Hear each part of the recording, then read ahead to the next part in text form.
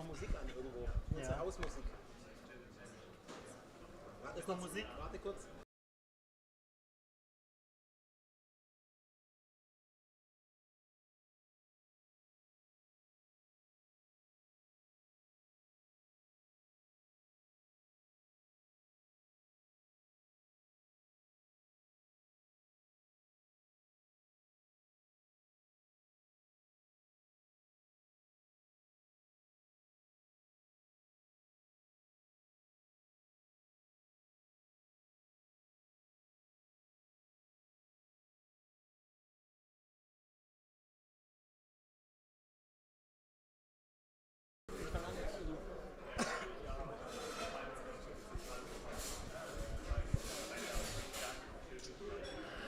Hello, hello, hello, hello, hello, and a wonderful warm welcome. Honestly, how good does that feel to be back live in physics? Can you give a warm applause for everybody who is here today? Amazing. It's so good to see all of you. It's so good to be here with you. My name is Philip. I'm the general manager of the student hotel here. I'm super happy, super thrilled, and super proud to have you all here today. And I hope we're going to have a wonderful day, I would say, and evening as far as we can. So we're going to make the best out of it. The weather is nice. The people look amazing. Food is on fleek. And Daniel is here as well. So Daniel, thanks for being with us today. Well, thanks again from my side as well, from the Hotellistat Club, and welcome to CoCoBe in Berlin. I think I already see it's like 6 minutes past 2 p.m. and I already see like 100 people here. So that really feels amazing, especially in those challenging times. We always think like, does it really make sense to do something like that? And looking into all of your eyes, I already can see that it's totally worth it. Yeah. So we're gonna have a blast here in the student hotel. It actually took us 2 years. 2 years. We promised back in 2019 already to be here with 450 people back then to make the biggest ever HIC party at ITB. Obviously that was cancelled. So now we're totally happy to be back and to have the chance to really enjoy as well this wonderful venue. If you haven't been here, really walk around later on, get a glimpse, talk to the team. Philip has an amazing team over here. Today I heard the main management is here as well from the head office. So kudos to them as well, and thank you as well. They're only here because of HIC, obviously, not because of us. That's totally clear. They knew that the conference is coming. That's why they were booked in here. No, I want to really pick up on that and give a warm applause to my team as well. So if you have any questions, you want to see the venue, you want to see the house, there are a couple of people around here. I don't know, Dominic, if you're around. I don't see you. There's Dominic. There's the team on the table here. So approach these guys. Obviously, as well, everybody behind the bar, in the kitchen, everywhere. So super happy to have you. Alrighty. So starting. Well, obviously, whenever there's HIC since 2020, there's not only a live audience on site, there's always an online audience as well. So hopefully, behind this little camera there, there's dozens and dozens and dozens of people watching live on YouTube. Obviously, for the ones that will be in meetings later on and feel like, oh no, I want to see that fireside chat, or I want to see that panel with Philip later on, it's going to get recorded. It's all going to be live on our website, on the hotelindustry.club, so you can record it there as well. What do we expect from this day? What do we want to do? This is not a pitch environment. This is not a demo of tech providers or whatsoever. Yes, they are here, 21. You can meet them all down that floor. Not now, okay? Give us 2 minutes, but later on meet them all down there. There's 21 beautiful providers, including ourselves, that you can meet, that you can mingle, that you can get demos on or whatsoever. But on this stage, we'll talk about what's going on right now, what's the latest, what's the next developments. We'll discuss with wonderful hoteliers like Philip here on stage later on. And we're gonna start from now until 6 p.m. with the fireside chat. My microphone just changed into a new sound. That sounds really great. So you're gonna have roughly every 30 minutes a new fireside chat with an expert talking about this and that and what's going on and what's gonna change and technology and operations and how does that help. First of all with Tony over there from Apaleo. We're gonna continue from 6 p.m. until 9 p.m. with panels. So there's always gonna be like 3 or 4 people here on a panel with one host. You're hosting one panel as well? Yes, I'm having one panel as well, I think. The last one? Yes, the last one, obviously. Okay. I'm going to host the first one. So if you want to take a break and get a sip or whatever, just skip the first one, go to the last one. And then finally, well, the only sad thing that we have to report today, we had planned to do a big party with DJ, with music, with Philip dancing half naked, whatever. He didn't pay for that. He did never pay for that. Didn't pay for that. From 9 p.m. and as you most likely everyone knows, we skipped that due to the latest developments in Ukraine. And we're gonna donate all that money that we would have spent to an NGO that helps those people from Ukraine. Oh.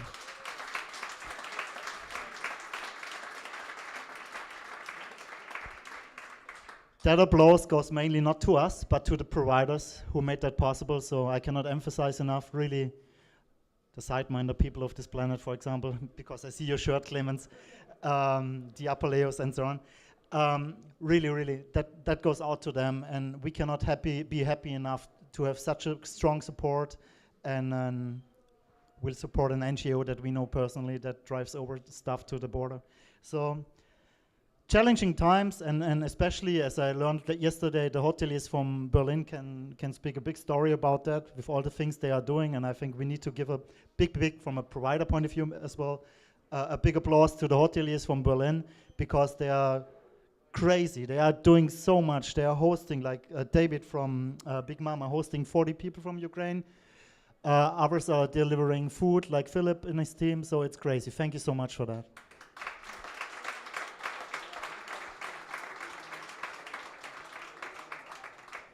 Nevertheless, don't forget, we will be here and we will be around for you. So even after 9, no need to go. The only thing what we don't do is like a big celebration, but exactly. The team is here and we're here to have at least one glass of water. One water? One water. Water?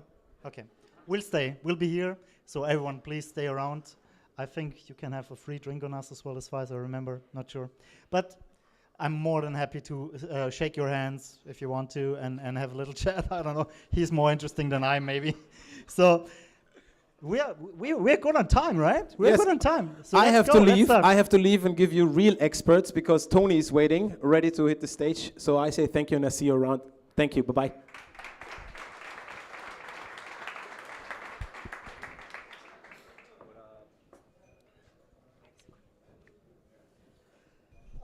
Spilling water over the iPad, that's a good start. 1, 2. So we're welcoming my dear friend Tony from Apaleo on stage. Great that just came in like 13 minutes ago. Good timing, my friend. How are you doing? Good. I'm a bit stressed out because I obviously forgot the test, so I needed to sprint to Alexanderplatz and get it done. But it all came in about 2 minutes before this started, so good timing. All good. Great to be here. Thanks for inviting me. Hello, everyone. Well, the best thing you can do as a host of a panel, of a fireside chat, or whatever, is always ask stupid questions to the audience, right? So like, what do you think about blue and white and whatever? I'm not going to do that because it's never going to work. So speaking about not only Apaleo, but I want to give a little bit of context. What's the context of you? What's your background, Tony? And then as well for the people not knowing Apaleo, what's Apaleo? For those who know me, know that I worked in hotels for 15 years in Berlin, so I have a strong hospitality background, sales, marketing, revenue, mostly in that area, reservation operations, and moved into tech about 5 years ago, worked for Snapshot, which is now 𝗍𝗫, then for a revenue management company called Pace that is also connected to Apaleo. We can actually advertise, right? You can drop names. Nike, Adidas, Coca-Cola. And joined Apaleo 1.5 years ago, and have found an amazing experience because I can still be in touch with hotels, which I'm very passionate about, and I'm having amazing discussions with hoteliers about building their tech stacks, about new hotels that come on the market, about migrations from old PMSs to new PMSs, complete tech stack changes. And yes, Apaleo is actually a platform, that was the second question, that has a completely different approach to hotel tech. You guys believe me that I will not ask you questions, right? I'm sure you're going to So just quickly, by raise of hands, who knows Apaleo? You don't? Bring him up, bring him up. Bring up. No. Okay, so that's roughly 70%. So way to go for you, Tony. You have to do a better job. So, just kidding. So what did you change? Because obviously for everyone, the landscape changed in the last 2 years. We all had to adapt in a certain way to the changes in the market, to the stuff missing and whatever. What did Apaleo change from your perspective? Well, first of all, it changed the architecture upon which the PMS is built, which is, I think, fundamental. Explain that. It's what we call a platform approach. It's like your telephone. It's really the best example to say. You have an operating system which covers the core operating processes in a hotel, and for everything else you can get apps and micro apps that have been programmed and are available on the App Store, either free or at very low cost or higher costs. Obviously there are bigger programs that are connected to us. Thus you can then build your own tech stack, and it has given the hospitality an amazing self-service approach and freedom to hoteliers to do stuff themselves rather than just wait for companies to service them. What's the reaction from a, let's not call it community perspective, but from a user perspective from hotel side? How do they cope with that potential? How do they actually understand what you're offering, and do they understand on how to turn that around, or what means of help do they need? It's a learning curve for sure. I mean, if you take a very traditional old school hotel, I don't want to go into more profiling here, but you know what I mean. So you need some basic knowledge, obviously. You need to acquire knowledge, but that comes through time, and that comes through new generations coming in. Right? And funnily, we see that it's not the GM or the IT managers that have that build the tech stacks of the hotels. It's actually the younger generations. It's the people at front desk that are being empowered, or people in sales and marketing. The younger generation are being empowered to go out there and look for the right solutions to cover processes, not just for themselves, but the hotel. So typically speaking, and that I think that speaks for any provider out there, that has a PMS or that has a platform or a marketplace or whatever. What's your advice? What's your encouragement as well? How should hoteliers start to build their own tech stack, to build their own landscape? Well, first of all, it's not a short journey, right? So it's actually you're doing a big thing if you're doing that. And no matter how easy it is to set up Apaleo within 2 or 3 weeks and go live, there's more involved than just that. And most hoteliers don't just touch the PMS, they use it as an occasion to look at all components of the tech stack. This has just gotten louder. So my advice, humble advice, would be to analyze the processes, see where it hurts, and work out these areas that you want to be fixed. And don't lose sight of them, because there will be things that will change, because the new thing is not going to be identical with the old thing. It will cover the things you wanted to cover, but there might be things that are different. So you need to keep an open mind and not get caught up in micro processes that might be just a tad bit different than before, because you're covering all these other areas that give you operational efficiency, and in the end you end up saving money as well. Oh, well. Know your priorities. That's, I guess, what sums this up. Gone are the fantastic times when I was still working with Wilco down there at Micros Fidelio. Yes, you, Wilco. And we had time for 2 weeks to install stuff on site. So you mentioned that self-service approach before. And well, obviously, we sometimes work together on projects as well, and we speak to hoteliers, and sometimes they want to do stuff on by themselves. Sometimes they are outsourcing it to someone. What's the feedback from the market? Are they willing to do that, and are they capable of doing that from a maturity point of view? Obviously, there's always one who is not and one who is, but like from a maturity point of view, how do they approach that? Do they feel confident in doing that? Yes. Yes, very much so. Very much so, because it's well documented. It's easy to grasp, it's easy to use. The user interface is much easier to use than any other. However, there are hoteliers that are not overwhelmed, but take a strategic decision to outsource that.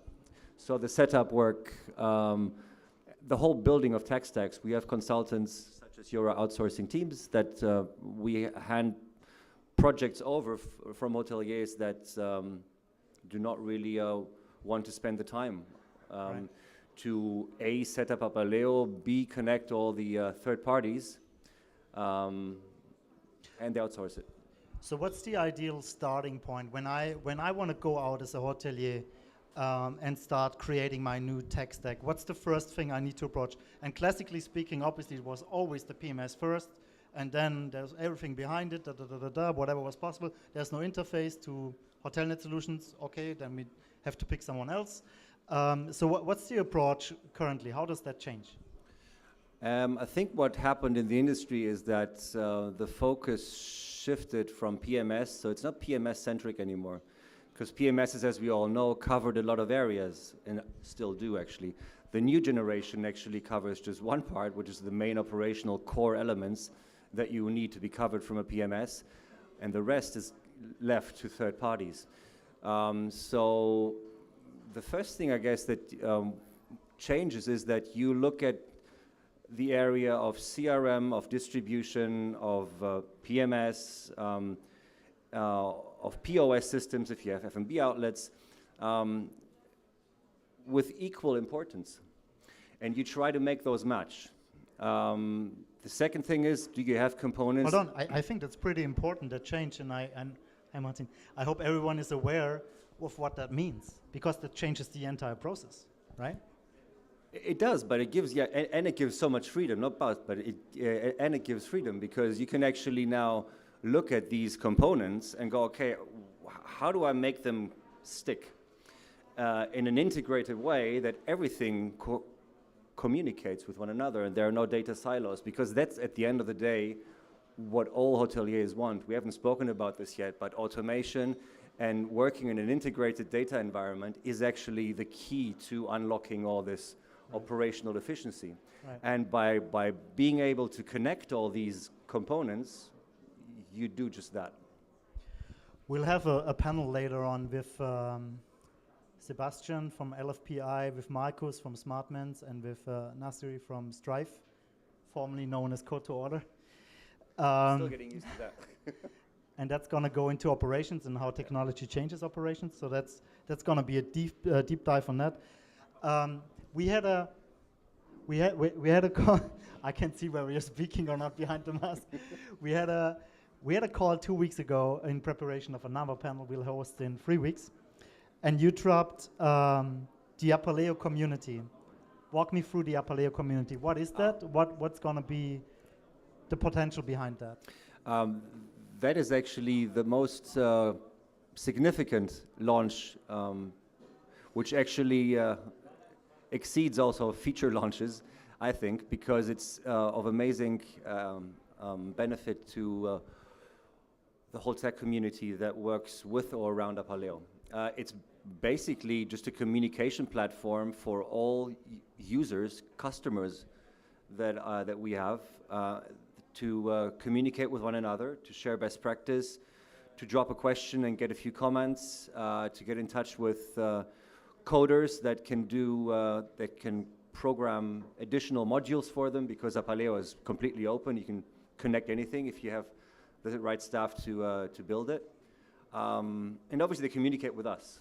So it's the Apaleo community is basically the second level support, basically. Yeah. But first level will be us. Second level will be hoteliers helping themselves. As someone working with websites, right? I feel like it's a little bit similar to what we can see for, let's say, WordPress programming, whatever. There's a network of developers that help each other out. Where do I put this HTML or whatsoever? And I had a glimpse into the system. It looks really promising and nice. Thank you. Thank you. So, by the way, you guys can get ready if you have questions, not to me, but to Tony, about Apaleo, about the latest developments, about the change of technology. Either I will come around with a microphone or someone from my team, I don't know. Most likely me. Everyone is gone. And so I have two more questions. There's a big potential with Apaleo as far as I understand, and I spoke as well with Julius, who's running around here somewhere, there, from Numa. So there's a big potential when it comes to Apaleo in building your own stuff, right? And as I mentioned, we will have Markus from 𝗧𝗵𝗲 tonight on the panel as well. And you had mentioned in the pre-call their example of creating a BI tool based on your technology, but using someone else. Walk us that way. Well, it's just another module, really, that you can build on top of Apaleo. There are so many modules that you can build. You can basically reach any data point in Apaleo. That's the bottom line. Now, everybody can figure out from there what possibilities that opens. So a BI tool will be just one application that pulls data, throws it into a data pool, and then makes it available for meta use to be pulled up and displayed in different varieties with different dimensions and units, just a BI tool. So this is just one process. We have a few people that we recommend for that have done stuff for us. 𝗧𝗵𝗲 is actually a good example for that because they had done just that, I believe. They've given a briefing about what kind of reporting they want to see and how often, at which frequency, and had it built. And yeah, so that's the BI tool, really. Okay, interesting. I'm already starting to think about what I We could have build. one actually that is also embedded in Apaleo, which is from a smart revenue management company down in Baden-Württemberg, I believe, who have a deep integration with us. And they've actually embedded not just their BI tool, but the whole revenue management system and the yielding, the price optimization algorithm in Apaleo. So imagine that's actually how far it can go in terms of deep integrations with third parties. Not just data flowing back and forth one or two way, but actually the program reappearing in your own user interface in Apaleo, in your PMS. That's really cool. All right. If I would be smarter, maybe I could build something as well, or I need some 17 programmers. I in my can't code team. myself, so. Obviously, it's always great to talk about the nice things on this world and all the things we can do and where we are strong. But we are a very honest society here, so we tend to speak about weaknesses as well. So what's the weak spot of you guys? Not personally, obviously.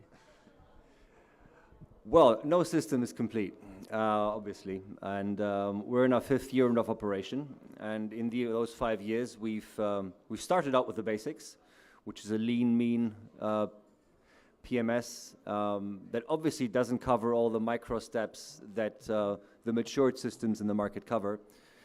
In the last 5 years, we've developed what we believe to be always the most important things that customers need.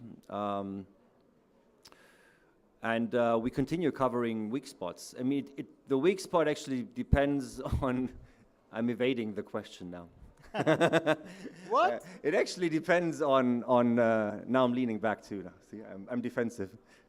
No, but it depends really on the eye of the beholder, of the hotel. So what kind of operation do you have and what do you need? Are you meeting an events hotel that has 300 group requests per day and tons of group arrivals? Yes, there are actually weaknesses in the system for sure, which we're covering now with group routing and group. We're bringing in the whole group logic, so we're opening more possibilities for hotels that work with more group business. That was actually one of the key areas that we're covering right now. And then there's small, micro areas, and it depends really on the hotels. The way you can set up products for some hotels is a bit problematic. The way you can differentiate with between different breakfast prices. At the end of the day, the hotelier needs to take a decision: is this something that touches upon my core main processes, i.e., is it a deal breaker? Or is it something actually which I can make smart changes in my operation to still reach my goal of becoming more efficient? By show of hands, how many hoteliers are here? who is representing a hotel here? 50%? Okay. Come on. They're all shy. Come on. Julius, come on, raise your hand. Your hotel as well, technology. Okay, I'll come to Patrick in a second because he has a question as well. And guys, get ready and just do a little hand sign or whatever if you have a question. The reason I ask who is a hotelier here is as well, who's the typical Apaleo customer? Who's the perfect customer using your solution, if that exists? We're becoming more and more broad, covering more and more sort of hotel operations, hotel types. Yeah. But what's your sweet spot? I think we're obviously Apaleo can play, or you can reach the most benefits with Apaleo if you want to reach a high degree of automation and digitalization, and that covers obviously limited service to no service concepts. They can use Apaleo off the dot right away, right? We have tons of full service hotels that use us as well. So I guess everybody can use Apaleo and build a tech stack around it. I think it's more a case of looking at the hotels that currently are not satisfied with Apaleo, and that's bigger MICE and incentive hotels. It's hotels that have huge amounts of outlets, i.e. large resorts, where we are coming up with solutions, either our own or we're getting someone to program modules that can then reappear and be activated in Apaleo. But the sweet spot obviously is if your goal is to automate processes, to reach more efficiency, and have less staff available 24 hours taking care of guests, then you'll find a solution or solutions with Apaleo. Guys, do we have a microphone for the audience? Laura, could you get it to Patrick? So, we have 5 more minutes. We have a microphone going out. So for everyone looking for a new PMS or that always wanted to understand who is Apaleo, obviously there's Antonia as well from Mews, right? So, and there's the guys from Protel as well. What? What? But I'm on stage. No. So, Patrick. Hi, Tony. Hey. Yeah, Patrick from Revinate. My question is concerning the fact that a lot of hoteliers I'm talking to, they're looking at, innovating the whole tech stack. So, of course, one big component is the PMS. Then lots of times they're also looking at what we do, guest data platform, CRM. So the question that comes up there a lot is, in the process of replacing, exchanging, innovating, what do they prioritize? And for us, it's always interesting because, of course, we as Revinate, we work with the data that we're getting from you guys. So if I'm thinking about guest lifecycle communication, the right upsells, the right language, we're benefiting from all the data that's in the PMS. So now when a hotel or hotel group is thinking about switching, there's always the question, well, we have 10 years of historic guest data. Of course, that's what we're feeding off to do the right personalized upsells, greetings, whatever. So for me, the question to you would be, how do you deal with that? So if a hotel comes and says, I'm going to rip out my old PMS and I want to get on a new one. Yeah, it's a good point. Are you guys able to actually use some of that historic data, or are you just pulling in future bookings? What's your capability? We found solutions to cover that, but the short answer is no. Cloud-based PMSs generally don't upload data, historic data, transactional data. But there are ways of getting it uploaded, and we have found ways through partners that have micro apps, like profile manager apps that we can integrate. And if the hotel doesn't throw 25,000 guest data sets at us, then it's possible. However, we suggest at that point to look for a proper CRM tool. Right now, many times hoteliers just want to see their guest data, and they say, well, we just want the profiles, and we want to see how often Mr. Schmidt was here. Yeah, but why do you want to see it? You want to capitalize on that data, right? Because why else would you collect that data? Just because if the phone rings and Mr. Schmidt is there, then you need to know how many times he was there. That's not really the reason. The reason is that you want to capitalize at some point and do your marketing and communicate with the guest. And so it's actually a great way to lift the whole data management and guest data management topic on a different level. And this is where obviously CRM solutions such as yourself come in, yeah. Okay, thanks. That's on my point, the way I would also suggest. Anyone else? That's always the fear of someone hosting a panel or a fireside chat. No one wants to know anything because it's not really interesting what you're talking about. No, just kidding. Alrighty. Well, as most people here know, I can talk forever. That's okay. So. I thought that was it. No, that wasn't it. Not yet. Not yet. So, obviously, we as a HIC or opensmjle, we look into the industry. We speak to people like Diana from Welcome Hotels to understand better what hotels need. We want to understand what the technology partners are doing. We kind of try to be in front of the market, 3 months, 6 months, whatever, understanding what's coming next. So what's coming next? Surprise. What's coming next? From an Apaleo perspective. Okay, let me get into this answer by saying what actually just happened in the last year or two.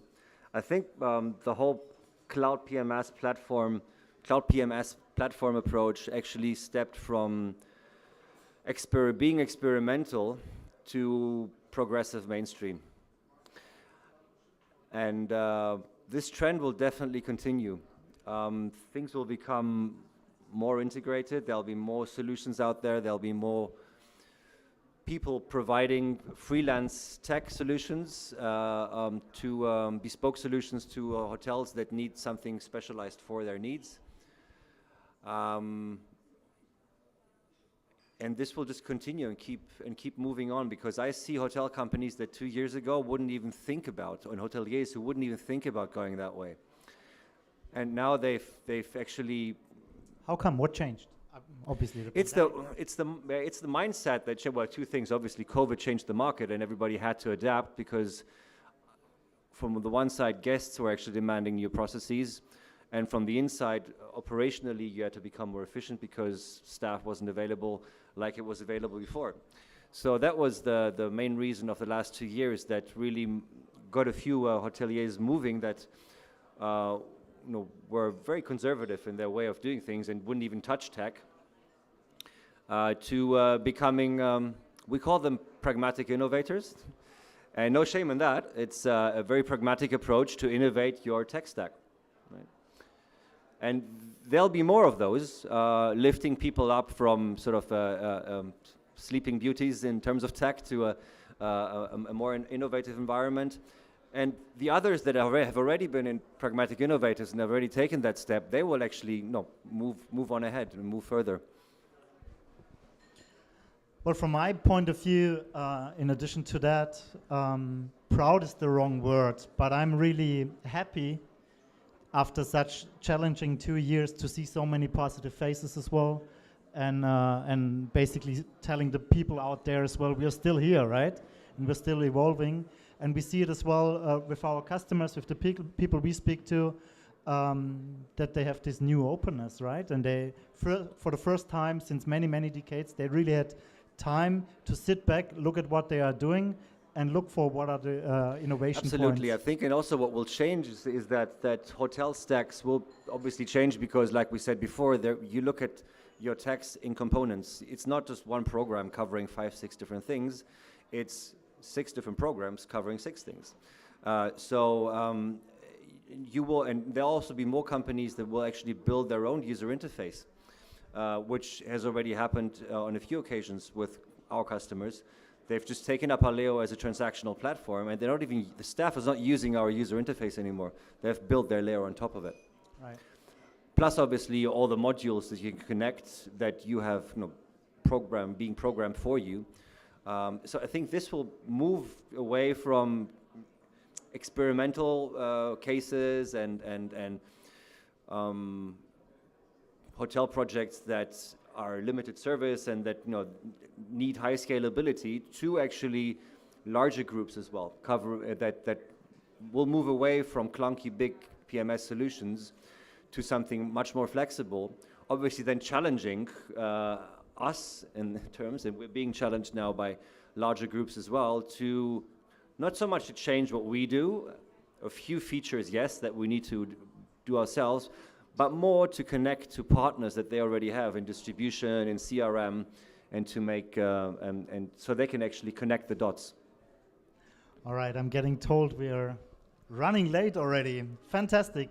Well, so thank you, Tony, for your time. Thank you for letting us in on Apaleo and the next developments and stuff. And I can only emphasize enough, people, I can ask questions, right, all day. But this makes more fun, obviously, if you guys get involved, if you ask questions, if you're, especially from a hotel perspective, if you are involved in new plannings, and think about new stuff you want to go on, and you always thought about, I don't understand what Apaleo is, or I don't understand why the student hotels host students, or whatever, right? So please get involved, ask questions, save a little bit of my voice. I would like to say hello later on at 9 p.m. still with an existing voice. So thanks again, Tony, for your 30 minutes, and well, we'll switch to the next fireside discussion. Thank you so much.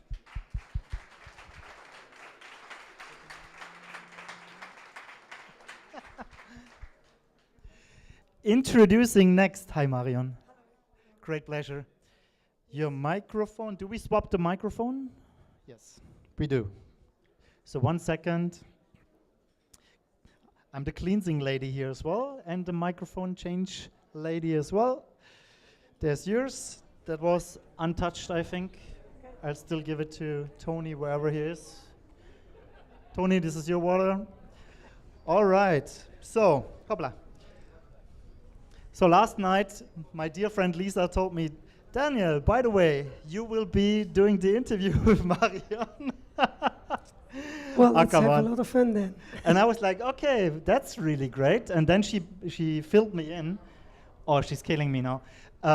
Then she filled me in on what you guys are doing, and obviously what you are doing as well, and all the prep talk. And well, it's no secret I like this hotel and I like this brand. Most people know. So Marion, yeah. Marion, what's your background? Where did you all of a sudden appear from, and where do you come from?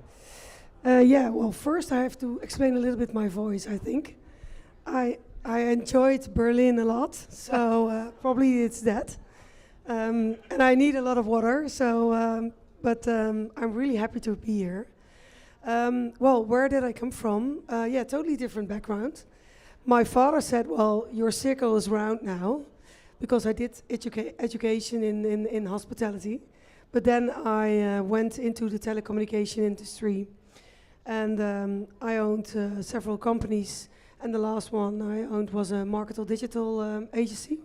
And I did lots of transformations in different countries to more digitalization. So yeah, I just listened, of course, to the previous speaker, and I can, well, I can understand it quite well. I'll come back to that in a second. Yeah. So for the ones, well, obviously everyone knows the student hotel from here, being here lately, right? But can you build a broader picture on what the student hotel stands for? What's your business model? Yeah. What's the idea? What's the concept? Well, of course, the source where we were coming from is that we really felt that students deserve a better environment to live in. So that is really where we came from.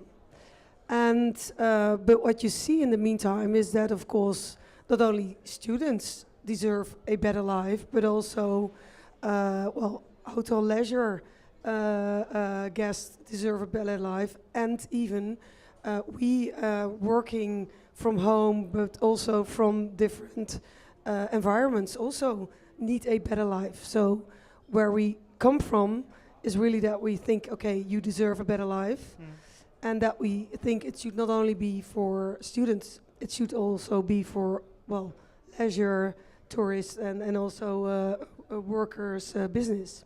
Right. And what you see is then that you get a hybrid model, and that was not a bad model during COVID, to be honest. of course. Can you emphasize on that a little bit? Yeah, because yeah, that's yeah, pretty sure. interesting. Of course, during COVID, well, it was not a, well, I don't have to say that here, it was not a fun time for the hospitality industry. But because we have a hybrid model, we could switch quite easily, of course, to our students, which still had to live in our hotels. So, and that was quite good to go to, because then we could change. And that's what we also now feel, is that there is a difference in behavior of working. And that we say, okay, well, it's quite logically, because a lot of people in the environment really looked at our hotels, and they were still open, and they were quite lively, and they like to stay and work in our hotels. And then we say, okay, well, let's bring that alive. So co-working is for us also now a very logical and easy way of doing.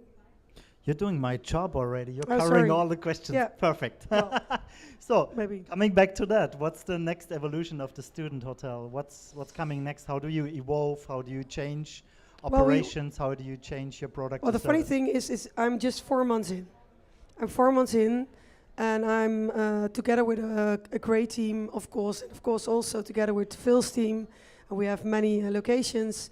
We really are focusing, of course, on having the guest in the middle, really looking at that experience, understanding what kind of guests you have. Then you talk in audiences. For me, it's quite logical, because I have a marketing background too.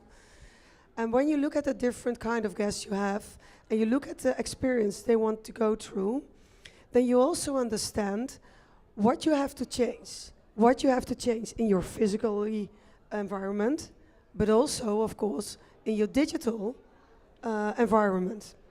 And I think it's very important to understand digital never makes the changes, because the changes, the really wow moments, are physical, but you make it so much easier to work for your own people, and of course also for your clients.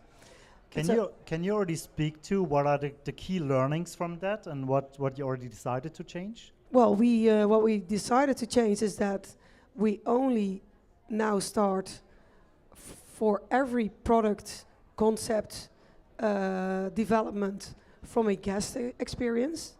And you think it's easy, but it isn't, because it's a cultural and also mindset change. And so even for us, we sometimes don't do that. So even for us, we really talked a lot yesterday, and still I said, okay, well, to emphasize every time, start with the guest experience. Don't forget that. Yeah. It's very easy to talk about operations, to talk about products, to talk about everything, and not having the guest every time in your starting point. So that is really the first thing.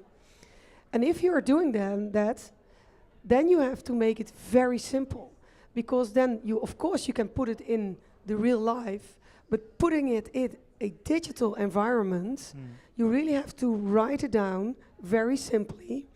You have to understand what kind of data you want to gather, and also what kind of granularity of the data you want to have, because by setting up, we can set up lots of digital systems, but not thinking about the way you want to capture the data from the very starting point, and then you start again with the guest, you have a problem. Because you set something up and you cannot use it, or you're missing information, and then, hey, it's a pity. Or it's a too broad picture or whatever. Yeah. And I think what is very important, what we also changed, is that a room is for us not a room. It's just a space. It's square meters. And Hold on. Okay. Did you all hear that? Okay. Yeah. Can you explain that, because I think that's key and makes a holistic difference as well on how tech will need to be set up in the future. Exactly. And their tech is a very important enabler, but if tech is not doing it in the right way, it's a showstopper. well, it's a showstopper, and you can never change your guest experience, and etc. So what we are doing is, look at this building, and we are not finished here. Phil knows that. We just went through the building this morning, and we really feel we can really make it better. And Phil also really wants to make it better with his team. When you look at all those square meters, it's fantastic. But are we using them at this moment? on a good way? Is every guest happy to use it in every way? No. So what we really have to find out, okay, of course, first go, okay, what does the guest want to do in our building? So does it want to sleep? Fine, we have square meters rooms. Does it want to work? Great, we have square meters to work. Does it want to have a dedicated desk? Hey, we have a little bit more square meters to work. We have offices. We have places to have events. We have places to play. So you really have to understand what kind of square meters you have in a building and how are you going to put them not only in the building, bring them alive in the building, but also in the system, and to really be able to bring both digital and physical life together to the next stage. Make them convertible Yes. as well, right? Yep. Yeah. Yeah, I think that's something, it's not the first time I hear that in the market, obviously, Yep. but I think it's a very good idea and a very smart idea. And coming from a PMS background, yes, I do. That's obviously something from what I learned back then, starting in 2007, it was never possible, right? So especially for technology, it needs to adapt. Only thinking upwards from a PMS level upwards, how to make that possible to book will be a challenge, obviously, because you need to use different systems and whatever. So I think that's really fresh and exciting to hear new ideas, especially from people coming outside from our industry, because sometimes we get stuck in what we learned before, what we've seen. It's always been like that. That's a sentence I hear a lot. Or we cannot change it because XYZ. So you're an intruder, let's call it, right? For 4 months now. And what's your outside and inside perspective now on what is different in the hospitality and what could we learn from other industries? Well, when I stepped in, and I even said it to Charlie, the founder of TSH, I found the hospitality industry, and sorry to say, really a kind of dinosaurs epoch time. I'm coming from the marketing industry, and I was just like, whoa, why don't we have that data?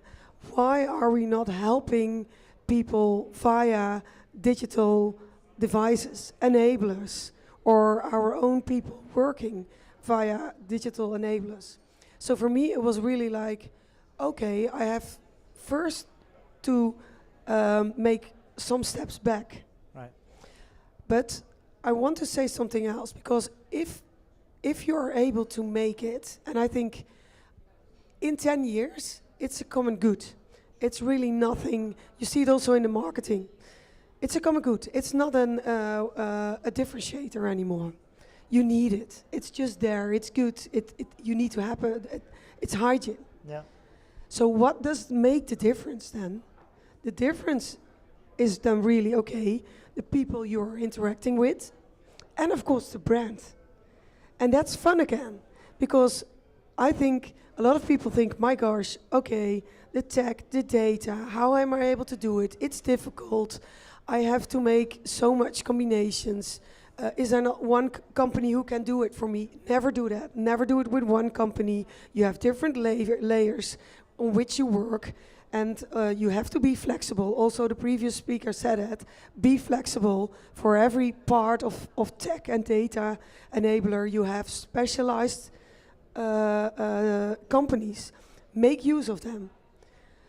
But when you really get that whole system alive, it's fun.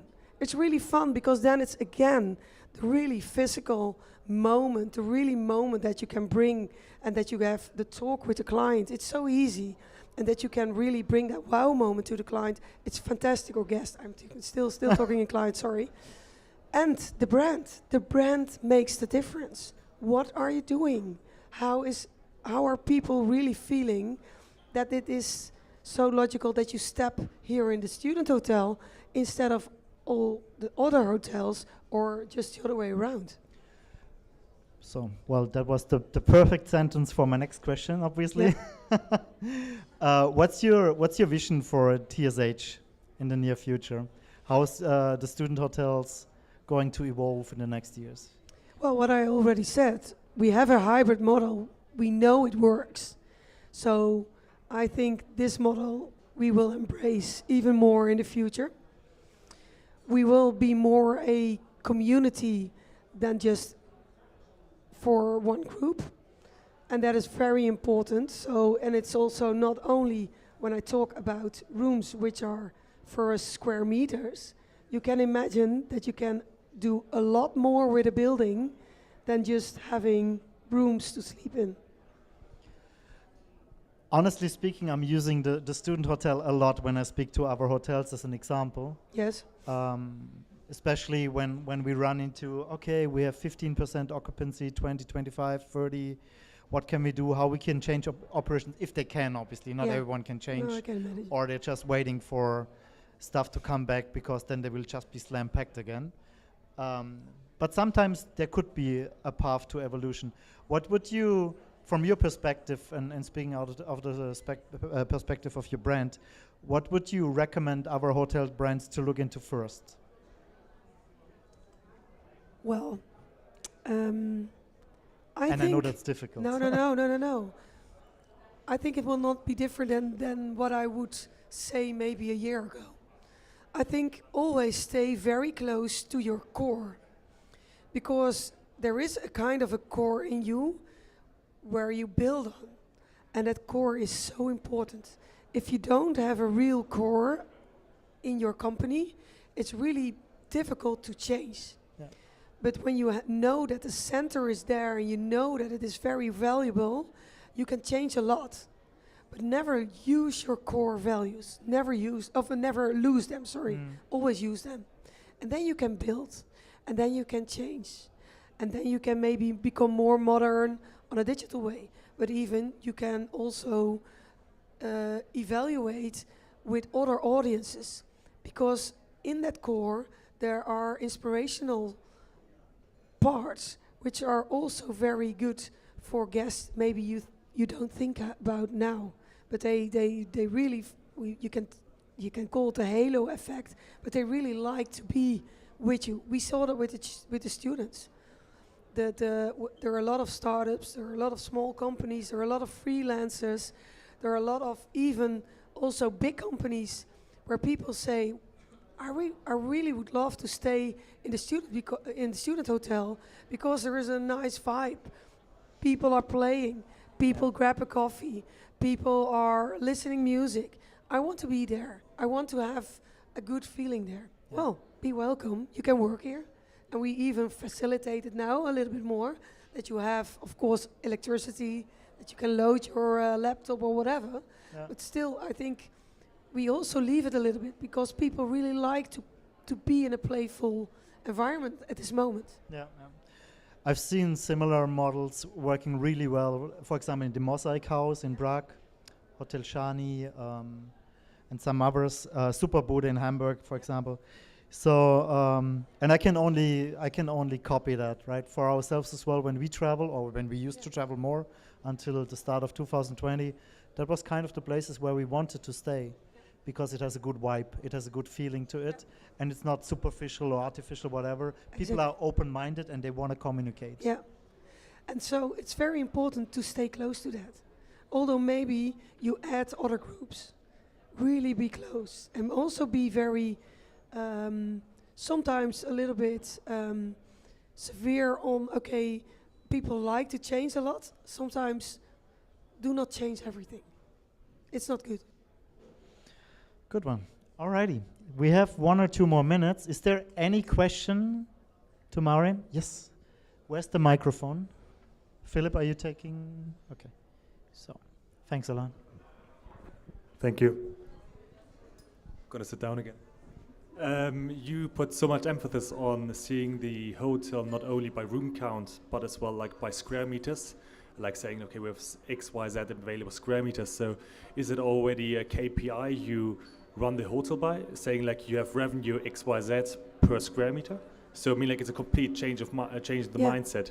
So I don't say we really have everything in place yet, but the KPI we are looking for now is exactly having a KPI, a value per square meter. And of course, you know that not every square meter will be used. So you have always a kind of a circle around the square meters you really use. But yes, we need a value amount of money per square meter. Yeah. Okay, thank you. And then the next question would be, you just said to evaluate before, like what actually the current guest needs. So meaning like, okay, some guests need personal space, some need co-working, the other ones needs a restaurant, and so on and so on. So of course, and you can't just like complete your ground floor, put in a co-working area, and just hope for it to be used. And then the guests arrive, and then so how do you actually make sure before you actually develop a building how much square meter you need to use for co-working, for restaurant, for... Well, I think it's also learning by doing. We have now some hotels which already have quite a lot of square meters co-working. But what we see, for instance, also during COVID time, that the restaurants were not used a lot. And we needed more square meters for co-working, and only the restaurant was used maybe once a day or twice a day, and you still had left a lot of square meters. Why not using that? Why not making that more flexible, that area? So have a working cafe or whatever, but do it differently. However, the main point is like how do you bring like from current hotels to future development? How is the bridge there between actual working hotels feeding back to new developments? Well, we are developing new hotels. Maybe you know that. Where we see now, I don't know exactly the balance, but we see now that we are having huge amounts of square meters for co-working in combination with food, drinks, and offices. So it's really a big amount of square meters.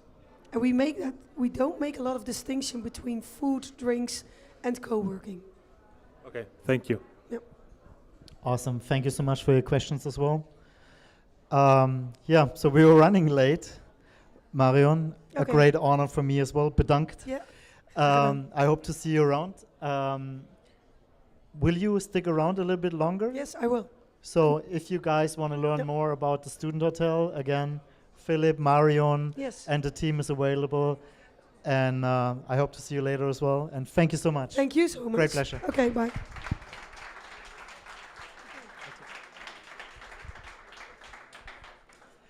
So I might be out of camera. Yes, I'd make myself small. But I need to stand up for a second. Introducing next, obviously, hold on, I'm introducing you. An industry veteran, someone I met many, many years ago who was always shiny face, good mood, wherever he was, always a good word, always a networker, always a good person to be around. Great to have you back, Niels. Welcome to the stage. Thank you very much, Anja. So, as you can feel, I know Niels. But for everyone else not knowing who you are, would you invite us to your interesting journey you had throughout the years, and then skip to part 2? What do you represent today, and what's your role in that? Yeah, sure. Like you said, I've had an interesting past, done lots of things, but I'm currently working for Cendyn, where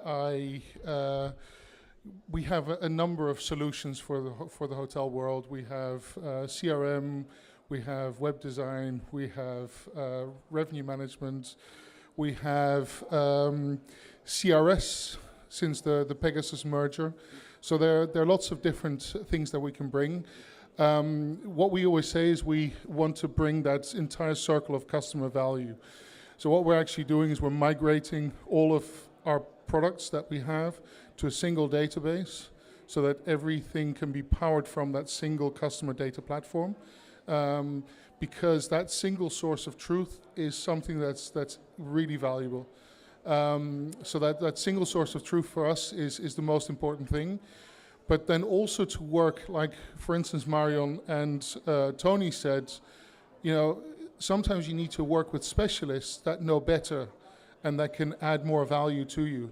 But they can use our data platform through an open API to build that and add that additional functionality. But yeah, so we have various different platforms, and yeah, it's a great company to work for.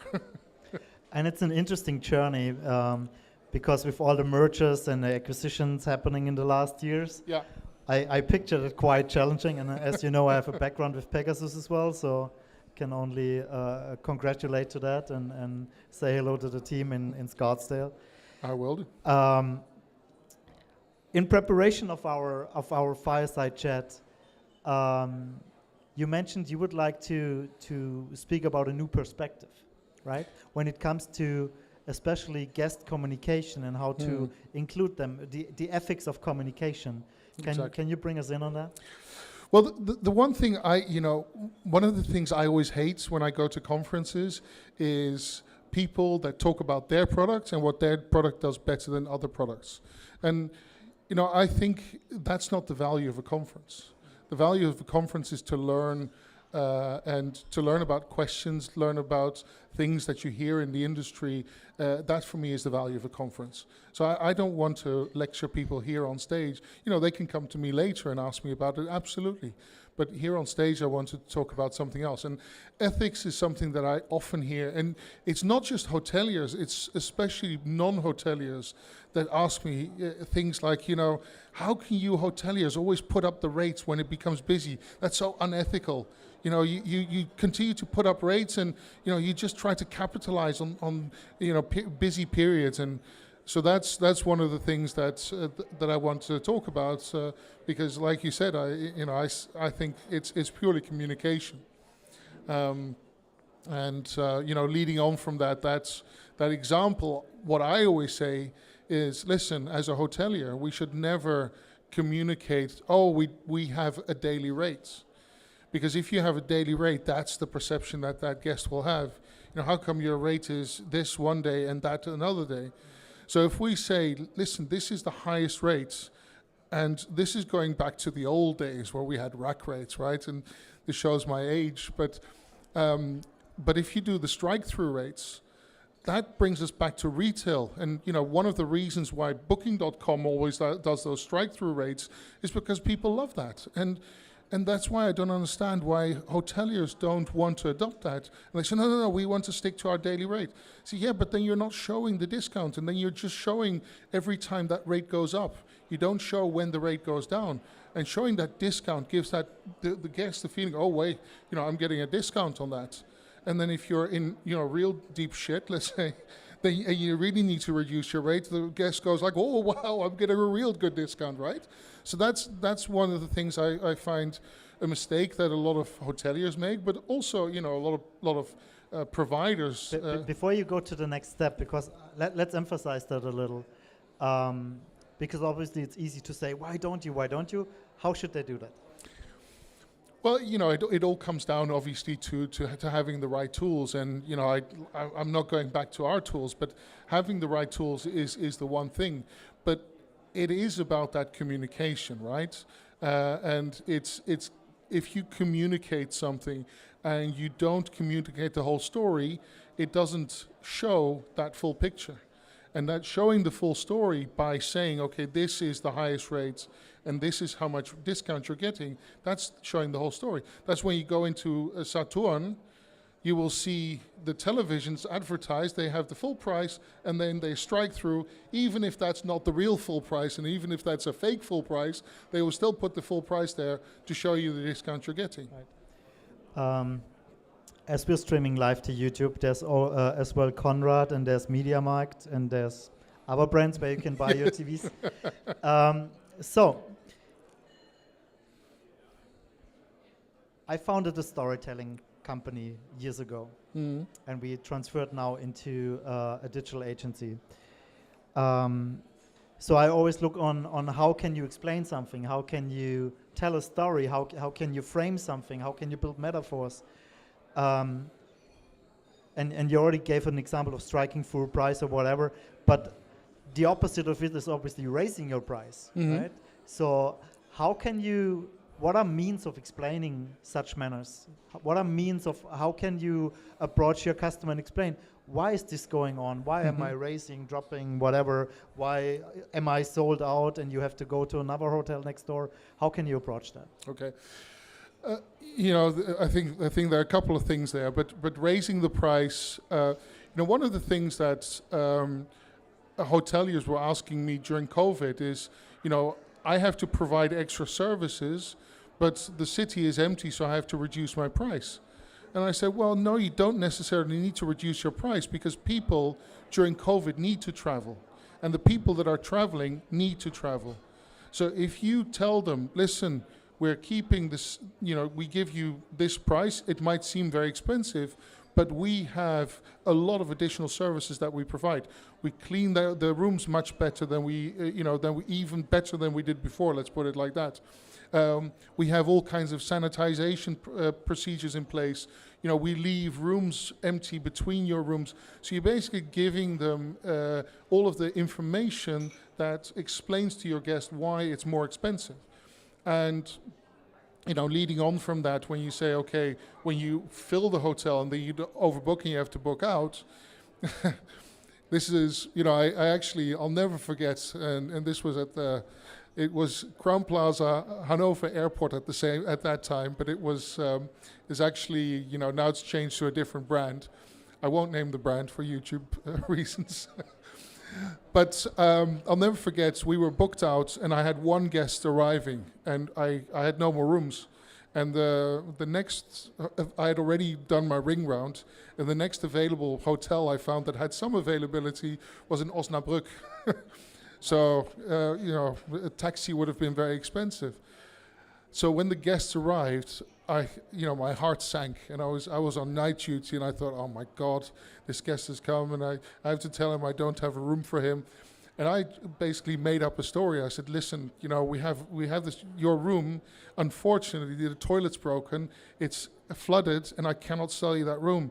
But, you know, I'm going to have to book you out to Osnabrück. And he said, I don't want to go to Osnabrück. Show me the room. I can sleep in that room. I said, oh, no, it stinks. And that. No, just show me the room. And you know, I'll see if I can sleep in it. I said, oh, no, I can't show you the room because, you know, it's really bad. And then in the end, you know, I had to admit that I was lying to him because I just, you know, made up this story. And that, of course, was the worst thing I could do to him because it made him even more upset. So, you know, from then on, I basically... And that's why you swapped on the technology side then. Exactly. Working for someone else now. But, you know, from then on, I always said, okay, I'm going to tell the truth, but I'm going to be very open. And from that moment on, and even at a later stage when I moved to other hotels, if I knew there was going to be, you know, even when I was not responsible for it anymore, and I was in revenue management and I'd caused that, you know, overbooking, and I knew that people had to be walked, I would actually come to the desk and I would actually help explain it. Yeah. And I would basically say, listen, you know, we're totally to blame. We made a mistake. I'm really sorry about it. The reason we do that is because sometimes people just don't show up. And, you know, we don't have any way of charging them because, you know, rules and regulations. And therefore, you know, we lose out. If we don't sell that room tonight, we can never sell that room again. So we're a business. We need to, you know, we have our shareholders to please. And so I always, you know, take that route. And people 9 out of 10 times will understand. There's some people that will always, you know, be difficult about it. But as long as you give them, you know, compensation for it, you explain what happened, and you're completely honest, and you basically say, yeah, we fucked up, and excuse me, YouTube, we effed up. Yeah, so that's really what it's all about, I think. So you spoke a lot about communication, open communication, and improving things, and being more open-minded about stuff. And obviously you represent a communication tool as well. Yeah. So how can we all, from a hotelier perspective, improve communication with the guest? How can we improve the guest journey? I think one of the things that I still believe, people always say, you know, Amazon, we should follow Amazon's example. I think Amazon is terrible at marketing. And the reason I say that is Amazon always advertises stuff that I've already bought. I always get emails and I always see pop-ups of, are you still interested in this? I've already bought that. Why are you asking me if I'm still interested in that? Because you have a fake profile. But that's something, you know, we as hoteliers have information on our guests. We have a guest database. Use that guest database in order to communicate. So if you can personalize and send out, you know, communication, even, you know, confirmation emails, right? Send out that confirmation email. If that guest is coming with children, put some images with children in there. If that guest is coming as a couple, then put a nice, you know, cocktail on there by the swimming pool, things like that. Exactly. So you basically start communicating to that guest rather than, you know, at a broad audience, and then use the information that you have on that guest in order to, you know, communicate with that guest. And if you know that that guest is going to stay with you already, they've already booked, then don't send them any communication because you know they're already coming, or send them communication relating to that stay. And what I still see too much of is that, you know, it's relatively anonymous. Yes, we will personalize it with hello, you know, Daniel, or hello, Mr. So-and-so, but it, for me, is not personal enough. And I believe that we in the hotel business, because we have so much information about our guests, we can be far more personal and can be far more sort of targeted. And if I hear people saying, yeah, we did a marketing campaign and we sent out 100,000 emails, I cringe. I go like, oh my God, that's such a generic campaign. Because there's no way that you're going to be able to message and send a message across that will appeal to all 100,000 people, right? And I'd far rather send a campaign that is really targeted towards 1,000 people, that is really targeting their needs. That's what they like. That's the type of guest they are. That's far more effective, and then you'll see the click-through rate and the book-through rate is going to be far higher than if you send that 100,000 email blast. From your experience in that field, is the majority of hotels, hotel brands already doing that today, or is it rather the top-notch 20%? It's and why? Good question. It is the top 20%. Some are attempting to do it. Some are better at it than others. But, you know, even if you look at things like loyalty, there's a lot that's being attempted with loyalty. And I again, don't see enough being done with it. You know, because of my job, I'm a member of about, I think, 100 different loyalty programs, right? And I get... And your points dropped dramatically the last 2 years, most likely. Yeah. Like mine, they're all gone. Well, you know, that's unfortunate.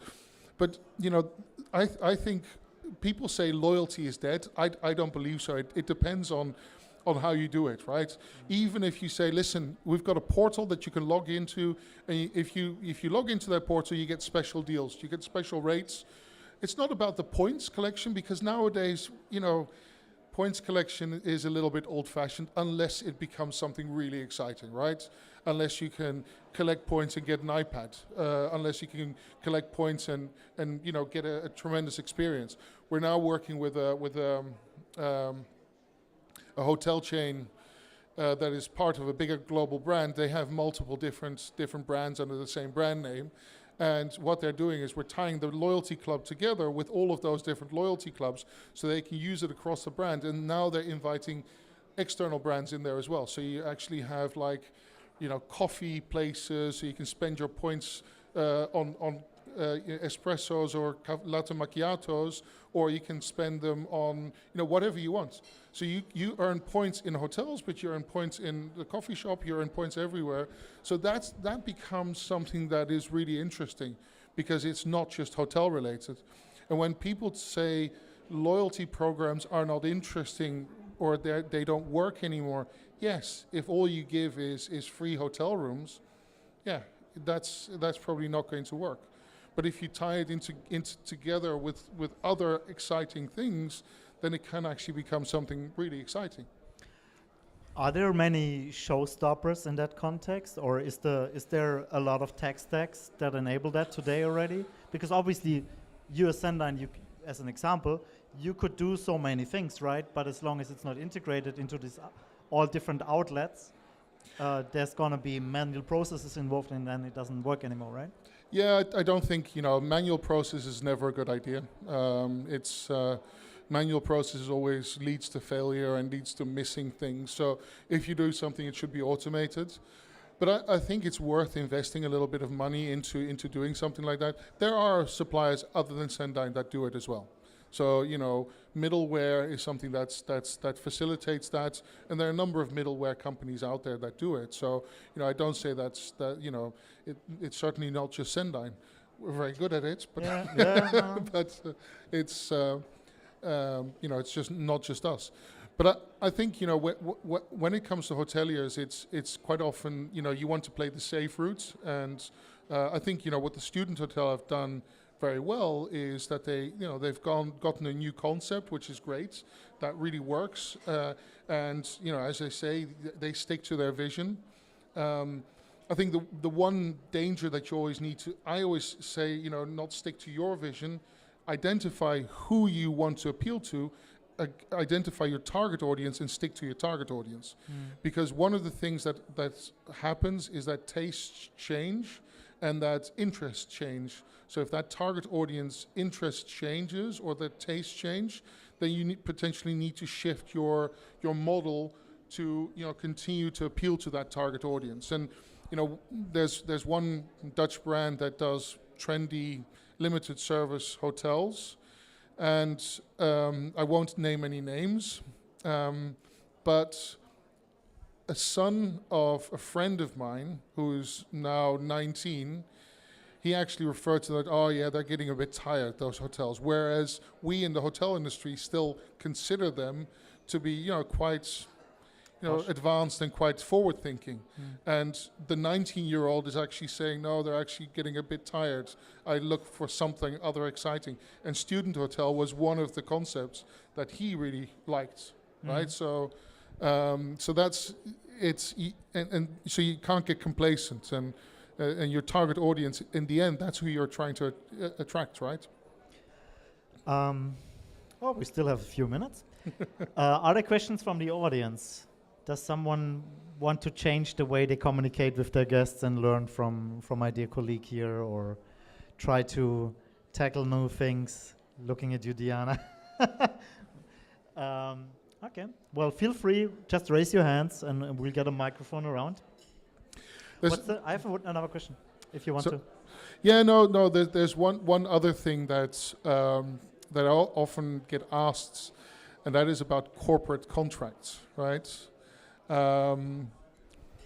My wife works in sales for a big hotel organization, and she battles with the revenue management team because the revenue management team encourages her to sell last from availability rates.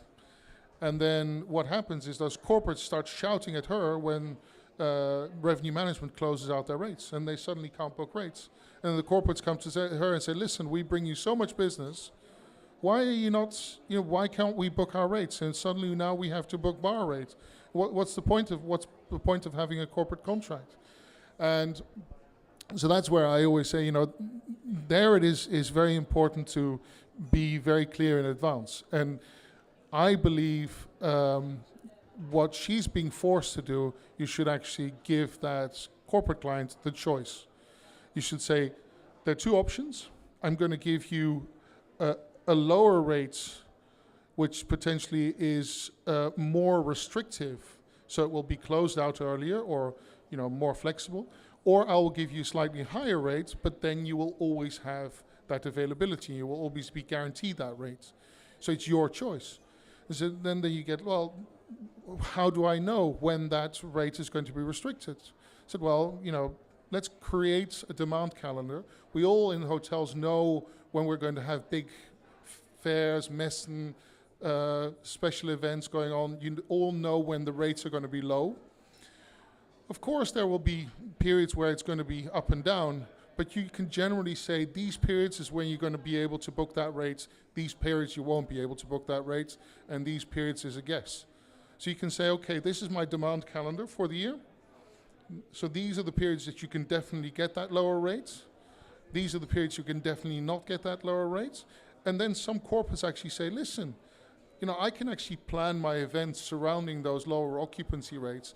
And I've actually seen some hotels achieve really good successes with this demand calendar, because what they found is that their low demand periods started seeing increase in corporate bookings, because they actually said, oh, let's, you know, now we know when they're busy. So, you know, in November, that hotel's actually going to be quite quiet. So let's plan that conference that we were planning in November, and then we can get a good rate at that hotel. Let's plan it there, right? So you're actually helping that guest plan. You're helping that company save money. And in doing so, you're also giving them the feeling that you're really trying to work with them to find a solution for them.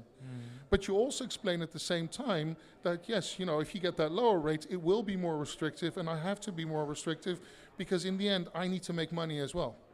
And so you basically give them the choice, and in doing so, it's, again, you're taking away that discussion that then erupts later on, because you've been very clear right from the onset.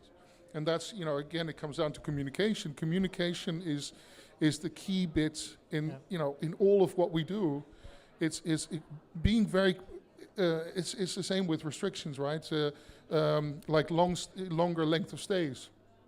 I've seen situations where you put in the terms and conditions, you know, if you check out early, you're going to have an early departure fee, and then people don't read that, and they check out early. You know, it sometimes happens, and then you suddenly, what's an early departure? Why do I have to pay an early departure fee? That doesn't make any sense. Yeah. But if you know, you can formulate that as well, and you can, you know, maybe make that an extra step. Say, okay, you're getting this cheap rates because you're staying for 7 nights. If you don't want to stay for 7 nights, we're going to have to charge you an early departure fee. Are you aware of that? So just make that, and then you basically reaffirm, and you're explaining again why you have that charge.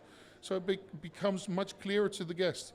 And then when the guest checks in, you can do the same thing. You can say, okay, I see you're staying for 7 nights. Great. If you don't have the wonderful system that they have here where you can do your self-check-in, but then you can still make that box pop up and say, you know, just be aware this is a special rate for a 7-night stay. So be aware that if you want to check out early, you will be charged an X amount.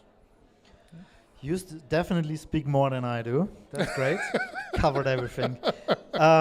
So, talking about evolution in the communication space, in the tech space within hospitality, what's going to change? What do you currently see in the developments, in the discussions? What's the thoughts of people?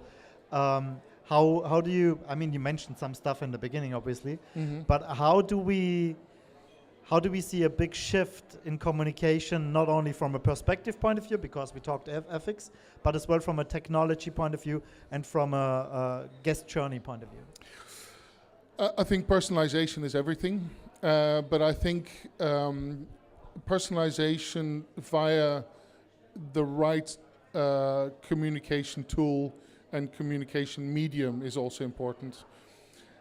Our future vision is to be able to have various marketing campaigns running at the same time for different types of guests, and then to be able to say, I need to send that campaign at this point in time to that guest via WhatsApp, and to that guest via WeChat, and to that guest via email, because that is their preferred method of communication, but also based on that guest's preferences. So if you know that that guest has stayed with you 20 times but never ever been to your restaurant, there's no point to send them communication on your restaurant. Send them something else on the spa that they visited 9 out of 10 times. So I think it's very important that it's more targeted, more personalized, and more relevant to that guest.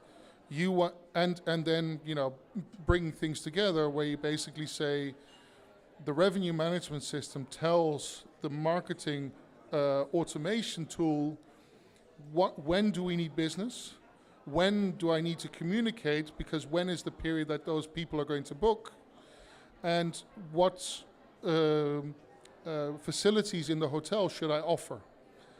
And that should be an automated process where the system just decides those are the people I need to target, these are the means of communication, and that's really what we need to move towards.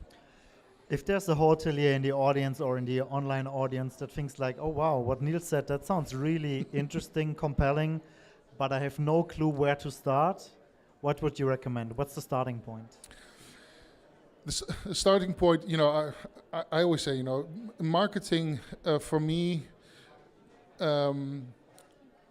you can start with something as simple as an Excel list extract from your PMS, right? You know, if you want to start marketing, you don't need to immediately run. You need to learn to walk before you can run. And you need to start looking at that Excel extract from your PMS and say, okay, what are relevant things to me as a hotelier, and what are relevant things to the guest? Try and find some common denominators between those guests. You know, what are guests from Berlin specifically interested in? What are guests from, you know, London specifically interested in? So you're really trying to target and trying to find common denominators, and that's when you start thinking as to, okay, what can I then offer these guests that would appeal to this specific group? And try to start building your own kind of target audiences in your mind. But the one thing you should never forget is, what is your main, you know, it's an experience. And yeah, we're very, very different from the hotel next door, because we're a totally different experience. And our rooms, you know, there's, you know, have X and Y, but the minute they open and it gets, you know, they start going into normal operations, they forget all about that experience, and it's back to hotel rooms. And it's like, we need to fill those hotel rooms. And then the competitor next door is actually a competitor, and it's no longer differentiated by that experience. And I think we should always remember what it is that we're trying to deliver and who that target audience is that we're trying to deliver it to. Okay, good starting point with the Excel. Let's see if anyone is willing to do that. If not, you can ask Niels. He's happy to provide a template or whatever. So we're overdue already for since 1 minute. Thank you so much, Niels, for your 30 minutes, and I hope you will have a lovely afternoon with everyone around. We have I will. We have another panel fireside chat coming up. I'm luckily replaced, taking a break. And is it you taking over? My dear friend and colleague Alex is taking over. And so I wish you a wonderful next 30 minutes with Alex. Thank you so much, Niels. You're welcome. Thank you.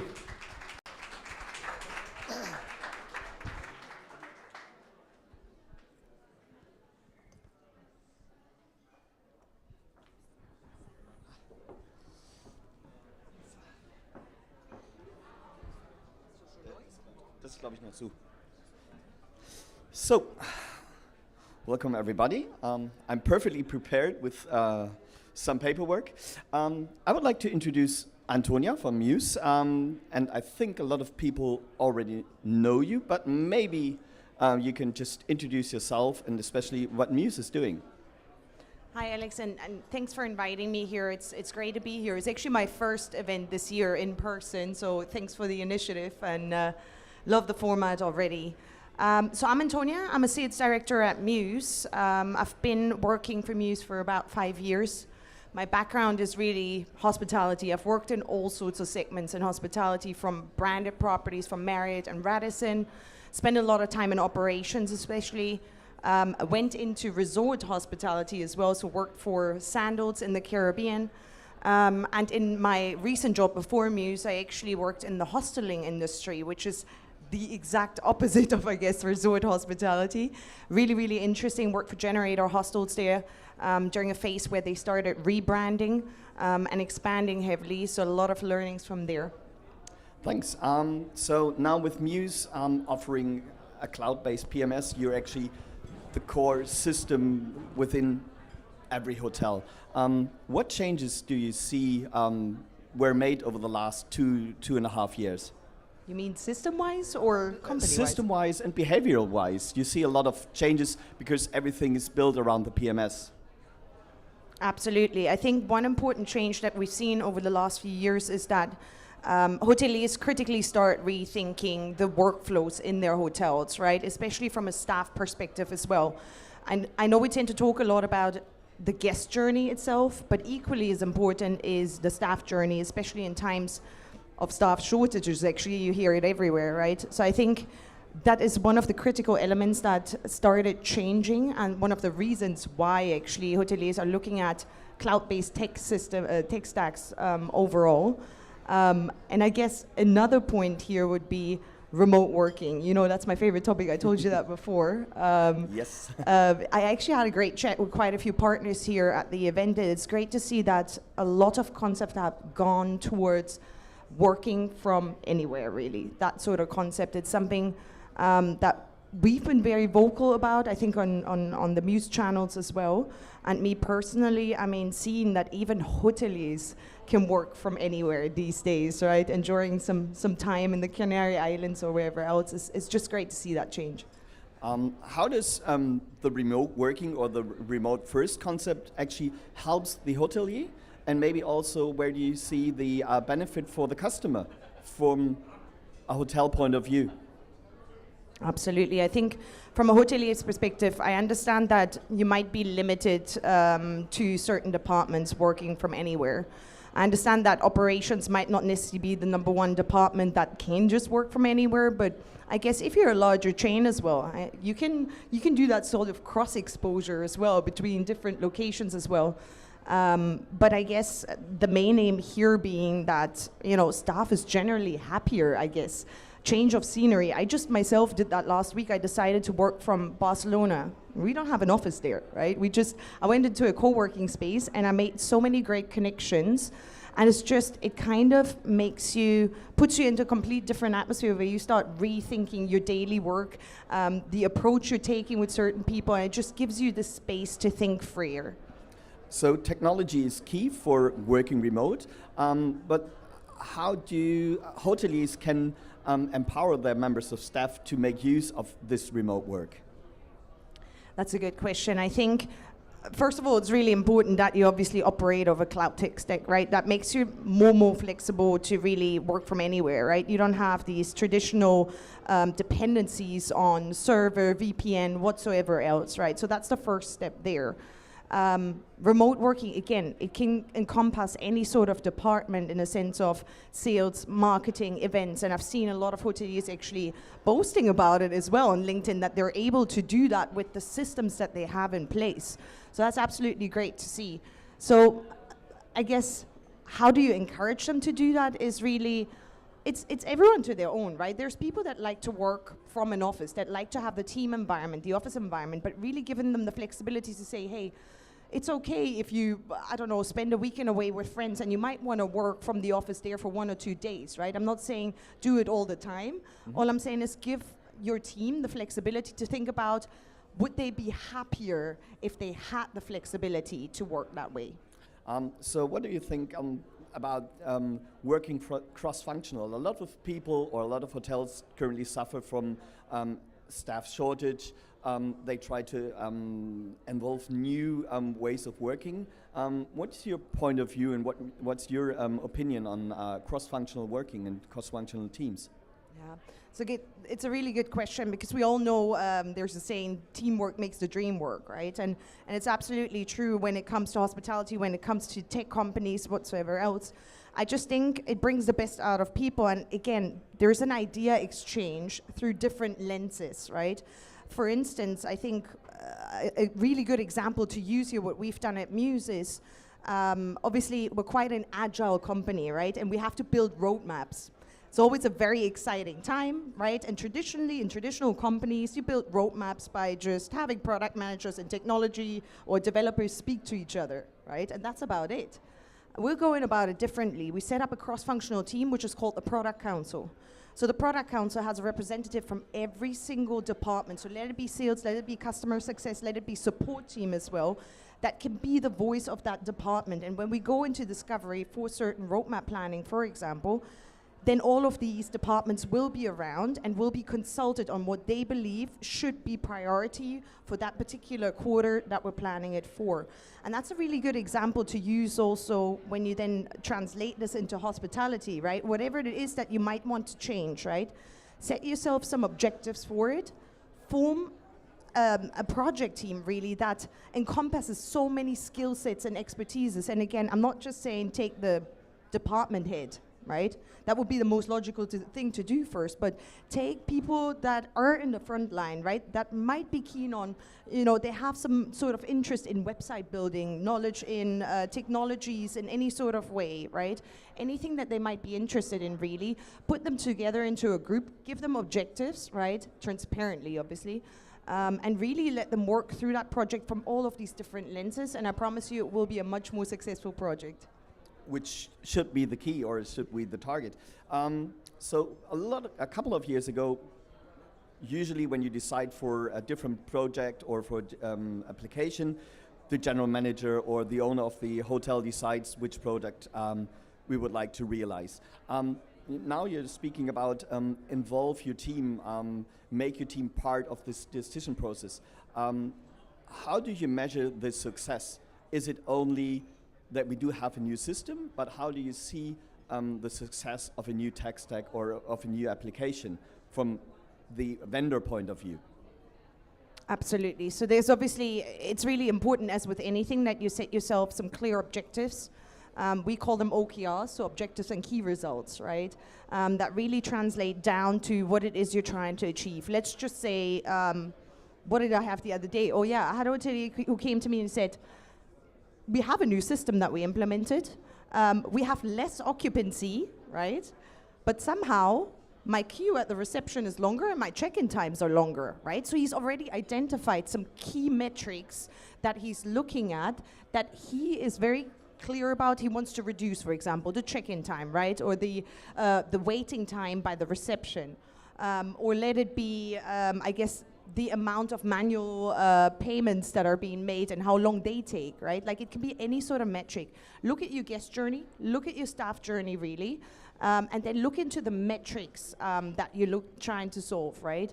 But first and foremost, speak to your teams and see what they think needs to be improved on the guest journey side and on the staff journey side to make their lives easier, to really let them be the host as well. And I promise you, in every department, there will be topics coming up, there will be metrics created, and be very transparent about it, right? Like the minute you give individuals the freedom to speak, they will speak up. Obviously, it's all based on a culture as well, right? Like the cultural background is really important to foster that culture of, I do want to make a change, right? That comes from the top, but also comes from the bottom at the same time, you know? And it needs to be a leadership in that sort of environment that encourages that as well. Really, really important. But I think a really good starting point there is just to identify what's not going so well and where do we want to work to. And that can be very, very simple metrics like, we're not turning over rooms in housekeeping fast enough, right? Like our guests are waiting too long for their rooms, or all of the rooms are only being cleaned at like 4 p.m. There's clearly something wrong, right? Mm-hmm. So yeah, it's as simple as that. Yeah.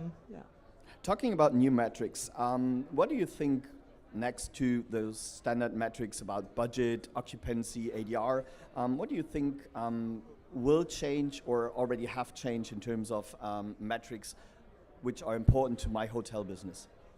Yeah, I actually have a funny background story there. So I actually wrote my bachelor thesis based on KPIs in the hospitality industry for small and medium hotels.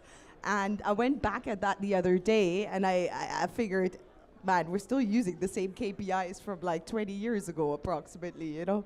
So it's time to change, and I think there is definitely a sort of mindset change, which is based on the way, or the change in the way a guest travels, right? Also requires you or us hoteliers here to really shift the metrics that we're looking at. So yeah, traditionally we're looking at ADR, we're looking at RevPAR, right? We're looking at occupancy. But what we want to, as Mews, really pay the focus on in the coming years is more like total revenue, right? We have several outlets here. Actually, the student hotel is a perfect example of that, right? We have the bar, we have the restaurant, we have the gym, we have the barber shop, right? We have the co-working spaces, parking maybe even, and so forth, right? So at the end of the day, for me, it's really important not to just look at a one dimension, which is just the room, right? Because that's really controlled by revenue. Actually, I need to look at all of my revenue streams that I'm bringing in and really from there figure out how can I optimize any of these parts along the guest journey. And where do you see the biggest challenges for hotels changing the way to look at those metrics? Absolutely. I think we as an industry haven't really, in terms of systems as well, we haven't made it so easy yet for hoteliers to put these systems, these metrics down. Let's talk, for example, about loyalty. Loyalty is really, really one of my favorite topics as well. And I know Niels just spoke a little bit about, you know, it's not the point system that's going to work these days. But loyalty is a big part for me where I'm more interested in, or like what a hotelier should be more interested in, is calculating a customer lifetime value, right? Really understanding. And what that basically translates down to is revenue per available guest times the number of nights times the number of visits, right? That's my figure. Now, is there any native system out there that just makes it possible like that to calculate all of that across all of the outlets? And that's something that we at Mews are intensely looking at the moment, because that's ultimately the metric we should be working off, right? Because if I know that Alex stays with me in Berlin, Barcelona, and London, and spends heavily by the bar because he likes his beers, right, at check-in. Maybe gin and tonic. Most likely, I can just forecast a lot better, right? And I can cater and upsell to him a lot better as well. And again, at the end of the day, we're all trying to make a profit here, right? And that will also convince investors a lot more, right? If we're looking at the total metric. A lot of hotels, from my point of view, actually suffer from missing interfaces and missing connections.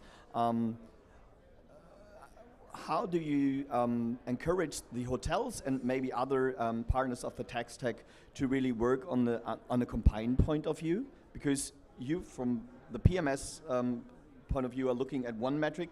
How can you combine this with, for example, with the customer journey, or how can you combine it with the point of sale system? It's really, I think, it's really down to the bigger vision that's behind it, right? Like quite a lot of things. I mean, when Mews started, we had maybe, I don't know, 3-4 interfaces at the time, and now we have a marketplace of 600 plus interfaces. And again, we're going deeper into these every single day. So I think it's really about aligning the vision, right? So there's a hotelier who says, hey, I have an idea of what would be the ideal workflow, but I need XYZ system to pull together. And then it's really about discussing it in a team. Hey, that's a vision that I'm like, I love a topic about attribute-based pricing, for example. We had that recently, I think, with several systems. And it's really something, yes, we do believe in it, right? It's just really finding the right partners that also have the same vision, that are excited about these sort of functionalities and not just functionality, but solutions and better guest experiences that we're creating. So exactly, find the ones that have the right vision, right? Present your ideas to them. And again, the worst thing you can hear is a no, not right now, and then you move on to a next partner. There will be somebody, right, that will listen to you and work on that workflow with you. So when a hotel comes to you and asks you, okay, where should I start? What would be your answer? Okay, obviously start with the PMS, but how do I start with this process to iterate, to introduce new metrics and also to introduce new ways of collaborative working? Yeah. I have a really good example here, which I think, especially during the pandemic, right? This was quite challenging, knowing that teams couldn't meet up together as much anymore, right? So actually, I have a really good customer story from the Mercure Hotel MOA here in Berlin as well. I'm not sure if somebody's around from them. But basically what they have done is they looked at, first of all, they looked at the guest journey, right? They knew they needed to improve some of the workflows, too much manual stuff. They identified certain metrics like too many queues at reception, or check-in time is too long, and so forth, any of these. in a team. So they, again, went back to that cross-functional setup. They went into the team and they said, hey, what is it that you'd like to improve? Put it down, right? Map out your guest journey. Make it very visual, right? If you need to use a whiteboard or whatever it is, just use it, draw something, brainstorm, right? And line up your actual guest journey, what would be ideal. Line up your ideal employee journey as well to say, hey, in this part of the guest journey, this is what is expected from the receptionist, that's expected from housekeeping, that's expected from there. And then line up the technology that can help you with that. Now, that said, you will have to do a lot of researching, definitely, right? There's so many systems out there that can probably help you, but I guess starting with a PMS system that's well connected is always a good idea because they can kind of create that tech stack with you because they have the experience, right? They speak to integration partners all the time, and I think Apaleo said that nicely earlier as well. It's just really building it together yourself and being in charge of your own tech stack is no longer left to just an IT person, right? Coming back to cross-functional teams, now with this shortage on staff, how can the working with the cross-functional team help me to train members of staff which maybe are not coming from the hospitality itself but are now coming from a different industry? How can working cross-functional help me aligning those members of staff? Absolutely. First of all, I guess if you select a new tech stack, make sure that it's easy to learn, right? Most SaaS systems out there, they pride themselves on an easy user interface, easy UX, but also learning portals, learning platforms that they back themselves up with, right? So learning by doing, learning via online universities basically are the basic principles of modern technology actually. And then really have one project manager in charge, right? Who's kind of the system expert, who's kind of, I guess your central point that you can ask, or you could even go that deep and have departmental experts as well, right? You can go into that level as well. That said, we do follow the train-the-trainer approach in most technologies here, as far as I know from any of our marketplace partners as well. So in that sense is, if you onboard one property, for example, and you've gone through an onboarding process or a change process, generally speaking, right, you'll be able to replicate this easily across multiple sites, right? As long as you have a central, I guess, person or team that knows exactly how that's supposed to happen and how to take people with them, because I think the hardest element in all of that is motivating people to actually do this with you, because for a lot of departments it might just look like, oh, it's another system, right? But really making them part of that journey and being transparent, and that's where I come back to the 𝗵𝗲 again. And what they've done is they've actually prepared a lot of online videos for their departments. They let their department heads really pitch the new workflows to their teams as well and ask for feedback on it as well. So they went into testing phases even with a new tech stack, and I highly encourage anyone to do that, make them part even, and if it's just merchandise from your tech partners, right? Like sometimes it's as simple as this, and that can really make a big difference. Really, like creating a community is I guess what I'm trying to say at the end of the day.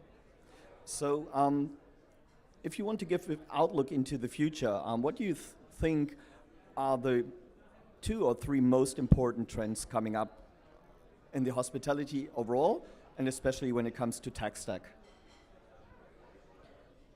So I think one of the first ones, and I think Niels has slightly mentioned it already, is really the rise of the digital nomad leads us to rethink loyalty, right? I think it's an important part. A lot of chains are talking about loyalty and rethinking loyalty at the moment. And again, going away from the typical points-based system, we've seen new concepts coming up. So really the subscription-based memberships is something that we're looking at in terms of loyalty as well.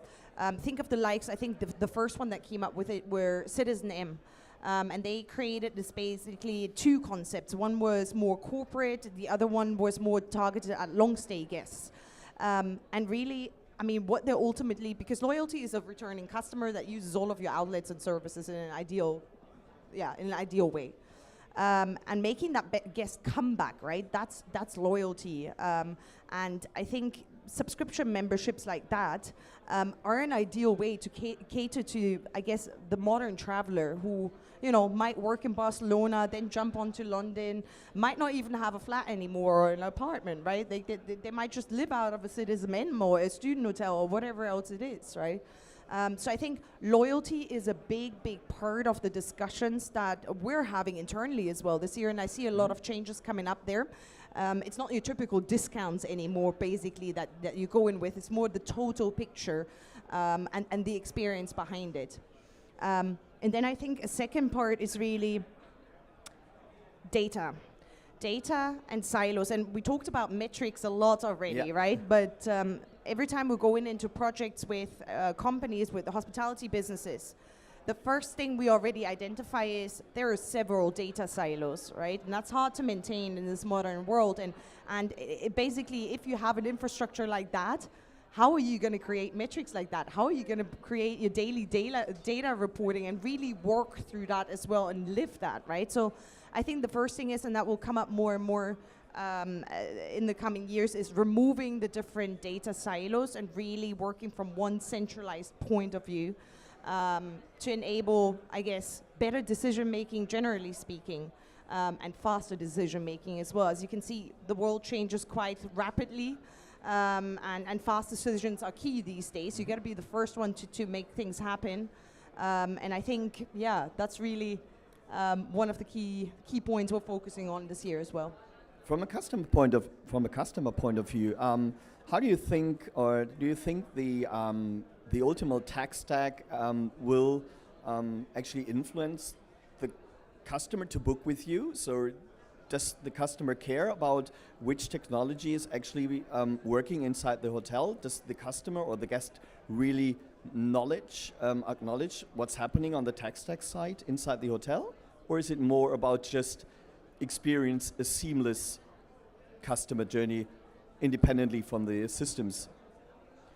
I do believe that the guest truly does not care what technology is right there.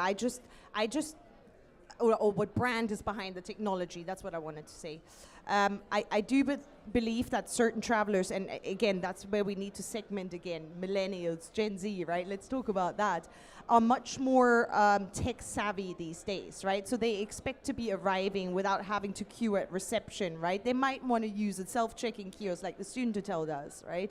They might want to pay with Apple Pay.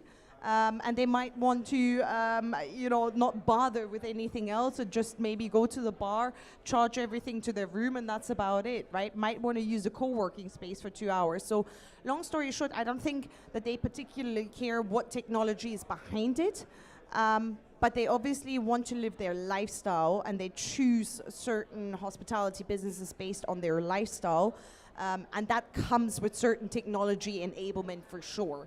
But in terms of brand or what exactly is being offered, I don't think they care too much, as long as they can, maybe plug in their Netflix subscription to their TV, I guess make use of their way of payment and so forth. I don't think it's particularly necessary to talk about a specific brand behind it. Not about the brands, but about the systems which are in use. So more or less coming to an end. Thank you. Last 3 words. How would you, what you would expect from this year in terms of hotel tech, and especially from the hotels? What are your 3 wishes for the upcoming year? I think my 3 wishes for, especially the hoteliers, are that we're seeing 2019 levels of occupancy again. I'm hoping that there's lots of new I guess concepts coming up as well, right? We see so many experience hotels, boutique hotels, so many innovative concepts that are just have a slight different touch and target quite different niche markets as well in terms of customers. So I'm hoping to see a lot more exciting stuff like that, and I'm also really hoping that people will actually make use of any of the recommendations here on stage today as well, right? Like, for example, go away from your points-based system, for example, and really look into what loyalty means for your brand, right? Really start rethinking and really just, I guess, final wish, just start rethinking your processes and make it easier for your staff especially to just create remarkable guest experiences that are focused on the guest rather than on some weird workflow. Yeah. Thank you very much, Antonia. Thanks so much. I wish you a great day. And yeah, now I would like to introduce Sven. Thank you.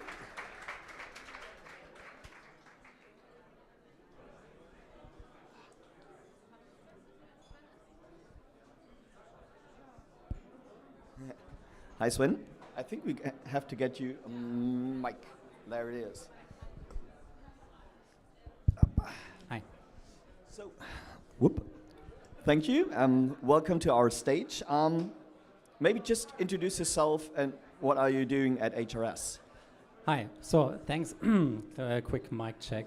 First of all, and very happy to be here. Sven Ströbler at HRS. I'm responsible for product management and development within our B2B segment and leading everything around our booking platforms and going forward also our meetings and groups related products which we call work and new work. So that's kind of the innovative piece that I'd like to share a bit.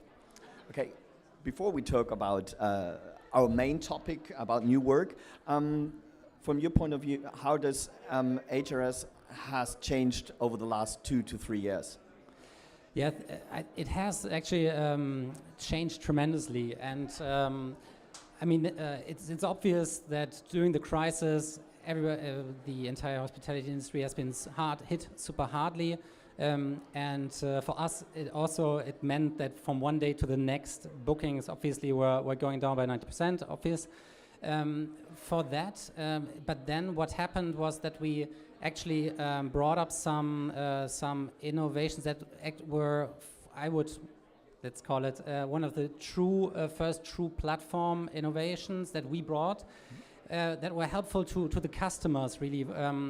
And if we just to bring 2 examples, that is one. When the pandemic started, it was the question: okay, who's now? It's all about hygiene measures basically, and every hotel was coming up with their own kind of purpose to bring out measures, protocols to certify what they're doing to keep travelers safe. And as usual, there was no standard, and there was no every hotel, individual hotels or small regional global chains have brought up their own standard, and it was super hard to bring this across to the actual booker, to the traveler, so to give them certain safety and let's say and security during the booking process. Where can I go that is now under my company's regulations and everything. So short. To really bridge that under one umbrella is what HRS did, and that's the true platform let's say benefit really for the travelers, connecting all of our hotel partners directly with our customers, and that's what I mean with the platform benefit. Mm-hmm. So coming to the product you are here for HRS New Work, can you briefly explain what's behind the idea? Yeah, absolutely, and I would like to just take one step back and share a little bit of really, especially here in our round today, what we are seeing from the customer and market side, right? Because that's in essence why we came up with this new venture, and it's really, you can imagine it like a startup, and why it's so a massive potential also for hotel partners to leverage that. And it's basically it's just to name them. Probably we're all super aware about this, but it's one, obviously the work from anywhere culture that has emerged, and we've also reached out to our largest customers, be it insurance industry companies, industrial manufacturing, as well as tech companies. And they all confirmed that going out of the pandemic, they are all seeing 2 to 3 days people working from home or from anywhere as a standard, and not like from any, let's say, study being conducted, but from our largest customers ourselves, being potentially even more, because some consulting companies or even software companies might go even further up to full. And this is driving a lot of questions and new, let's say, new stakeholders to the plate, new, let's say, new questions also for companies to care about the safety and security of their travelers and so on. And that's the biggest change. So all in all. And the second thing is also deriving from that is the hybrid meeting aspect, but we see a little bit of a blend, because it's not only you kind of, we are, let's say, greeting here kind of the colleagues on YouTube basically, but it's really, we consider it rather a hub-based principle, because it's a bit coming from the first aspect that when people are not working 5 days a week in their headquarter anymore, companies are looking forward to reduce also their own real estate footprint, and that's what I mean with real estate new stakeholders. So companies will down the line kind of reduce their headquarters, especially in level 2 to level 3 locations, meaning that for the hybrid, when it comes to hybrid meetings, it would be super interesting to find venues that are kind of matching your workforce, where they live, where they travel, and then some people go there, attend physically, and obviously a couple of other colleagues dial in and share the same meeting experience. So that's why it's this is for us, let's say, this additional aspect to this hybrid meeting experience, which is just technology, and I have a 360-degree camera on place, but really to what's the match to bring people together. So with all these changes inside technology and with the new ways to work, which came up over the last couple of years, or actually the last 2 years, a lot of requirements actually change or increase by the B2B customers, for example. Do you see that the hotels are able to cater those requirements? Are they able to fulfill the requirements in terms of technology? Or is it still difficult for a hotel? Yeah.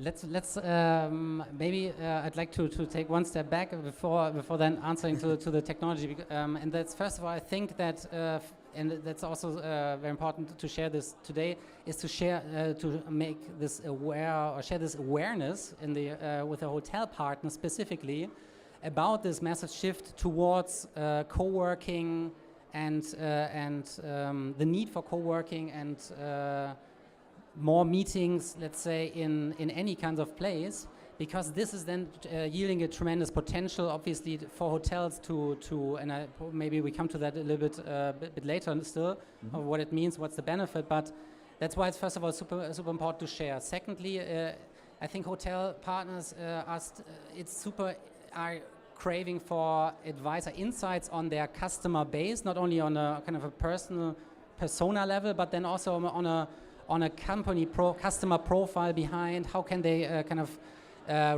gain new business with companies and retain it? What does it take? And this is where kind of a new platform and can share more insights and more beneficial insights from a let's say demand perspective, not only on a persona but on a demand perspective.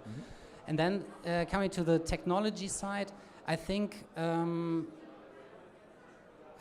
be honest, I can't fully judge. Yeah, but the point is that it's I think it's partially not yet ready, because we are, when it comes to this new demand, it's a totally new, it's a fairly new set of information to be shared. It's around, we're talking work desks and meeting rooms and still events, obviously, but the obviously biggest part is on the biggest changes are on the first two sides, so on the desks. So what does a work desk actually entail? It's I don't know, and it starts from, actually I took that experience myself. It's a desk that has daylight. Super important first-hand user research. And but then does it have sockets, power sockets, a network, Wi-Fi, or a decent desk? Because even today, when you go out and do some rent yourself into some co-working spaces, you find you're on a bar stool with this kind of desk. So Yeah. this is where it starts, and where it's so important to share with hotel partners that it's that their starting point is massively better than any kind of share kind of co-working space. So, but that was the desk part.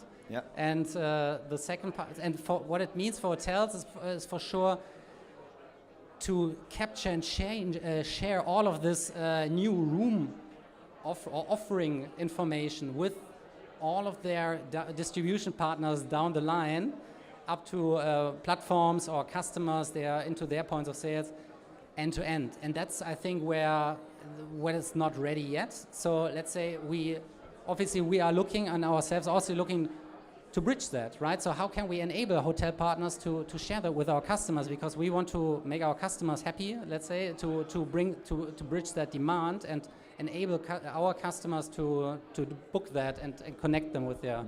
So talking about making your customers happy, usually companies are looking for those hard facts, the KPIs, return, spend overall. What are, especially focusing on new work, what are those soft facts like, is this eco-friendly? Do I have any social KPIs which actually pay into this new way of working?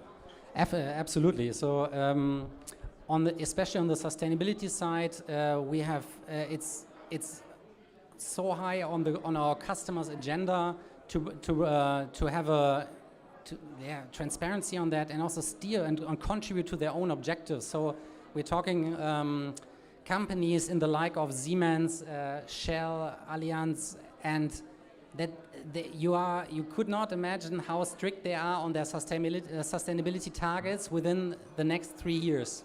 And this is a massive change that is to come, and we are obviously addressing them, and there's a panel later on this dedicatedly on the topic, but we are obviously bringing this immediately into this new work agenda, and to really keep track of that. And meaning, what does it? What's the footprint of this meeting happening right now?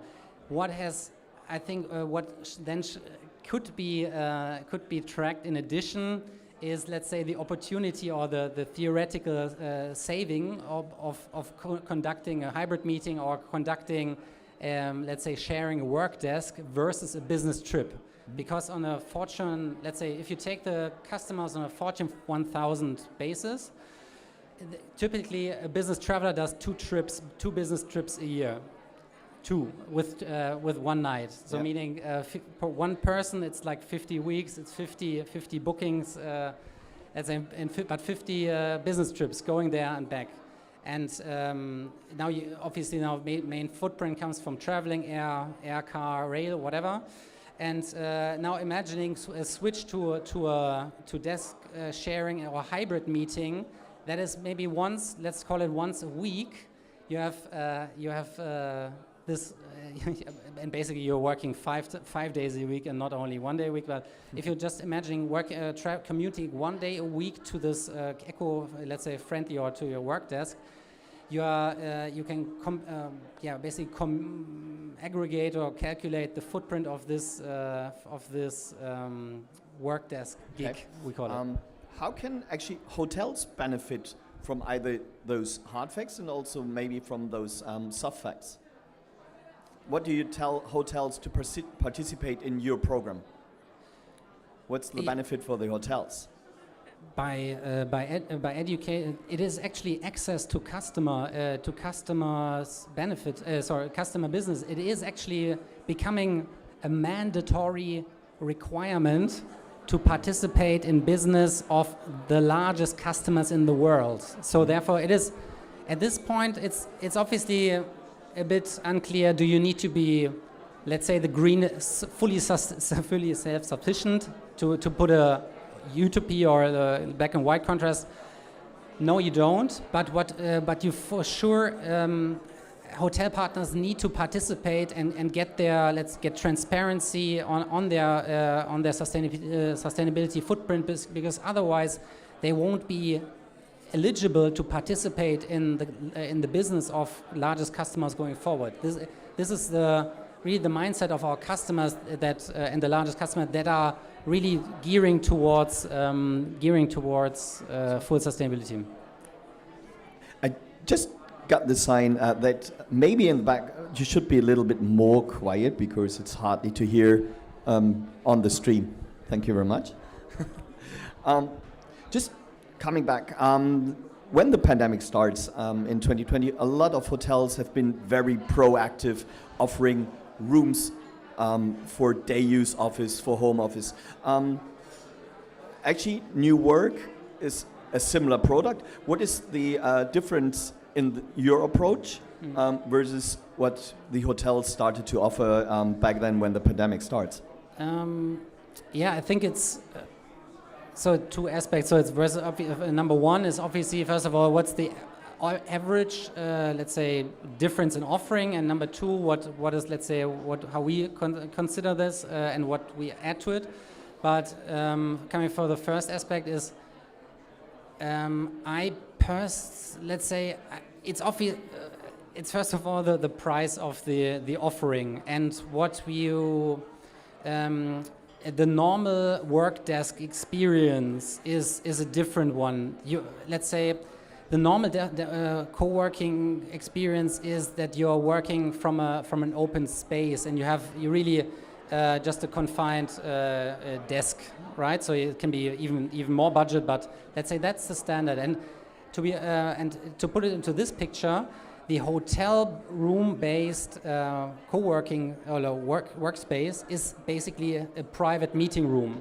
On that, if you compare it like that, the offer is actually quite similar. Mm-hmm. Obviously, there is a downside to this to the actual hotel room offering because you're let's say the meeting booker is rather isolated, right? And in the from that aspect, in a more co-working space, it's more connected to more colleagues, even other people, and there's still actually more the social aspect that you are mentioning, that there's an open space, a canteen in the typical, let's say, co-working spaces that actually at least give the feeling that you're working, let's say, in a community, so to say.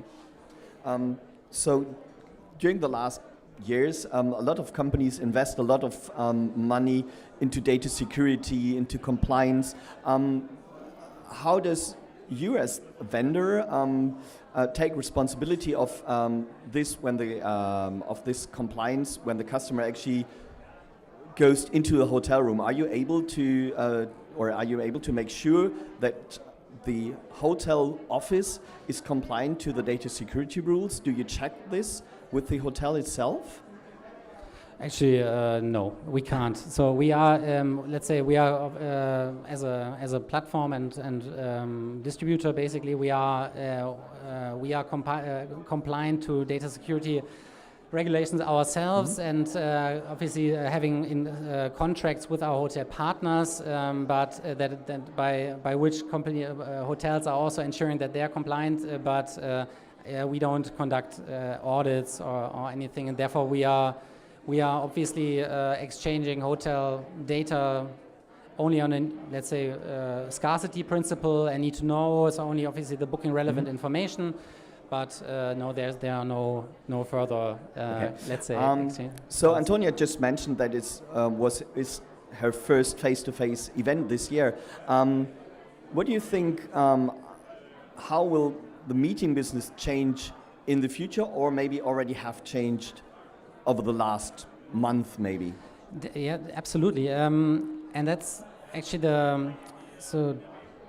let's say the one overall trend that we are seeing and that will never, let's say, turn back, is that there's also the expectation of travelers and customers for more flexibility and self-service. So obviously, until today, meeting business is a rather offline, on-request kind of process, but the demand by customers, even in these VUCA, the VUCA world, volatile, uncertain, the customers just ask for flexibility and to be able to cancel short term to their booking with shorter advanced booking period.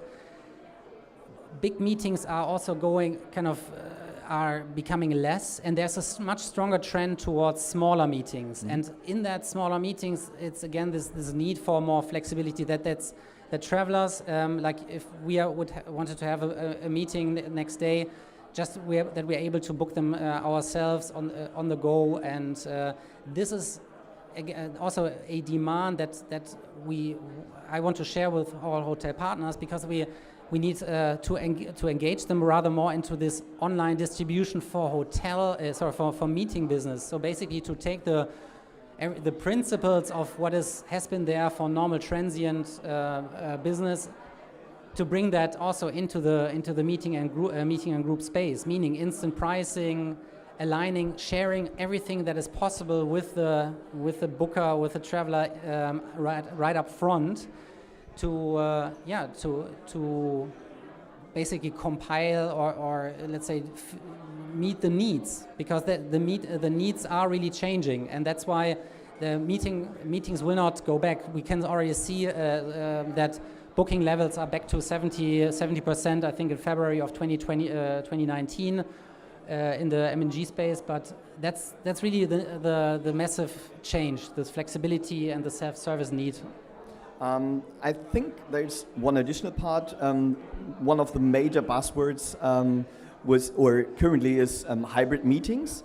But hybrid meetings also mean that the hotel has to invest in technology. At what point do you think this investment in technology will pay off? Is this a future trend? Will hybrid meetings be a longer future? Will hybrid meetings be really relevant over the next 5 to 10 years? Or is this just a short-term investment or a buzzword inside for marketing perspective? We consider it really a new normal. Now, what does hybrid meeting mean? I mentioned the part of how we consider it. Okay, it's that employees come together at a certain hub.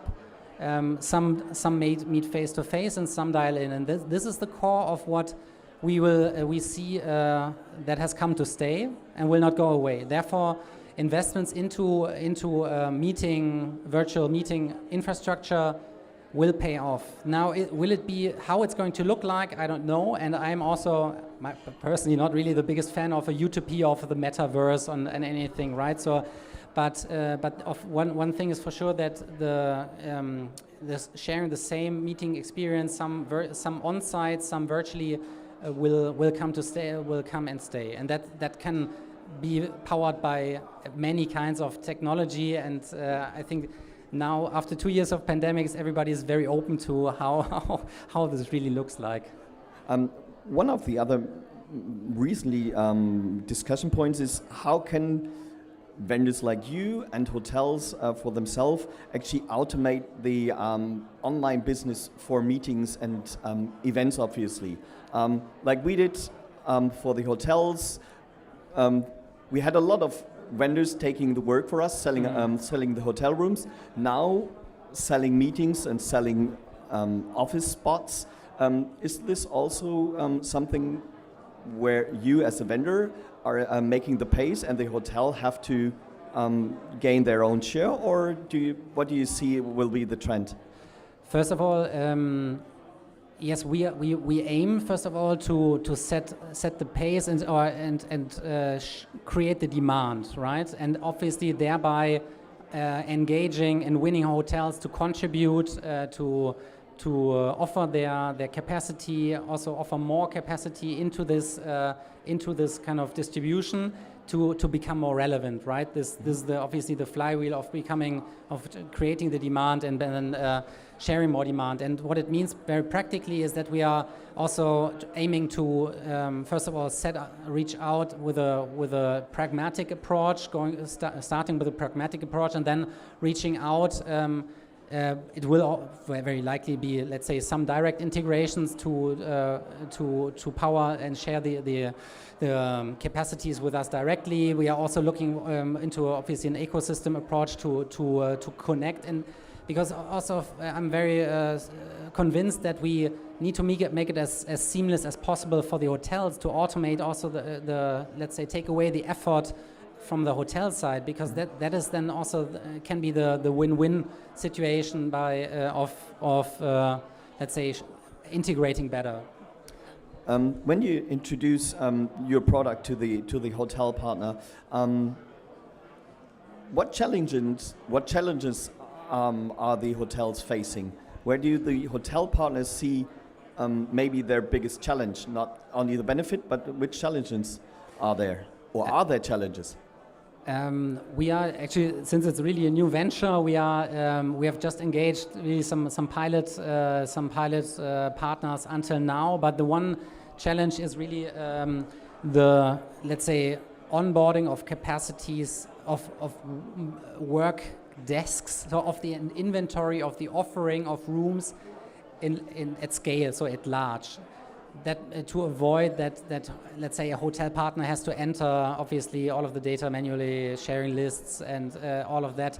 This is kind of the pain that we are going to address in the upcoming month, and this will for sure be let's say not only in the next upcoming coming month, but this is going to be now the continued, let's say, challenge on how to make it better for both sides. Okay.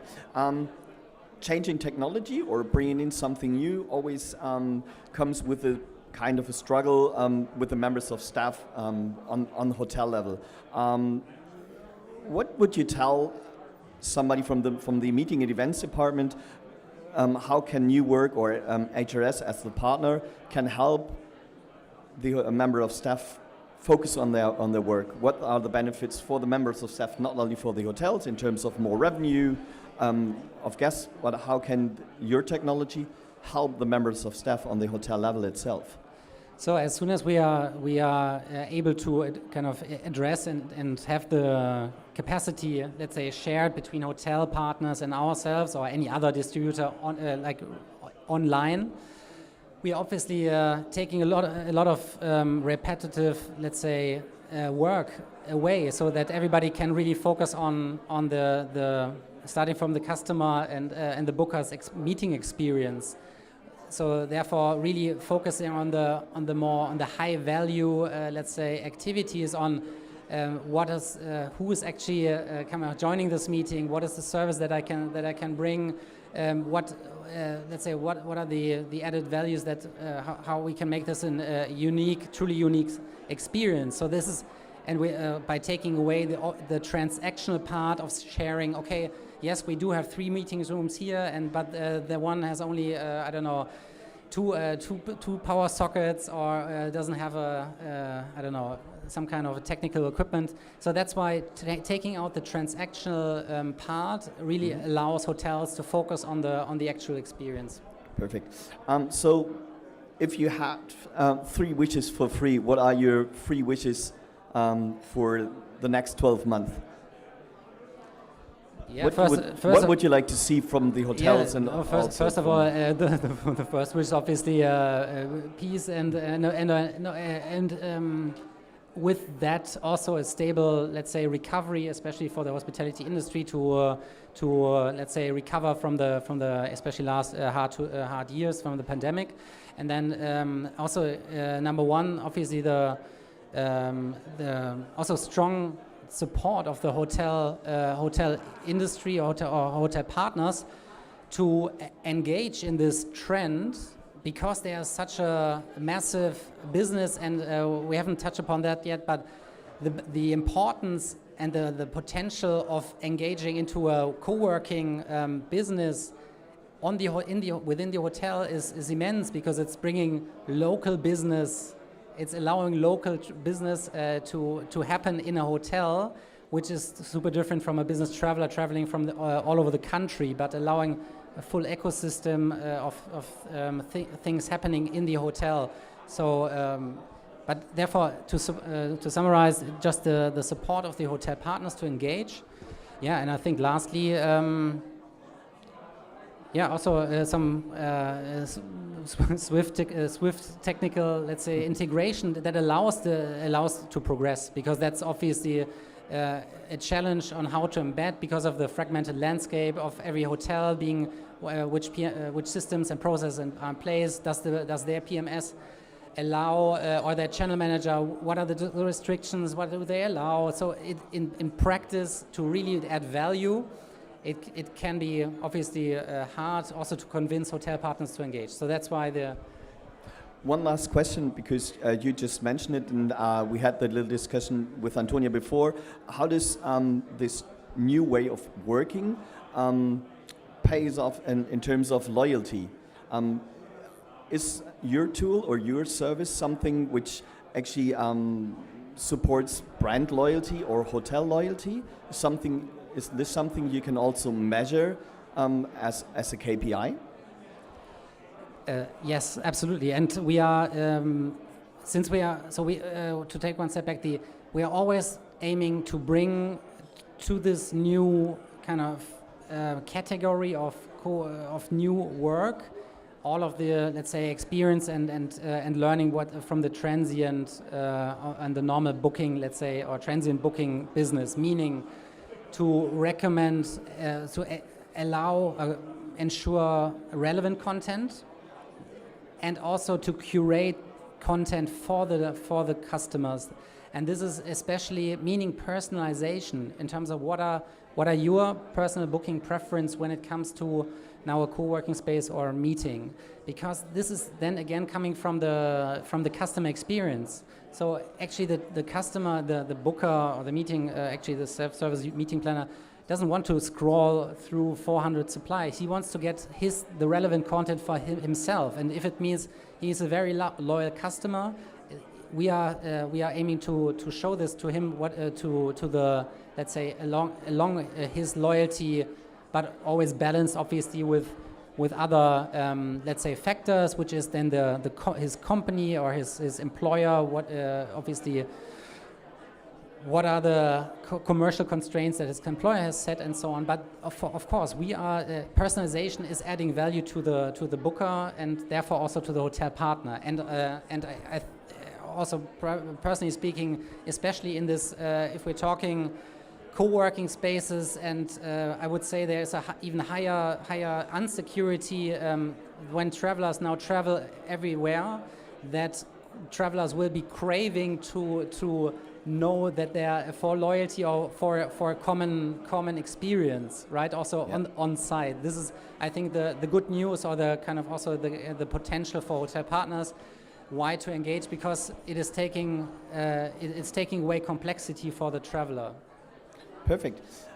We're just 1 minute overdue, so thank you very much, Sven. I think there's a lot of new things coming up, and I will hand over to Daniel, and thank you very much for being part of on the stage. Thank you. Thanks a lot.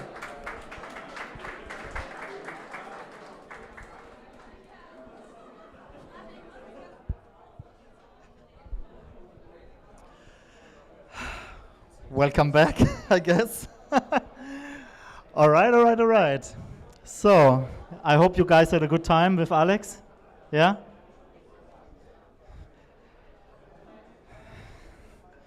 I'm just coming back from a podcast recording with Numa, so that's kind of exciting.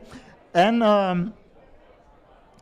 it's getting a little bit loud in the background here, but we'll try to cope with that in the next 30 minutes. And I'd like to invite to the stage a really nice colleague of ours who just spent a few, weeks on an island surfing? Months. She even spent months on an island surfing. I'm doing something wrong here. And so, next up on stage, 𝗵𝗂 from Hotelbird.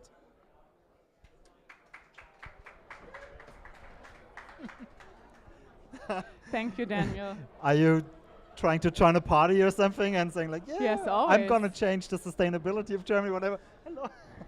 That was very official. I'm always where the party is. Obviously, it's here. You're always where the party is. Obviously, it's here. So, yes. Obviously, as you can feel, I know 𝗵𝗂, but some people might not know 𝗵𝗂 yet, or your company, basically. If you would like to introduce yourself for 30 seconds, and then obviously what your company is doing. Of course. So when I'm not surfing on 𝗵𝗂 𝗏, I'm obviously here. But also there, I'm working for Hotelbird. We are a check-in solution provider with a whole platform, not only kiosk or mobile phone keys, but the whole platform. And I'm working at Hotelbird as a strategic partner manager. So everything which comes to integrations is going over my desk. Also reselling, referraling, yeah, and all the synergies between companies is basically on my desk. And I think that's you're the lucky person speaking to people like us. Yeah. Or we are the lucky ones actually Yeah. in that context. So, thinking about Hotelbird when it started and then the evolution in the last 2 years, how did Hotelbird evolve in the last 2 years? How did it change from a product, from a service perspective? So you're directly addressing the COVID situation, right? So yeah, speaking since the pandemic, for Hotelbird, it was quite a good ride actually, because we grow the years before mainly from a key account perspective, because mostly the key accounts had the money to spend in a check-in solution that was like, yeah, it was a nice to have solution back then. And with the pandemic, everything changed on that part. So we were coming as a check-in solution provider from a nice-to-have solution to a must-have solution, where, of course, people wanted to have a hygienic solution in place with little contact to the reception staff.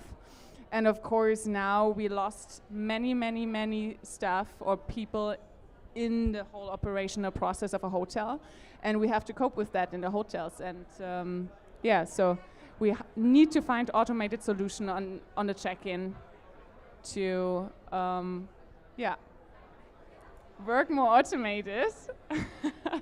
Guys, could you please, especially in the corners, be a little bit more silent? I can hardly hear Maike, and she's sitting next to me. Break. Really? Applause. Anna, where's your sign? Normally you're running around everywhere and saying like, shut up. We didn't prepare a sign, so it's not Anna's fault this time. Okay, thank you guys. So, obviously everyone went through a hard time the last 2 years and everyone had to adapt a little bit. But did you change your product? Did you adapt your product as well? And what's the next steps, baby steps you're preparing? Yeah, so what we changed in the product, coming, as I said, from a key account perspective, we are way more open and like listening to the individual hotels that are talking to us, get more product feedback, of course. And what we changed, especially last year, was also our own sales and distribution approach, which was kind of a normal sales approach at the beginning, the last 7 years.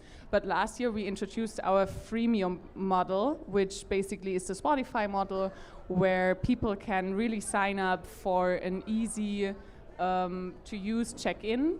It's kind of free to use for everyone who wants to use it. And if you want to have integrations and automated processes, then you start paying for a premium product. And that's basically how we reacted to that change, so that really everybody can use a digital check-in in his hotel process. We'll copy that. Freemium sounds great. Did everyone hear freemium? Hotelbirds for free? Yes? Okay. So. Louder. Freemium! From a hotelier's perspective, and obviously in your environment, in your tech environment, whatever, how do you feel like hotels should get prepared to survive to the coming summer? What should they do? What should they consider in changing in their processes? Can you repeat it? Can you repeat it? Sorry. English, German, Spanish? Spanish. So in getting prepared for the next summer, for the next season, right? Yeah. And there's perspectives in HR, in structural processes, in check-in processes, whatever. So from an ideal standpoint, from an ideal perspective, how should hotels get prepared? Yeah. Obviously, I'm super biased. I'm just having one perspective on this, and this is check-in and reception desk. So I only can talk about this part of the guest's journey. But of course, like this summer, it's gonna be crazy, right? So we are now kind of exiting this whole pandemic situation.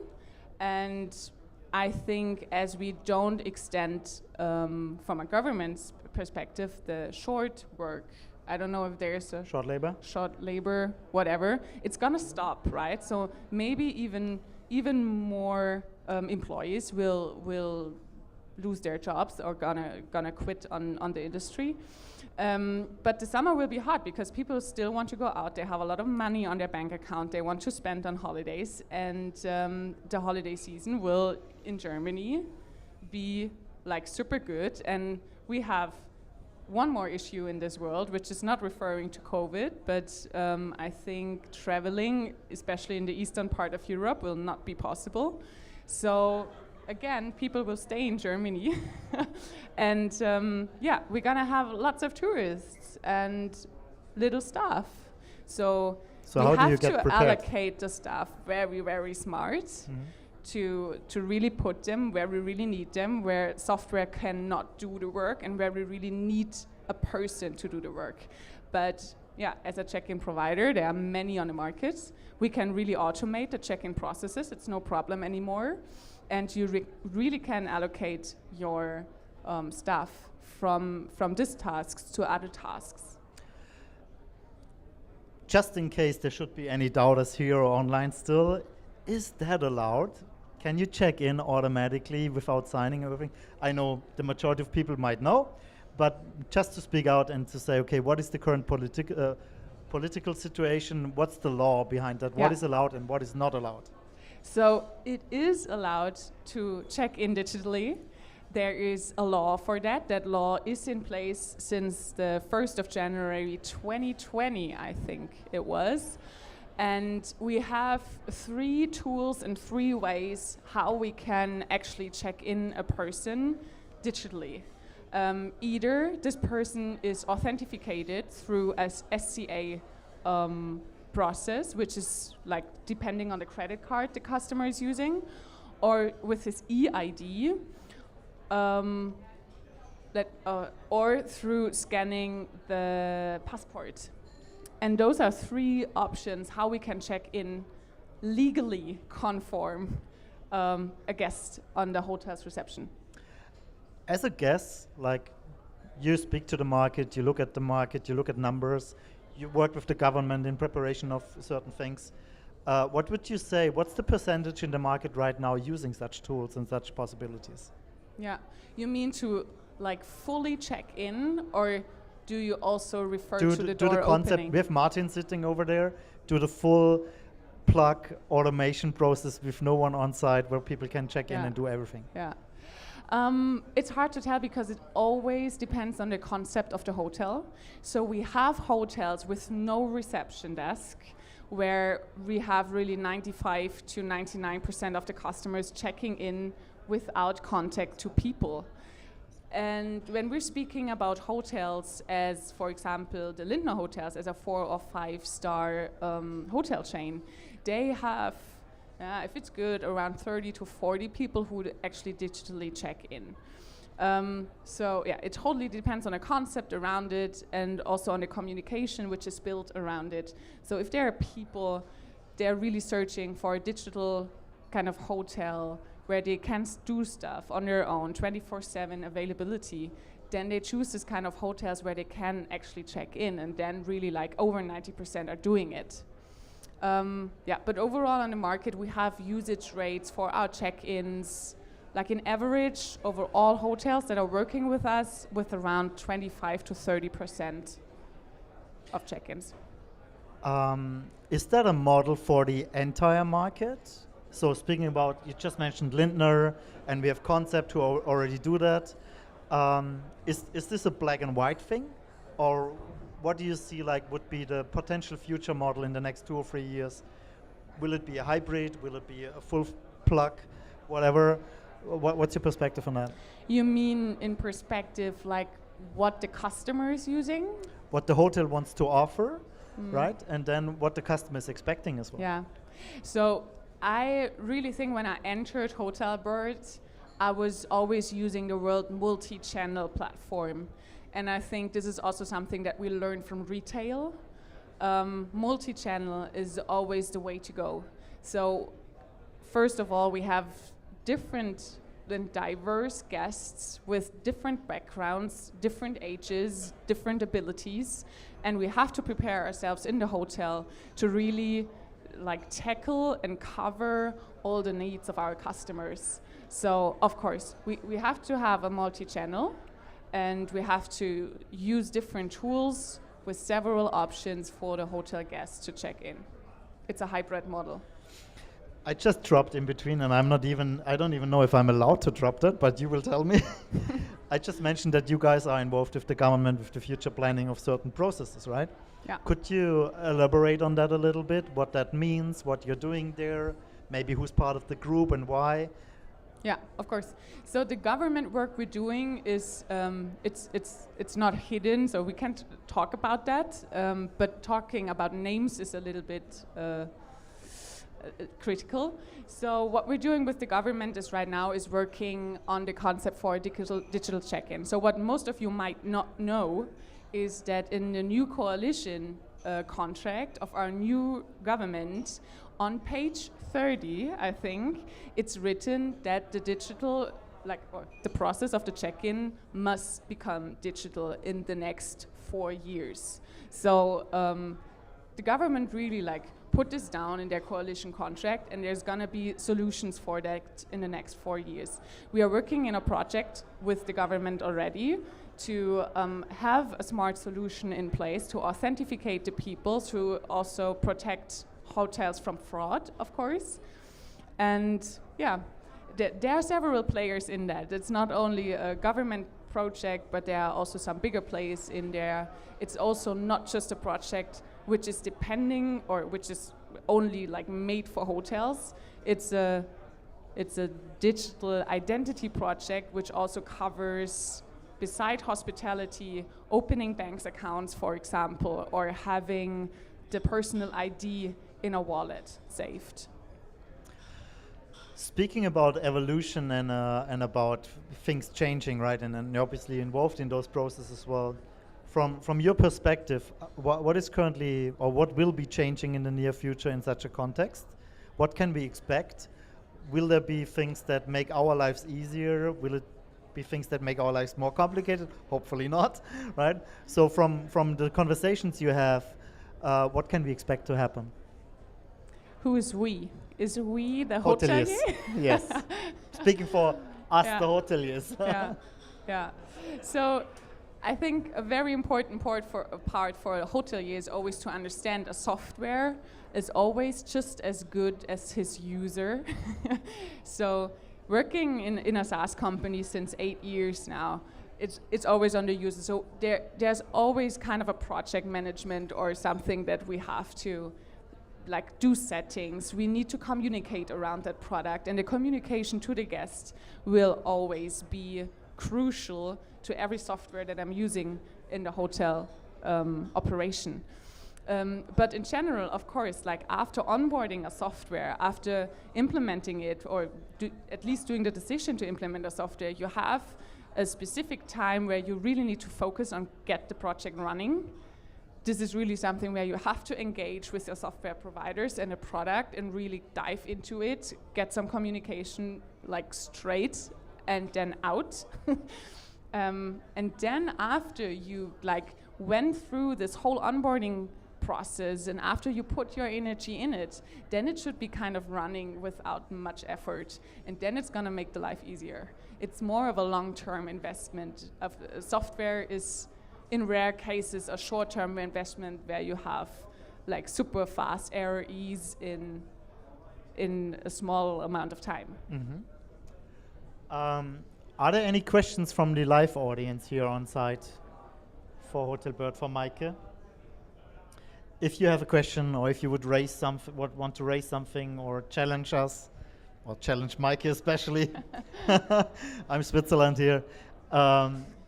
Please feel free, raise your hands. We have a microphone coming around, and we still have a few minutes.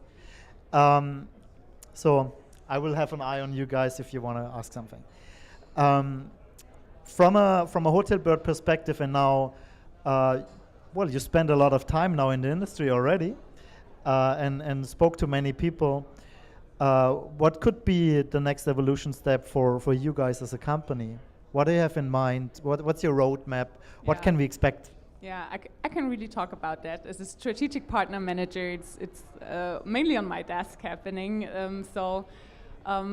Yeah, where we are going, what we are having like really as a focus for you as a hotelier, but also for us and the guests, is that we really want to reach every single guest who's checking in at a hotel or who's booking the hotel. So what we are looking at right now is not only to make our product better to reach more guests and to increase the conversion for the check-in so that you can actually reduce the staff on the reception desk if needed.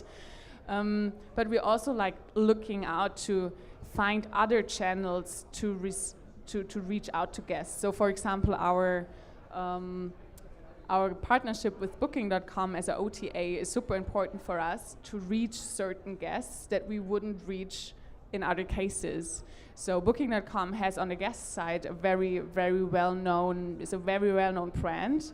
They open their emails way more often than they do open our emails, and we have a lot of check-ins through that OTA, and then we have a handover through our product into the hotel operation.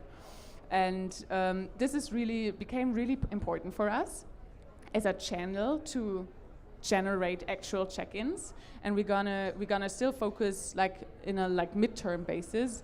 We're gonna focus on that, like really increase channels and reach out to as many guests through as many ways as possible. And this also includes, of course, OTAs, but maybe also messaging providers, for example, where we also can generate check-ins through WhatsApp or Facebook or any kind of SMS.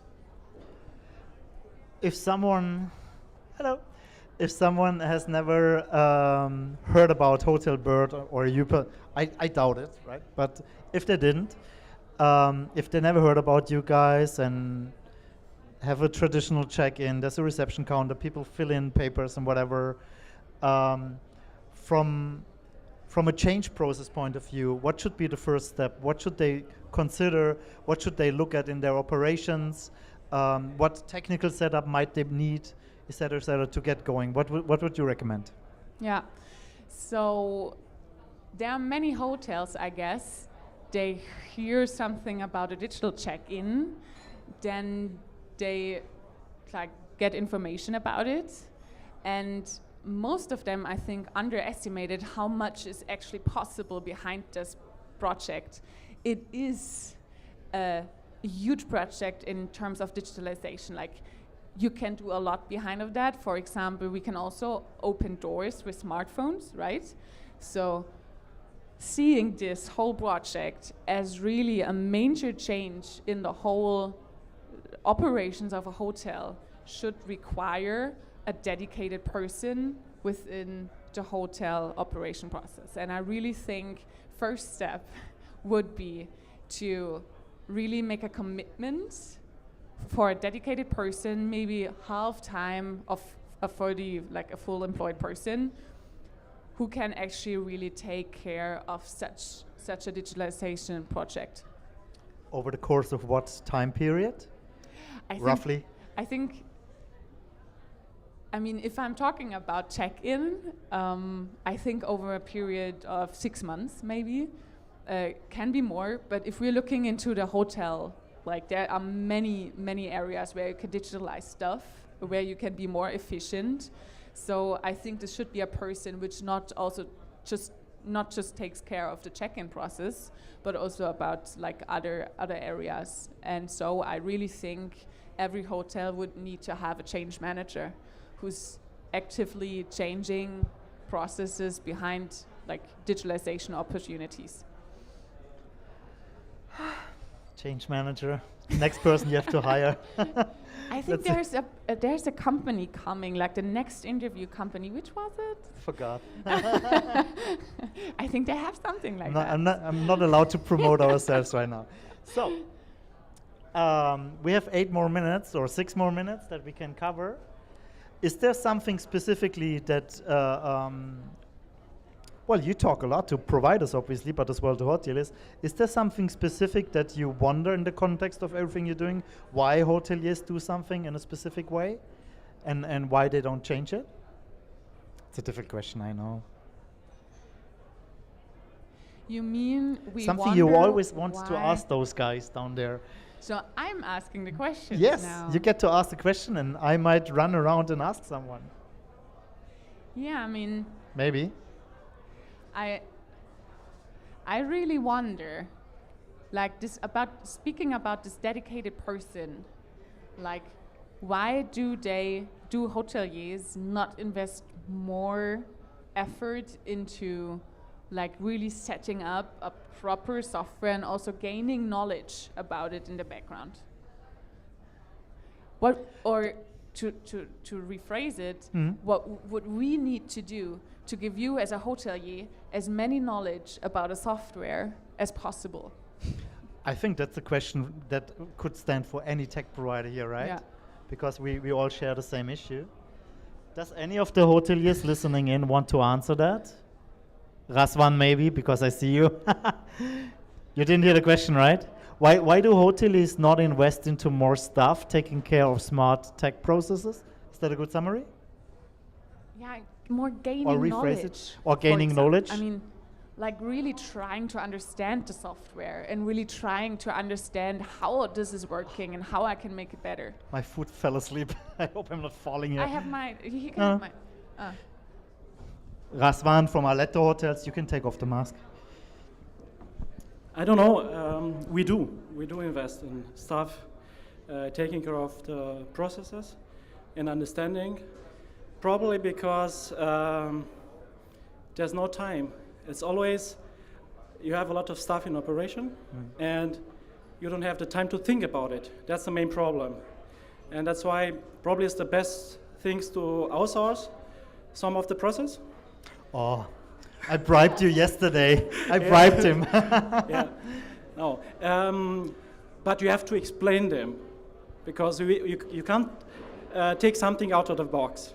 And there are a lot of solutions, but every hotel have a special thing, and you have to explain the thing. You have to first to analyze your process and to explain to the experts how to do that. But you always need somebody in the hotel, like somebody. Need a counterpart, right? Yes, a counterpart. Yeah. You mean in the property, like in the property? Yeah.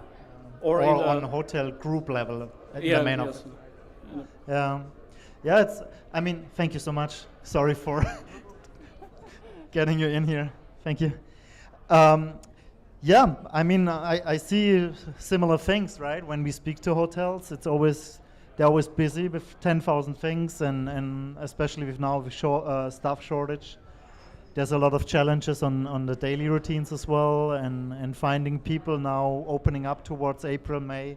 Obviously, finding the right talent, that's a challenge. And obviously, then you need to have the right counterparts that really openly speak to you and help you as well, and take the time as well from your side, from our side, from provider side, to educate people if they need it. Yeah. And obviously, there's totally smart people in hotels, like 𝗶𝗲 over there. Hi, 𝗶𝗲. Who know what they are doing and that teach us on their operations, and they don't need us, but they tell us, okay, but I like that, but I want that fixed and that changed. And so it's always a broad mix of that, most likely. All right, I think we did a decent job in covering those almost 30 minutes. Hopefully a big round of applause for Mike as well from Hotelbird.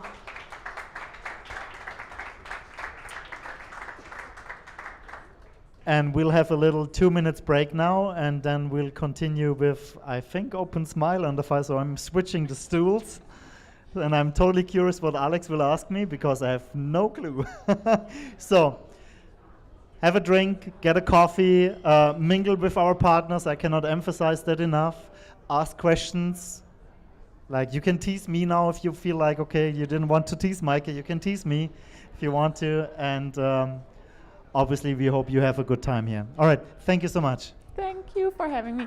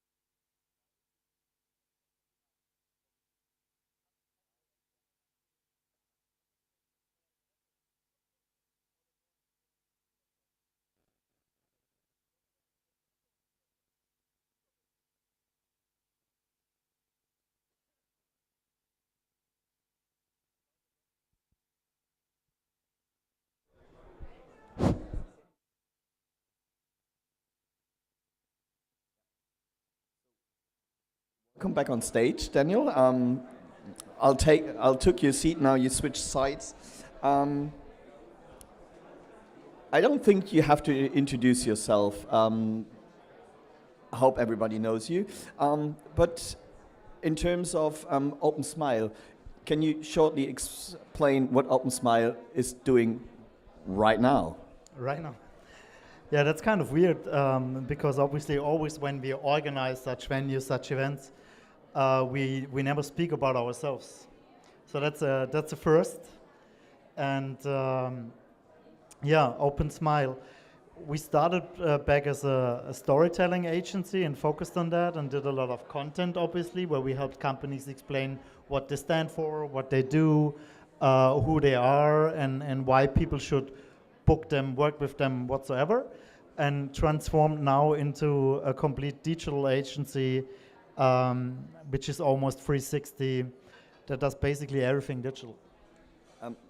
So the idea, switching the main target or the main audience of opensmjle already involved, like in 2019, I think when we first spoke.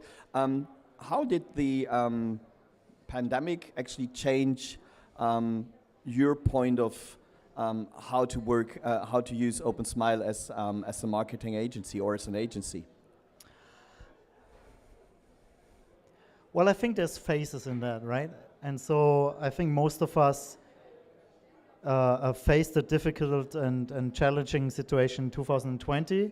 And what we had planned for 2020-21 was then slightly different from what we experienced, right? Yes, definitely.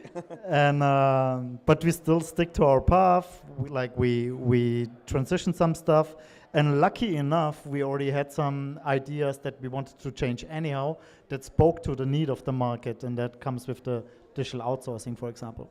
From the hotelier's point of view, what aspects changed during the time? Well, obviously, again, there are multiple layers, and there's some nice metaphors as well. So I think you know whom I'm talking about when I'm mentioning, like, we tried to do video conferences before with several customers in the past, before the pandemic, and they always said, no, you're coming to XYZ, I'm not mentioning the city.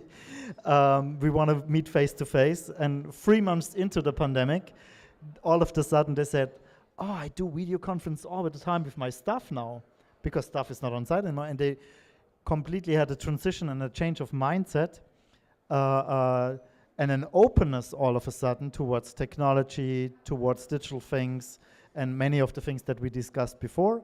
And for the first time since I'm in the industry, since 2007, hoteliers specifically had the time to invest and to dive into change processes, into, can I do that differently? Do I have to change my tech stack for that? Can I achieve that with my current setup? What kind of stuff do I need for that? Or speaking towards the need for stuff, okay, so many people are gone now from my hotel operations. Most likely several of them will not be coming back. What do I need to change to actually be able to operate again? Actually, I'm missing your approach, holistic point of view. Actually, that was the one I was looking for. How does the market actually react to this change in the offer, and especially this change into the on the processes which they happen in their business? Do the hotels actually fear this change, or are they open-minded to this new this new technologies coming up? Well, there's always a certain fear in many things, right? But I feel a certain openness in the meantime, and again a transition towards the need to do things, right? Because before in our industry, many hoteliers had a pretty comfy situation. So things were working, everyone made money, they had a certain occupancy, either 66% or 85%, whatever, but it was okay, basically, for everyone. Now things changed. Now you have to do things to be able to open up, right? And we had hoteliers in the last months or last 2 years that have 4 floors and 2 floors are closed, right? And so there's a certain need, and I don't know if the number is correct, but I heard there's like 250,000 people missing in hotel operations only in Germany. And there's, I think Pontus told me from berner+becker, there's like 5 million missing until 2030. So if you don't change now, when will you start, right? And because, okay, you can be the only hotel remaining that still runs around with 80 people that you don't find, or with 2 floors closed, and everyone else is changing. So, and not everything is black and white, obviously. So it's not that things are targeted towards kicking out people or exchanging people. It's rather towards, I don't have those people, I need to change my process. So when a hotel wants actually to start the transition, either in marketing or in tech stack, what should a hotel focus on? I think that's a very individual question, because it really depends on what kind of hotel operation you have. Is it a small 12 rooms hotel, or is it a 150 rooms hotel in a big city? Is it a hotel group? I think Marion mentioned that from the student hotel, you really need to start analyzing what is your base, what is your core value towards the customer, and then start analyzing from there, what do I need to change to keep that core? I think that was a pretty good example. And then build up on that. And whether that's people-based or technology-based or whatever, that really depends on your setup. We learned from all the different chats we had today that technology is getting more and more important. How do you see this development for the hotels and for you, or for us, obviously, as a vendor? I think technology should hopefully not be a pain point anymore in an ideal world, but an enabler. And we know there's still legacy and old data and old technology which is hindering developments. But from what we could see during the day, and that's maybe rather like a summary from all the discussions we already had throughout the day, there's so much going on and there's so much power happening in our market. And for the last 15 years, a lot of the discussions were based on frustrations, looking outside, looking into retail, into all the things the big players are doing, and why our industry is not able to do that. And there was always a big discussion, should we build a one-stop shop, or should it be a diversification? Should I really focus on every little niche to have the right technology for that, a CRM, a CRS, a channel manager, PMS, whatever, and then plug and play? And so I think right now what we can see on the market from a provider perspective is as well, there's so much new crazy stuff going on, which is exciting. At the same time, there's so much crazy new stuff going on, which is exciting. How do you pick? How do you select? How do you know what is the right one? How do you know, should I invest into that, or can I try that? Do I have the resources to try stuff? And from what I can see and hear is that people are feeling a little bit overwhelmed in many aspects to that. And there's no real platform, consulting, whatever, where you really get a top-notch information on everything. So you need to pick your resources and you need to build your network. And I think that's key. And that's exactly what's happening today here as well again. And that's why it's not only us, and then tomorrow with HSMA and with the guys from Tech Talk Travel with ITB and what have you, with the many events that HSMA is organizing. You need to build your network. You need to select the people that you want to talk to and that you trust, because there's a big layer and a big level of trust that is needed to decide on such things that are really core for your business. So for example, only here today, I think there's 3 or 4 PMS providers. Which one is the right one? There's no yes and no, there's no black and white on that. And for someone, there will be this one, and the next one, that one, because it depends on your build-up and your setup, it depends on your other technology, it depends on your location, it depends on your outlets. There's so many dependencies, and who's gonna decide all that? And we see that as well. There's decisions being taken, I go to that provider, and 6 months later or 3 months later, they take the decision back and go back to where they have been, or to the third one. because it was not the right decision. And that's not necessarily because it's a bad product. It's just not the right product fit for that property.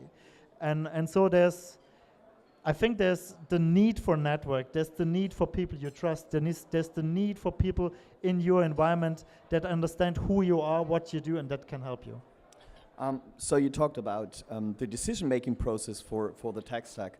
From our point of view, we see that a lot of hotels are really missing their experienced members of staff when it comes to digitalization, online marketing. What's your personal opinion on either be capable to do everything in-house, and on the other side, maybe outsource some part of this process, or maybe outsource everything of the online marketing process? Well, that's rather a question for you, but I will still try to answer that. So, again, it's very different. We speak to small individual hotels. Will a small individual hotel with 20 rooms or whatever be able to hire a marketing tech nerd and maintain that and have someone to paint that path if it's not themselves the owner and stay with them for a long time? And will a potential employee even be interested in working for such a hotel? That's a big question mark, and I doubt it. If you have a bigger hotel, it's maybe more likely, but then again, people will swap. People will stay for 1 year, 2 years, and all that know-how will transition and go somewhere else. So you need rather someone who's like a partner, someone who helps you educate those people in outsourcing as we do, or in consulting or whatever, or as well from the tech providers that can help you to a certain extent. And then there's hotel groups that in most cases don't need a complete replacement for a full department or for a full role, but that might need to get a little bit of help in CRMs topics, newsletter topics, social media topics, online marketing, bid management, whatever, that have a completely different perspective, and that either need to have someone from the head office team trained on a certain topic, or that just don't find the right talent to do that and then just outsource it to someone. How would you, when it comes to outsourcing, do you think outsourcing will help the hotel to train their people on spot? Is this something outsourced marketing can be useful for, or outsourced digitalization? If that's the goal, yes, absolutely. If you have the plan to maybe hire someone in the next months to take over a certain role, but maybe rather hire someone junior because you don't want to invest like whatever 60, 70, 80,000 euros, or you can't, then obviously that could be a good strategy, because basically what happens if you don't do that, and if you just hire someone junior and let them play, right? Let them into the role and say, okay, we need this, this, this, and this, start playing around, start fiddling around and start trying. Obviously, you do not only lose time, but it's all based on trying, right? And not based on experience, not based on know-how, or to a certain extent know-how, obviously, but not a too deep value on that. And so it could be obviously helpful to have someone prepare something, prepare a concept, prepare a strategy, get going, start going, and then start on the job training someone, and then maybe taking over after 3 months, 6 months, whatever, and step back. If a hotel wants to decide between, okay, I would like to hire somebody, or rather to outsource certain services, what are key factors for the success of either outsourcing or having my own member of staff, so in-house? Budget, obviously, availability of know-how. So do you have a product service attractive enough to find the right talent that could do that? Then obviously the outsourcing companies, well, what can they provide? What industry know-how do they have that actually can help you? Because we've seen as well people hiring agencies that don't know anything about hospitality, and then cost a lot of money, spend a lot of budget, and then not really a lot is happening. We see that especially in pitches with bigger hotel groups. And I think it's a fair thing to do right now, is as well to deny jobs and say, and tell the hotel or the hotel operation, okay, we can do that, and that obviously helps us, but it doesn't help you. And I think that's something we need in the industry. We need people to be honest. We need people to be straightforward. And sometimes we lose a job because of that, and we lose revenue. But I think that's the right thing to do on the long run, because the industry might appear big, but the industry is small. And if you ruin projects, or if you're not honest about projects and about the delivery, about the potential outcome, then people will know. A couple of minutes ago, you talked about that there is a constant change, especially with all those tech vendors over here at our meeting. What challenges do you think the actual hotel have starting a new tech stack, or looking into the tech stack? Yeah, I think that's basically what I mentioned with 𝗏𝗂 as well. I think it's that they are rather overwhelmed with the offering and with the changes. And that's something I get as a feedback as well from consultants, and we are not consultants at all. And that's that you worked your career throughout a certain level in hospitality, then you swapped sides towards consulting because you had a really good setup and know-how, but it's so difficult to stay on top of everything that is going on. And as an example, if you look at the guys from Apaleo, which are not, I don't know, I don't see them, but they're at the bar already. But like, what was Apaleo 2 years ago and what is Apaleo today? The guys from Revinate, right? What was Revinate 5 years ago? What is Revinate today with the latest acquisition and everything? There. What's going on? What is Hotelbird? Did Martin from Concept Hotels have the dependency on someone like Hotelbird 2 years ago for check-in? Maybe.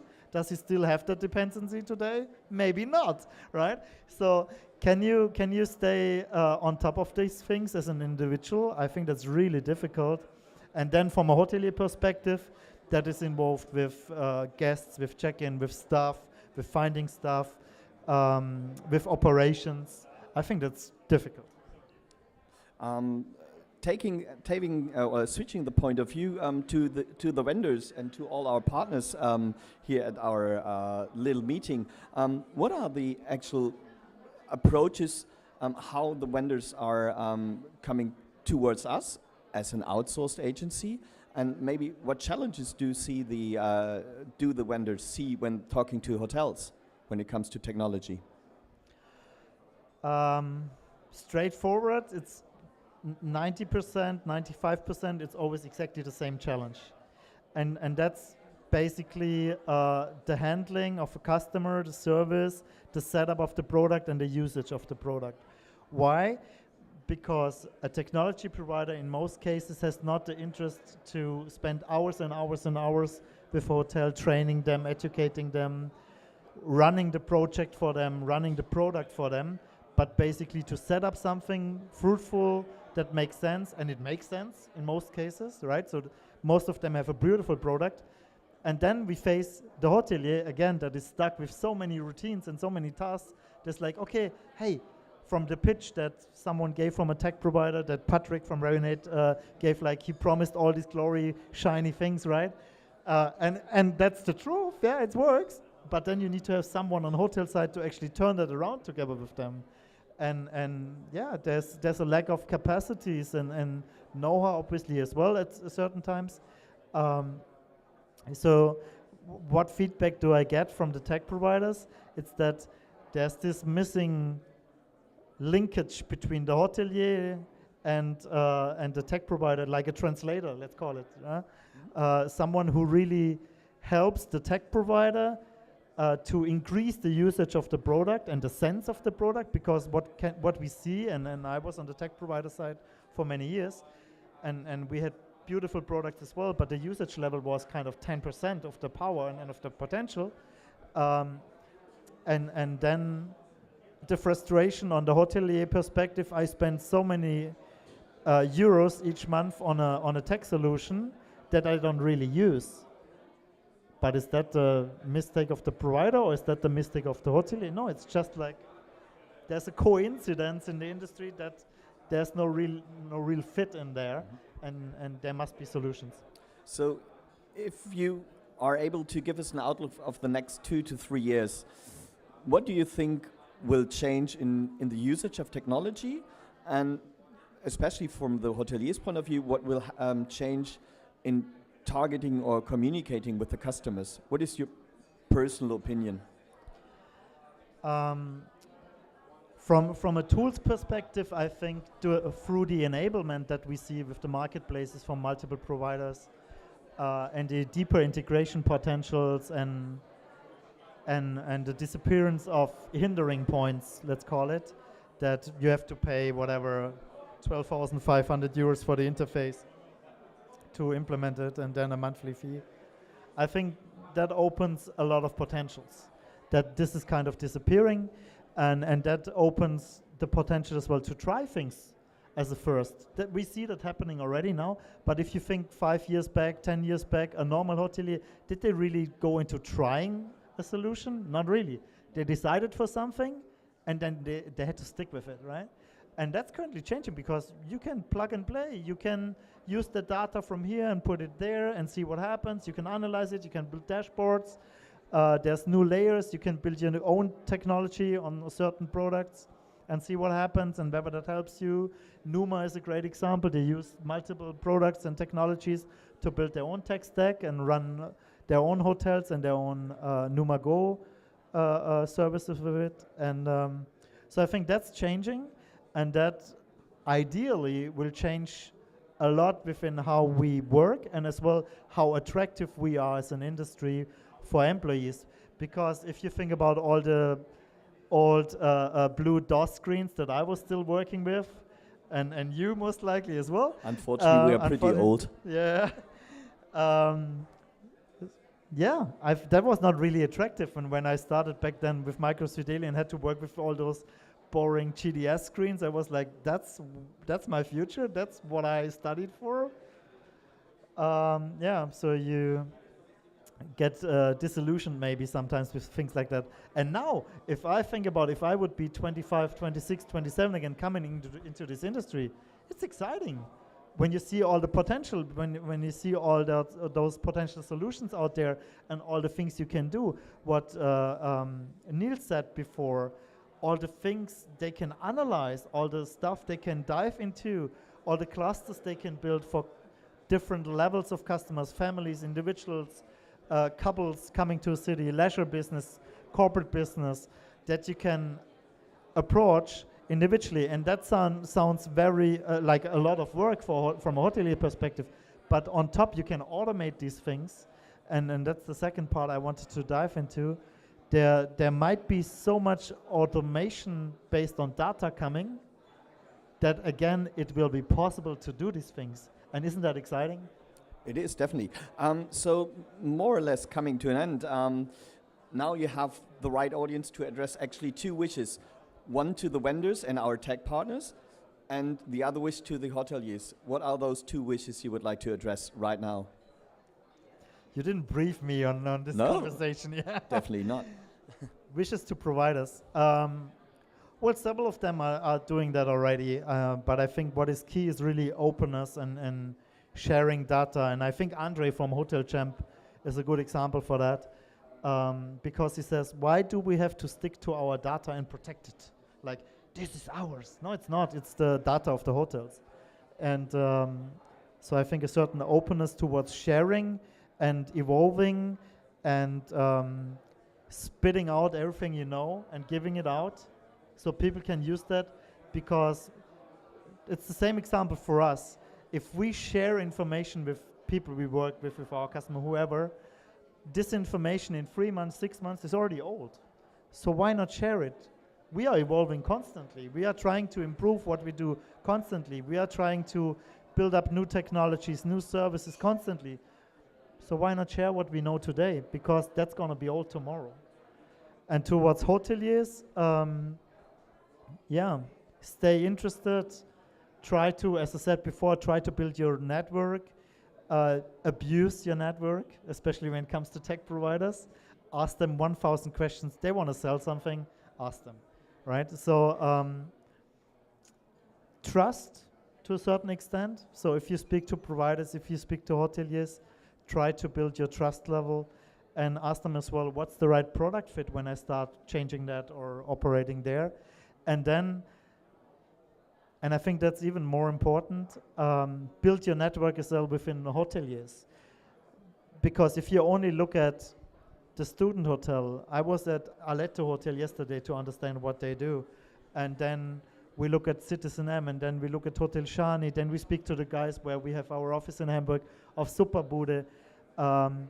Try to understand, is that what I'm doing as my traditional corporate hotel in a big city, the model of the future? Or should I diversify it? And maybe not. Maybe what you do is exactly right. I'm not judging. I'm just saying, ask yourself those questions.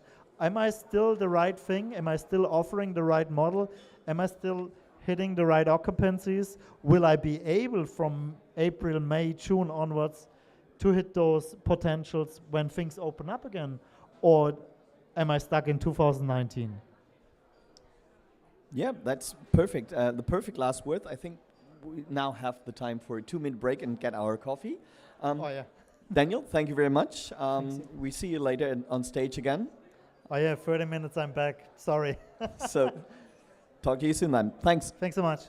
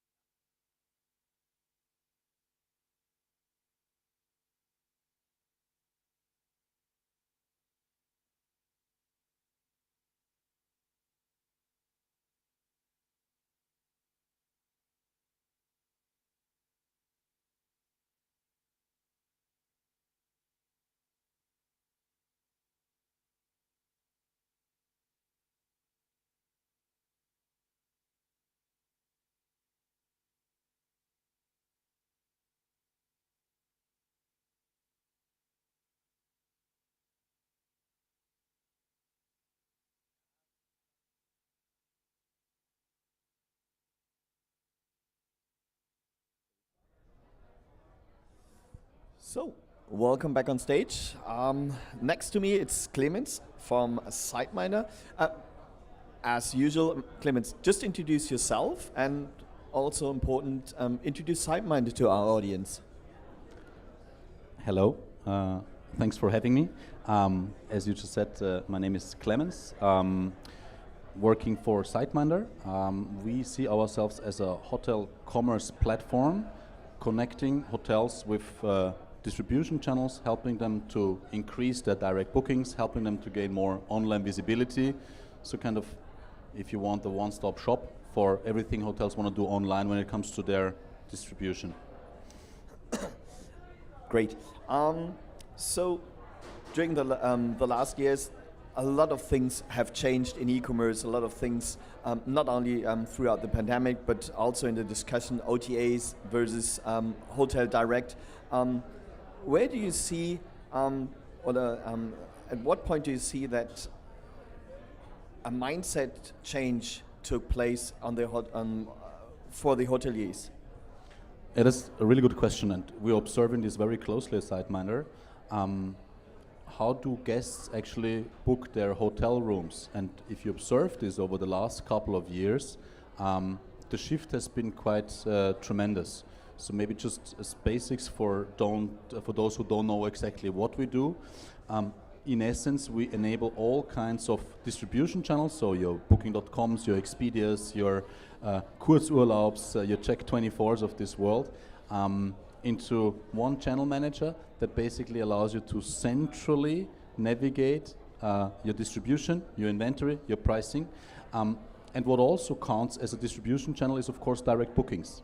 Now, what we have observed over those last 2 years that we all suffered through the pandemic is a bit of a mindset shift on a couple of levels. First level, if you compare 2020 with 2021, you can see that, well, overall reservations are down, of course, but that the proportion of direct bookings year over year is, the growth is significant. So whereas direct bookings played a minor role, we annually release, and you might have seen the top 12 booking channels, whereas in 2020 we might have seen direct bookings, so that's all direct reservations with all the connectivity partners we have, not only through Siteminder, would amount to the 6th place. Right now they're already on the 2nd place. Can you take a guess? Why is there this big shift for direct bookings? Do the hotels change their mindset, or is there anything that the OTAs did differently to the hotels, or has the mindset of the customers have this changed? What do you think is the reason why the direct booking is getting more and more important for the customer? I think it's probably a little bit of everything of what you just said. Essentially, and what we see as a big pattern, the mindset of the guests are changing. So whereas a couple of years ago, booking direct was a bit of a difficult, sometimes awkward procedure. If you look, and you also, I know that you do this also on a daily basis, if you look at different hotel websites, really ask yourself, would I book this hotel directly there? If I just know the hotel's website, sometimes you can't even book direct. Mm-hmm. And even if there is a function to book direct, from a customer perspective, it's often not very clear how do I book, what are the conditions, how can I cancel, just in times like this, that's obviously is essential. So I think the mindset of the customers has changed, but that was only possible because a lot of hotels have stepped up their game. And I think those last 2 years played a tremendous role in getting there, because that time essentially, that kind of forced slowdown was finally a time where a lot of hotels took the time to reconsider how they actually want to distribute. They always had this in their mind that digitizing is important, direct bookings are relevant, but that just was never the right time to do that. And I think over those last 2 years, hoteliers have invested funds, but also have invested tremendous time in order to step up their game. And at the same time, guests now being more aware, and it's more visible to them that they can book direct. Both have contributed to more direct bookings. And then maybe one, if you allow me, a third element that I think plays a major role in that shift was the decision, especially in Germany, by the High Court in Karlsruhe to basically skip the whole, it's called in English, it's called most favored nation, the best price clausel, so to say. Yeah. So now basically hotels can sell their own rooms finally at the price that they wish without having to consider what price they're asking on different platforms. Which leads to the point of what I would call rate hygiene. What do you see from the hotel point of view, or you as a vendor? Are hotels really taking care of what rates are sold and where their rates are sold, or is this still a process where companies like berner+becker or others, or you as a vendor, have to really emphasize the hoteliers to keep an eye on that? I think all in all it's certainly the latter. So I think there's still tremendous room for improvement where hoteliers need and want assistance. What we at Siteminder do is we provide them data and data points to support certain decisions, but just getting hotels to actually look and use that data is already a different story. I think that now with a lot of cool software, and there's a lot of providers here that really offer really specialized software that really help hoteliers to take better and informed decisions. I think one point is to have access to that data, then in the next step, and that's where they often need help, is to take the right conclusions out of that data and make informed decisions. I think we're still in the middle of that journey, but I think a certain trend has emerged that is actually unlikely to stop. The only thing, or food for thought, over those last 2 years, of course, the overall volume of reservations was much, much lower than it has been in 2019. So if you look, I just looked at our World Hotel Index just before that meeting to give you latest data, which basically captures all the reservations made over a period of time on a certain market. If you compare to pre-COVID levels, Germany is now at around 65% to where they were in 2019.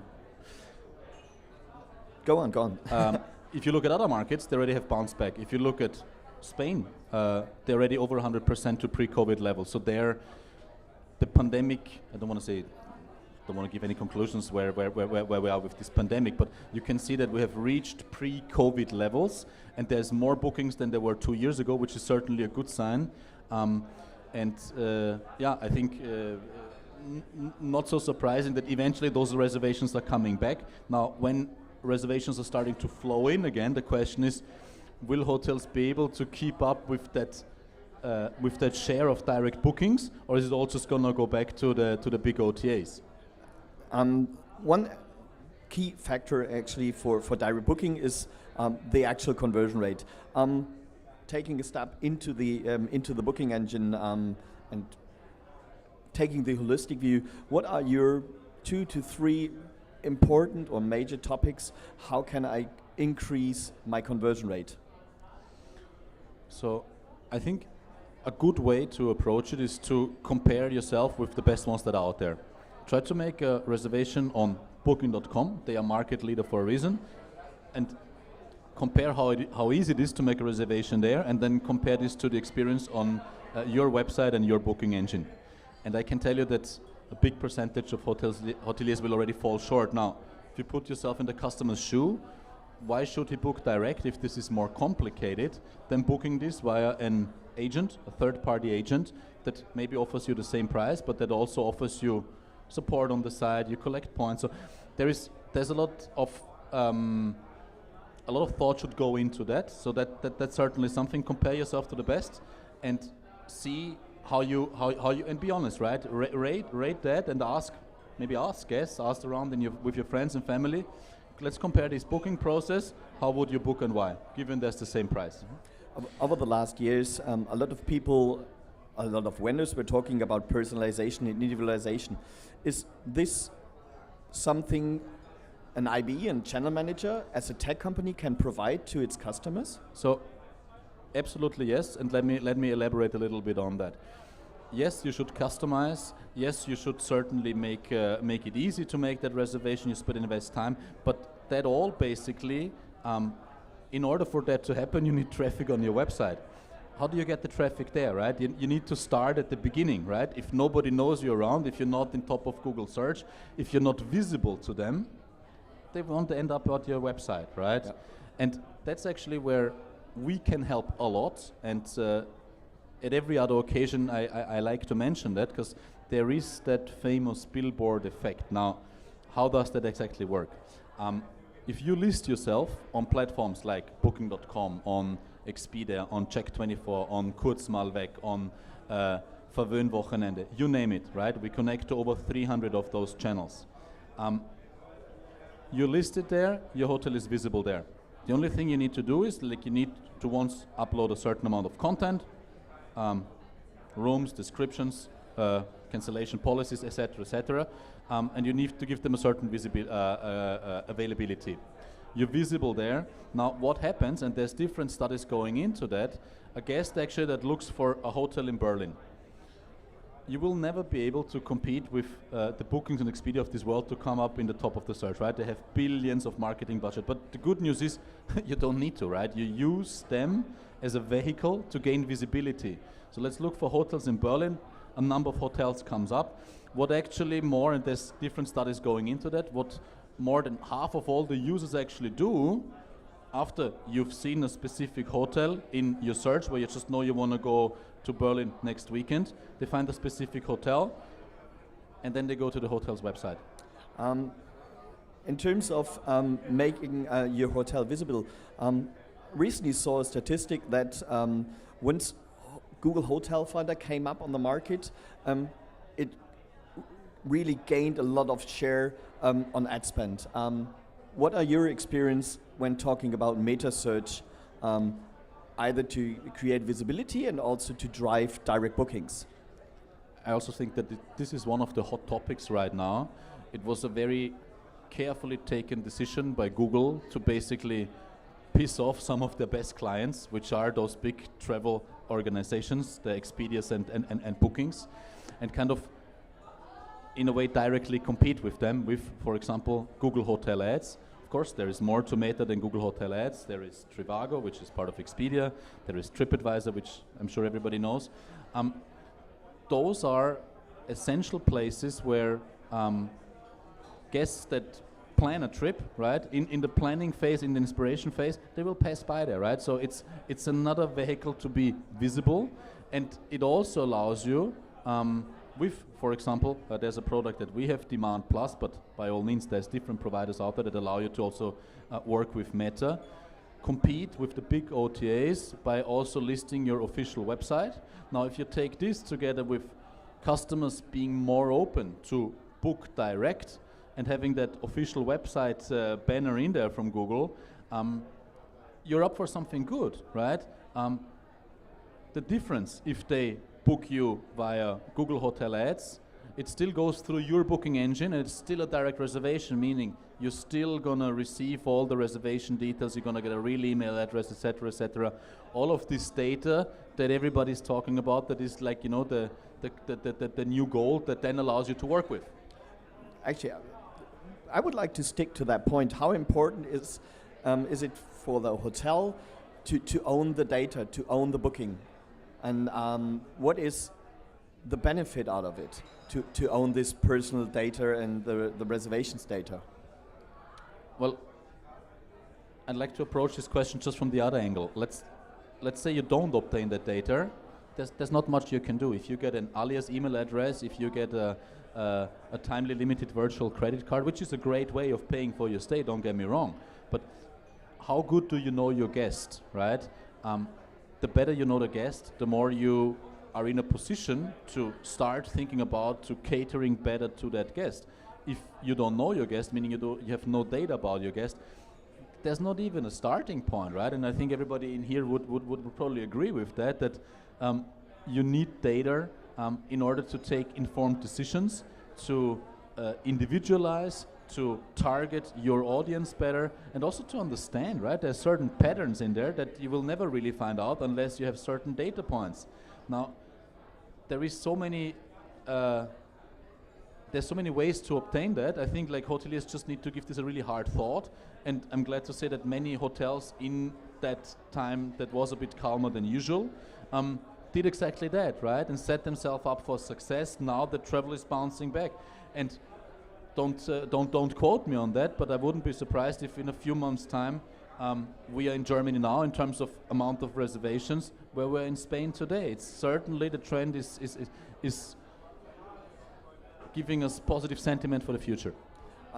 So having a deeper look into meta search, can you share 2 or 3 best practices to be successful doing meta search business? Yeah, I mean, I think there's many. Just to quote a few, like really think about your pricing strategy, because price does matter. If you can offer that little bit extra, if you can be booked direct versus your other channels, that's certainly one of the drivers. Now, any revenue manager will say, like, don't do that, be careful, like, you know, you want to hold your ADR, you don't just want to give them pricing. I think, first of all, to actually start working with Meta, to start to get listed. So if, for example, at Siteminder, somebody would decide to work with Demand Plus, which is our product that caters to be listed on Google Hotel Ads, on Trivago, and on TripAdvisor, they don't even need to know so much about Meta. We basically do the bidding in the background for them. It's a CPA model, so cost per acquisition. You only pay for bookings that actually happened and where also the journey took place, which could be a great way to start that journey. I think one advice is certainly like, you know, just get started, you know, and don't complicate things. Of course, you can dive deeper and then, you know, like derive and get a little bit more to the nitty-gritty details. I think the important thing is now don't miss that train, jump on it, get started, learn on the go, prepare to make some mistakes. They will happen along the way, but don't miss the train, right? Be on board. So you just mentioned working with the CPA model. What do you think for a usual, like a 3-star city hotel would be the best approach? Working with the CPA model or doing it manually and working for a CPC model? Where do you see the benefits for each model? I really think that depends on the 3-star hotel. It really goes to the details. I'm sure you, with your hotel background, also have an idea about that. To be honest with you, I think if you have a clue already, CPC can be a really good way. CPA is certainly something, a bit of a safeguard, right? You only pay when the booking took place. CPC also has its advantages. So I think it really also depends on the level of knowledge of the hotelier, how much support they need along the go, how good they are with their bidding. I'd be curious to hear your opinion, actually. I see it the same way, that it depends on the matter of knowledge and also the member of staff. But taking back and maybe looking a little bit more in the future, a lot of hoteliers or the industry itself is always trying to keep up with the tech providers or the e-commerce which is happening outside of our industry. What do you expect from the next 2 to 3 years in terms of e-commerce, drive to direct business? What are your expectations, and maybe what is Siteminder planning in the future? If you can share some insights. It's a fair question, and like anybody else here, I'd be really guessing. But what we see very clearly is that the trend towards a platform, towards like a centralized place where you have access to that data. We see that hoteliers that decide to use that data are seeing pretty immediately good results. I expect that in 2 years' time, a lot more hotels and a lot more accommodation providers really will have gone that journey towards digitizing. You'd be surprised, especially like for smaller hotels on the countryside, how much work there is still to do. I mean, we're here at an event where you probably like meet the forefront, those hoteliers who are informed, who are kind of aware and interested in the cutting edge technology. But let's be fair, that's not the mass market, right? Like the little Gasthöfe and the little, like, you know, rural, and even in cities you'll find hoteliers. For them that step is yet to come. My prediction would be that in 2 years' time, a lot more of those hoteliers have taken that step. My expectation is also that Google will take a more and more dominant role, especially when it comes to mobile. Now, for years there has been rumors about what is Amazon going to do. Like, to be honest with you, I personally don't see much happening there, but I can see that Google really stepped up their game. I think that the OTAs see as the biggest threat, actually, exactly those hoteliers who step up their game, especially those hoteliers who fight for every direct booking. And you can see them in conversations with hoteliers. We do see that they're more likely to take whatever is in their power, whatever they can do to keep that booking with them, to basically counter hoteliers' effort, than for those hoteliers who, like, a couple of years ago, just basically turned on the big OTA and reservations would come. So more savvy hoteliers that take more informed decisions. Hopefully no more negative news that we're having, sadly, all the time. So a little bit more of peace, quiet time. People can enjoy some holidays. I expect, especially this summer, a lot of revenge traveling happening, like bookings to go through the roof, where like probably Mediterranean destinations in summer times are just more prone to receive more of those bookings. But I think the overall market is recovering, so that's really good news for the industry. So yeah, I hope the dog days are over, and I'm pretty sure that in 2 years' time we'll sit here and we'll talk about that amazing recovery that took place, and we'll probably talk about probably more detailed approaches, less conversations about should I get started or not, but more down to the nitty-gritty detail, more in the mass market. Thanks. One last question when it comes to a change in product. Recently we saw that a lot of hotels actually changed their product into, for example, long stay serviced apartments, and not only short stay. Some other hotels actually provide a hybrid model between short stay and long stay. How do you cover, as a booking engine and channel manager, all these different needs? Because if I would like to have a long stay, I would have to change my process in terms of regulation. How do you cover those new models of service? Yeah, absolutely. And it's like, thanks for asking that question, because that's a huge trend right now. It's a phenomenon, like that long-term rental, also that trend a little bit towards more apartments, that trend to also combined with workation, right? Like you combine work and holiday a little bit. So how do we cover that? Well, one way we certainly cover it by connecting to the right partner. So if you think about long-term stay, great channel for that is, for example, Homelike, where you can't even book anything under 30 nights. Mm-hmm. And it's especially intended for the traveler that is going to stay long, maybe like work from a certain city for a certain period of time. And what we also see skyrocketing is the amount of customers that have kind of offerings in the service level apartment. You have specialized providers that are scaling up. One example maybe CoCoBe apartments, Numa, Lime Home, that are really having an amazing journey by basically adding flats. Now, how does that affect hotels? Another big name I want to throw there, look at Airbnb. Airbnb is now, since they entered, and I'm proud to say we were the first ones to connect actually Airbnb as a channel, they really have arrived in the mainstream hotel market already, where through their Airbnb, guests can actually book their apartments and hotel stays. Now, you're not going to find your big chain hotels maybe on an Airbnb, but for privately owned hotels, even small groups, why not? How do hoteliers cater to platforms like this? You're right? There's a lot of organizational shift, and the offering has to change. Now, probably would need to look at this on a case by case to give you more like, in-depth answer there.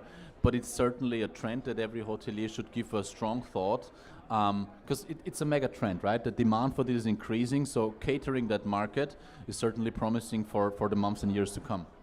Perfect.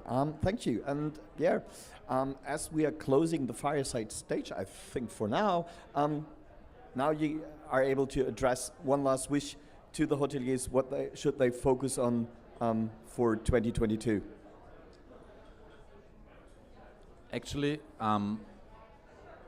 I would wish, well, first of all, that that terrible situation that we have is going to end soon in Eastern Europe, and especially in the Ukraine. I think peaceful times with a natural recovery will benefit all of us. Hoteliers should use that bounce back of reservations to make sure they are set up for success, meaning that they have a strategy of how they are visible to their future guests. And it is a mix of being bookable on third-party channels and having a very clear, formulated, precise, direct booking procedure. Perfect. Clemens, thank you much for taking the time, and wish you a great evening. Thank you. Thanks for having me. Danke dir.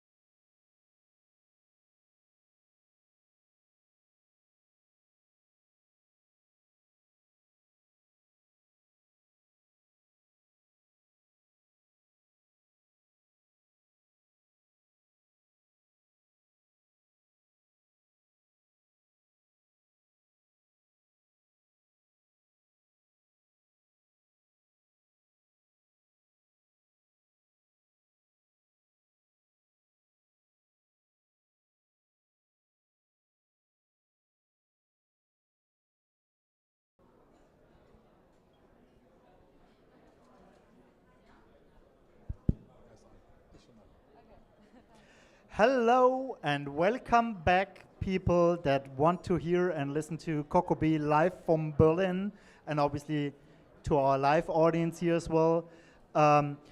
Obviously, everyone on YouTube watching cannot see you guys and cannot know that anyone is here. So do you want to prove together with me that there's people here in the room by cheering out loud by 3? Is that okay? So 1, 2, 3.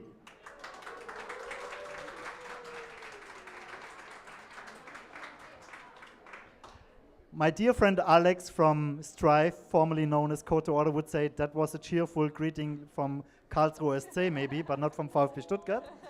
So that was kind of lame. I said that was lame, Alex, come on. So, welcome back to CoCoBe. We are getting started now with our panels. This is going to happen from 6 p.m. or 6 p.m. until 9 p.m. For the people here on site, obviously we'll mingle later on, we'll have beers and wine and whatever you, water, milk, whatever you want. And yes, milk. And yeah, for the live audience here and as well for my lovely panelists, we're going to start with the first panel. Afterwards, the second panel at 6:30 will be hosted by my dear friend Pontus, right? And then there's a few more coming on. And we are more than happy to invite everyone here from the consultants I see and from the hoteliers I see and from the providers I see to ask questions and really dive into this discussion, because this is not a presentation, it's meant to be a big discussion. Whilst I'm speaking, that's not too important. Whilst the others are speaking, please, please, please, you can continue talking, but not so loud, so we can hear ourselves here live on stage. All right. Thank you so much, and we're getting started with Hotel Operations 2022 with my lovely panelists here, and I would like to, normally we start with the ladies, but for me, I'm old. For me, it's easier to start from left to right, from my left to right. If you could just introduce yourselves quickly in 30 seconds, starting with Sebastian. My name is Sebastian Horn. I'm operations manager at the 𝗨𝗶𝗍 hotels in Germany. And we are operating in 16 hotels in Germany under different brands for Accor, EAG, and Best Western, and 2 hotels without any brand. And yes, thank you to be here. Glad to have you. Nastaran.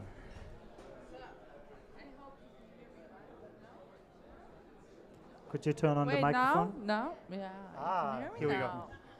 So I'm Nasi, you can also call me Nastaran, but I don't like it. Call me please Nasi.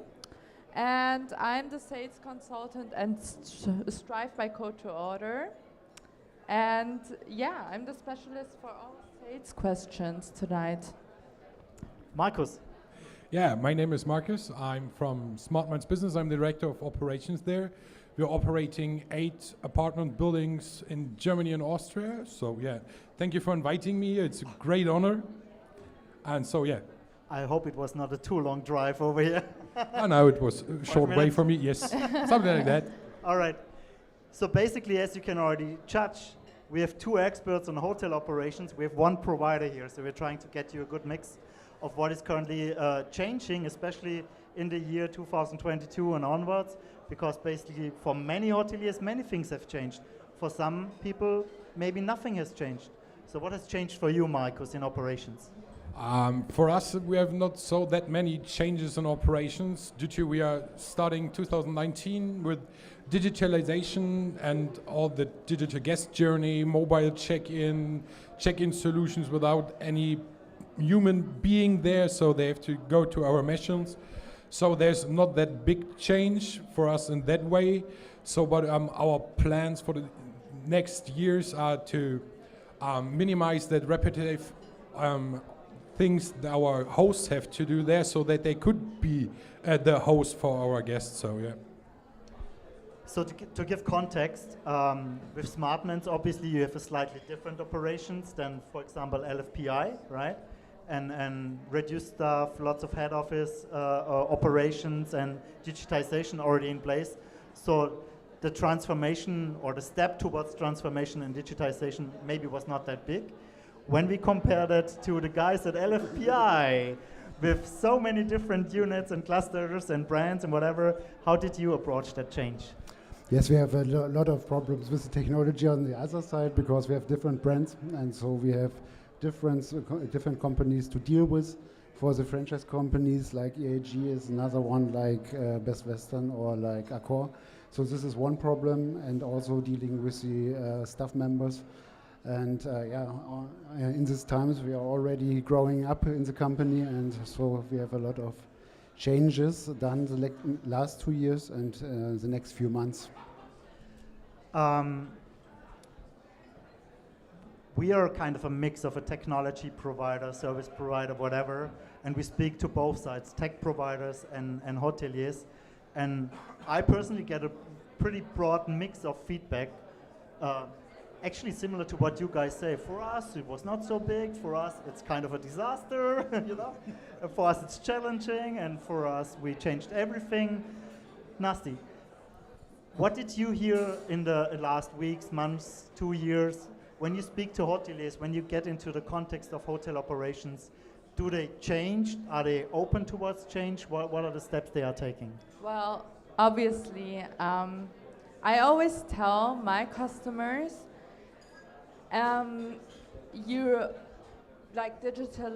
digital solutions are not a nice to have, it's a must to have. And this is like the most important thing.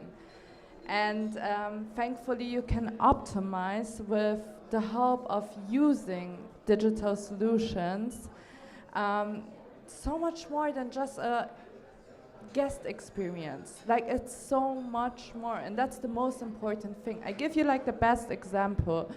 Just imagine a hotel. Guests are arriving and there's like a long queue. Why? To only check in, to only like sign a registration form. And most of the guests are like moody, and no one is in the mood to wait like 20 minutes in a queue. Not even me. I'm so honest. And the guests are moody, and the receptionist is already stressed out because everyone is complaining. So why not?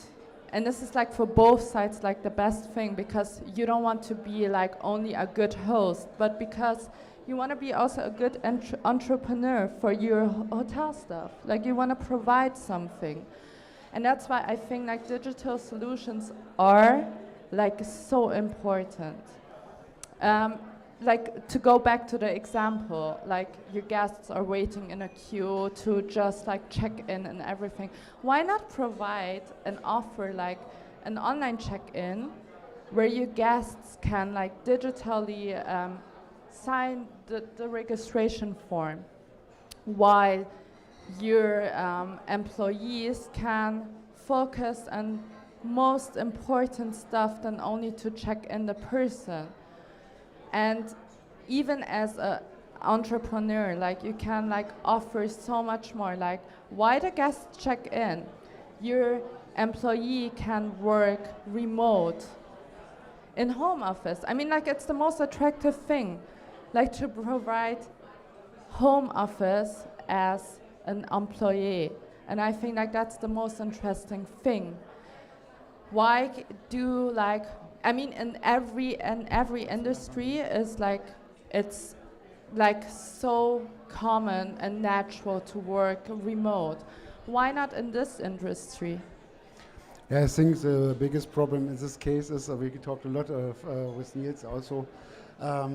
For us as a provider with different brands, one product is not even the product that we need in each hotel. It's easier maybe at your apartments when you have one software and oh, I'm sorry. When you have one software and for all the hotels, but we have 16 hotels, 16 different PMS systems, or 2 or 3 of them, but not every product is working with this, and this is the most challenging thing. And we want to offer online check-in in all cases, but it did not work at the moment at some brands and some franchisees, and this is the biggest problem that we have. So the connection, maybe Markus can tell us a little bit more how it's working in your case, I think you have one PMS or something like this where it works with one solution, or am I not right? Yeah, sure. For us, it was really easy due to we have one PMS system in all our buildings. So we have our partners are Apaleo, and we have the digital guest journey with Straiv. So for us, as I told at the beginning, for us the digital way was for us the aim, and it was easy to reach for us. Well, that was actually like in German we say Steilvorlage. So that was actually a good one for me. Especially changing the perspective a little bit from tech, because we discussed tech for the last hours a lot, towards employees, because that's a bottleneck in industry, obviously. So how, can you give an example on how that helps you, Markus? How that helps you in your operations, and how do you adjust your operations towards that? Yeah, for us, the digital way helps us that way that we can offer to our employees that what you have told us, that home office. So you can go work at the home office, or we have many people, they stay in the home office, or so no one has to be in charge at the reception. So due to our model, we have on weekend or on holidays, there's no one at the reception. So I guess have to be that techie to do that by himself, so that we can offer that solution, that individual for our employees. So obviously there was the news going through the industry with 25 hours offering 4 days, and we spoke about it, Sebastian, last week. I know, I know, and I know you're a big fan. So is that the same on your end? How do you see such developments? What's the answer of your operations towards such new and fresh ideas? I like these fresh ideas, so this is not the problem. I think you cannot have one solution for each type of hotel. This is the most important thing. On 4 days of working is nice, but it doesn't make sense on every opportunity. So you have to take a look for each individual destination or hotel what your staff members need, or what you can offer. So we have just 3 persons on the reception when I do a 4-week, so I don't need any person 10 hours a day, so it's not working for me. But also not at the moment, not wanted by my staff members. This can change, but you have to take a look for individual solutions in your company and also with your staff members. I think it's too easy to say this is with the 4-day weeks of working, this is for future the best thing. I think you have to take a look for. It's good that something is changing in the hospitality industry, so also in payment or in working hours. But don't be so fast to say this is a solution and then it works, you find staff members and so on. I don't know what you think, but I found that pretty interesting on what you said last week, because it's very precise, and always when we are on a stage discussing things, I'm looking for examples. I'm looking for stuff that people can learn from and take home and take away. And maybe there's 1 or 2 hoteliers here that are currently considering how can I change that? How can I find new people? How can I attract new people? How can I find new offerings or concepts to be more attractive? And you gave like 2 or 3 different examples, on if you want to share that, only if you want to, but how you approach that with flexibility. I think that's the main topic, right? I can tell it. It's not secured on this time. So just take a look on your hotel. Take a look if you need 2 full-time staff members, or if you have the possibility to have in Germany it's mini job, or students that just come in for the evening. So some hotel companies are working with this as a second person on the reception desk in the evening. So find solutions for your hotel. Take a look back from the old history on stuff, and take a look what can help you. We're also working at the weekend with 2 people. They're just working on weekends for 3 or 5 hours, just for breakfast, because they come from the hospitality industry, have jobs outside the hospitality industry, and now come back just for part-time jobs on the weekend. This is what we needed back to the hospitality. I think this can be working. maybe it's a good idea to ask your staff members what their plans are. So maybe you can make a mix of your strategy with their plans for the future. So that's a great idea to ask them.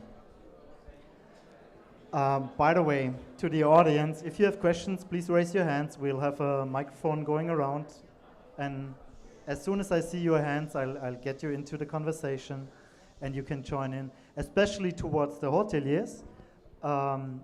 Again, if you have currently challengers or questions and you want to speak to operations people that are trying to you as well, obviously, 𝗧𝗵𝗲, you can ask 𝗧𝗵𝗲 as well. Yeah. But if you have challenges or questions, or if you are at a decision point of view, please reach out right now. That's your chance. You have another 10 minutes. For example, you, Martin. Just kidding. So, speaking about challenges, what's the current challenges you have, Markus, facing your operations? What's the hurdles you have to overcome? So one of the challenges we have is that we have, due to the different properties we have and different cities, we have the one challenge is to find the right mix due to short stay and long stay. So because basically our main focus is on long stay. So but with a long stay, you can't reach every goal you want to have, like in your in the money way, so let's do it that way. So we have to find the right mix to make a short stay to increase your average rate, your RevPAR. So we have to find there the right way to get it, and we try to do it by centralization and the only thing we don't centrally is that we give the yield management back to the houses, because our operations manager sitting there at their house, they are basically, they do the budget every year, so they are the one who have to get set their goals, so that they have to every opportunity to get to their goals. So yeah, but that's the challenges we have this year for us. Yeah. What's the main? Jumping to hotel operations quickly. What's the main challenges you face, Sebastian? Yeah, we have two of them. The wave that is coming back from the business, so from low business to high business, and it's really quick and several times. So this to handle is not easy. And the other one is the changing of the business. So we come from a business to leisure mix from 50-50, and now it's the leisure 80% of our business. And this is another business that you have to deal with. And also the staff members and also we as operations manager have to take another strategy of these things. No questions. Everyone is eating, drinking, happy. Anna is smiling at me. All have the same problems, so I have the there same are questions. So that's all. If you have solutions, old stuff here, old stuff. No one cares. No one needs stuff at the hotel. Maybe you do. So, question to the experts here on stage. If you would be able, like Konrad over there, eating a lovely dinner over there. Hi, Konrad. If you would have the chance to build your new operations, right, from a white paper, a white sheet. Question to all three of you guys, or to someone in the audience if you want to, or Konrad if you want to share how you approach that. If you would have a white paper for hotel operations, where would you start? And what would you consider the most important 1, 2, 3 aspects in that context? They weren't prepared for that. Well, I would start. I mean, you should never forget. I mean, guest experience is like so important. Like, please consider it. But also, like, you need satisfied guests, but never forget you also need like satisfied employees, because you need to have a workplace where everyone is so happy and is motivated to work for you. So more people want to work at this place. And that's why be also attractive not only for your guests, but also satisfy your hotel employees. And the more and more you optimize with digital tools, you can satisfy everyone in this industry. And I think like this is like the most important. Like, don't say no to digital solutions say yes. Don't be scared, be open for it. And you can always, I tell my customers, you don't need to digitize everything from today on tomorrow. Like, do it step by step. Like, just go baby steps. But digitize, because it's so important, because it's not always your guests who need to be prioritized, but it's also your like staff. They need to be happy to keep, to be motivated to work. And that's like so important. I will hire 𝗧𝗵𝗲 as a motivational speaker. Yeah. Every Monday, 10 a.m. Oh no, Alex, no? Half an hour? I'm not allowed to. Markus. To be honest, I would not change that much we have done in the last years. I would say is focus as stuff. So you need your lovely people, your staff members in front there to satisfy your guests. That's one of the most important things. And then build your technology around that if you have that possibility.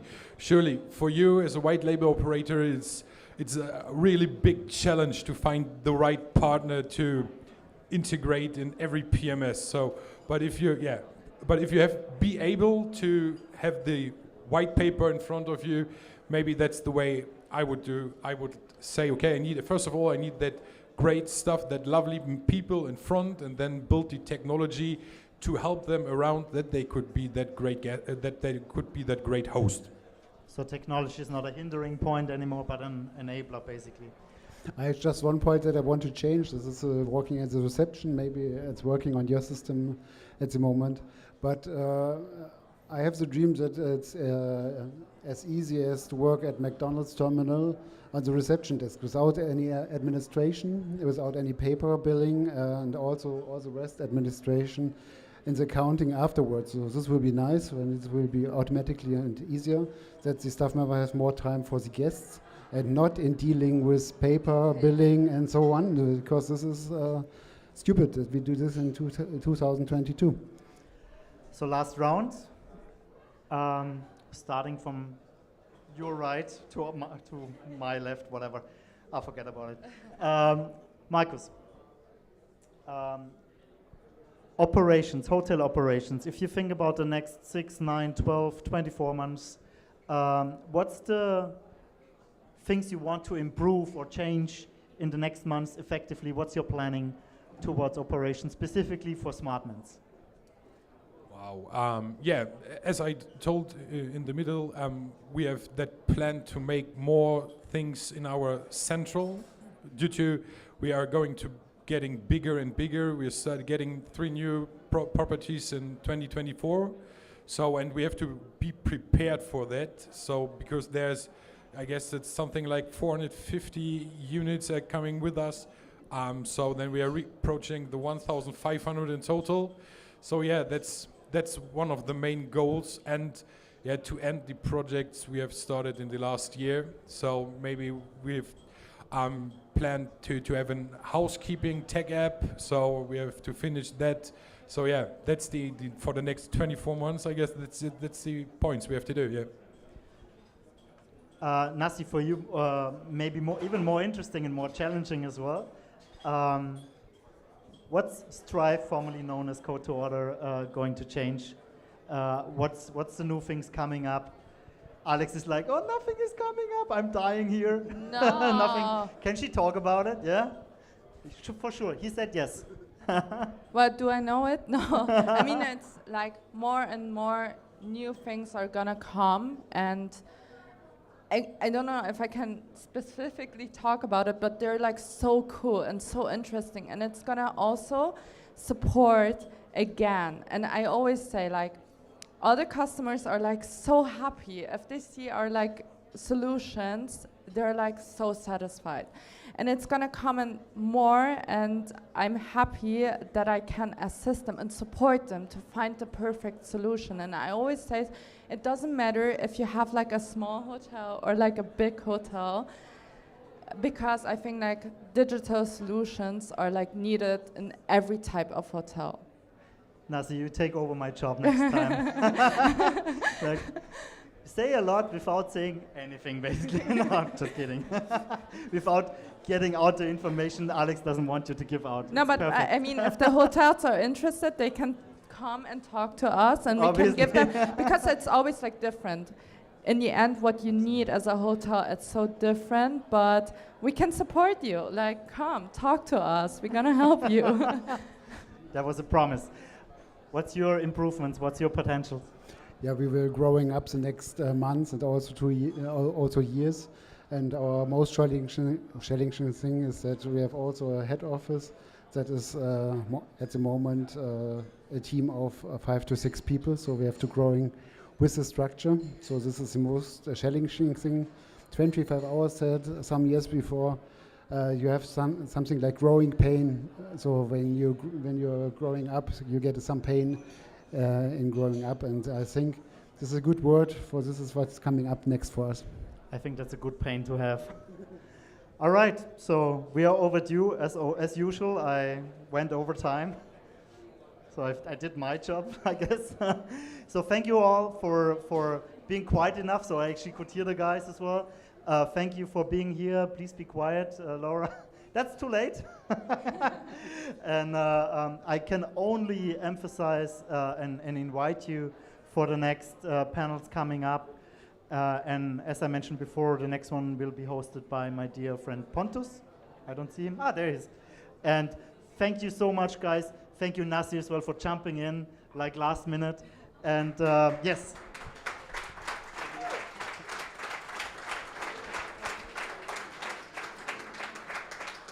And thank you, gentlemen, obviously, representing Berlin and representing Hamburg. And well, I pass over to Pontus if you want to come over here. And I don't even know what you will be talking about. I guess it's somehow related to revenue management. Is that the case? Will he get a new microphone? There it is. All right, thank you so much. Thank you, Daniel. Hello. Thank you very much. Thank you, Daniel. Daniel's promise I'm going to shut up after this stage again, but now I'm going to do a little bit of talking at least.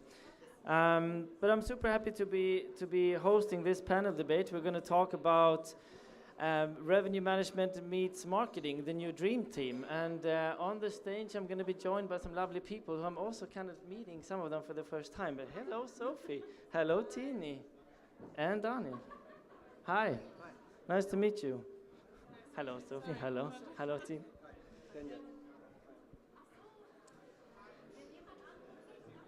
Hey. Woo. Hey guys, super happy to be spending the next half an hour together. This is gonna be cool. I have just one quick questions for each one of you, just to kind of get to know you a little bit more personally. Sophie. Exactly. Everyone needs microphones. That's a good thing. Do they work? I think. Hello. Perfect. Yes. I think it Perfect. works. Sophie, what's the best thing about doing revenue reservations for a hybrid smartment apartment hotel? The best thing, yeah, maybe so we can work with all tools. We can work with our colleagues, motivate them to increase our goals together.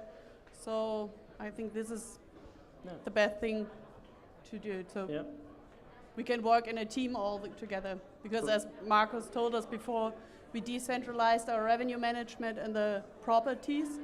So yeah, everybody has the responsibility for our goals. Yeah, yeah. I think this is one thing. Tini, Hotel 𝗏𝗏𝗏. I've had a bit of a look. I've never been there, but it looks like a crazy cool hotel. I mean, I guess you don't get to see the front of the house too much in your role, but what's the craziest event that you have been seeing in that hotel happening? Wedding or something? Well, the craziest event certainly has to do with our swimming pool. So if you have never been there, you should definitely come. And our USP is our swimming pool. And we do quite a lot of nice events. So I would say the craziest event was maybe the restaurant and pool opening, when we had a really big pool party. And what I personally recommend is an event just for two. So you can rent the pool just for you and your most loved person, and you can come there for a really special price, have the pool all to yourself from 10 p.m. to midnight, get a bottle of champagne, and just do a very nice event yourself. How much percentage discount can you offer me? We'll talk about that later. Yes, 10,000 euros instead of 15. Cool. Daniel, good to meet you. You're a known figure. How fun is it on a scale 1 to 10 to be on networking events again for you? Well, I didn't know I was a known figure, but thanks for that. I heard a lot about you. It's only good things. Thank you. It's great to be here. It's great to be back in reality, and it's great to see you guys finally in real and not on the screen. Yeah. So it's really fun. Yeah. Thank you. Cheers. Okay, so let's get starting. Revenue management meets marketing, the new dream team. I have a first short question where I would like a yes or no. Can one person do it all? And after you tell me your yes or no, please explain to me what's the structure in your guys' companies. How do you work? Can one person do it all, revenue and marketing? Well, I think there's only one answer to this question, and it depends on. So in our case, definitely not. We do have more than 60 hotels. It's all centralized here in Berlin. So we definitely need more departments and more people to do it all. So in our case, it's a no. Okay. Tini? Well, I would say marketing and revenue, maybe not, but I think revenue and sales can be done by one person. So I can just speak of our hotel. We are a quite small company with 70 rooms. And I am actually sales and revenue manager, so I also do marketing, of course. And I think it's really cool to be like just one person. I just have to ask myself if I want to do a campaign or something, so I can really decide a lot faster. And of course, I will get back to the general manager of the hotel, but I think I can act a lot faster than maybe a general manager from a big hotel chain who has to ask the deputy and many more people. So you can take really fast actions, and you can act on prices, you can act on availability, and I would say definitely yes, it can be done in one person. Of course, I don't have the specific knowledge about like SEO and everything like this, but I think sales and revenue can be done by one person. I don't know what you're saying, Sophie? So I would say actually no, because so we have, as Marcus told us before, and I said, we have a decentralized, and for us, it depends on our colleagues and the team. We have the revenue management between sales, is yielding, is the operations actually also. So the marketing part. So we need to get a solution for all of us and have to talk, and a lot of discussion with our colleagues. I think maybe for you too, especially sales and yielding, there's always a lot of discussion, but it's a lot of fun and development there. Yeah. Daniel, in hotels, you're a big organization. How does the corporation work, a bit cross-departmental? Who kind of identifies a need for something, and who sets it into action? And how is that collaboration and communication going from A to Z?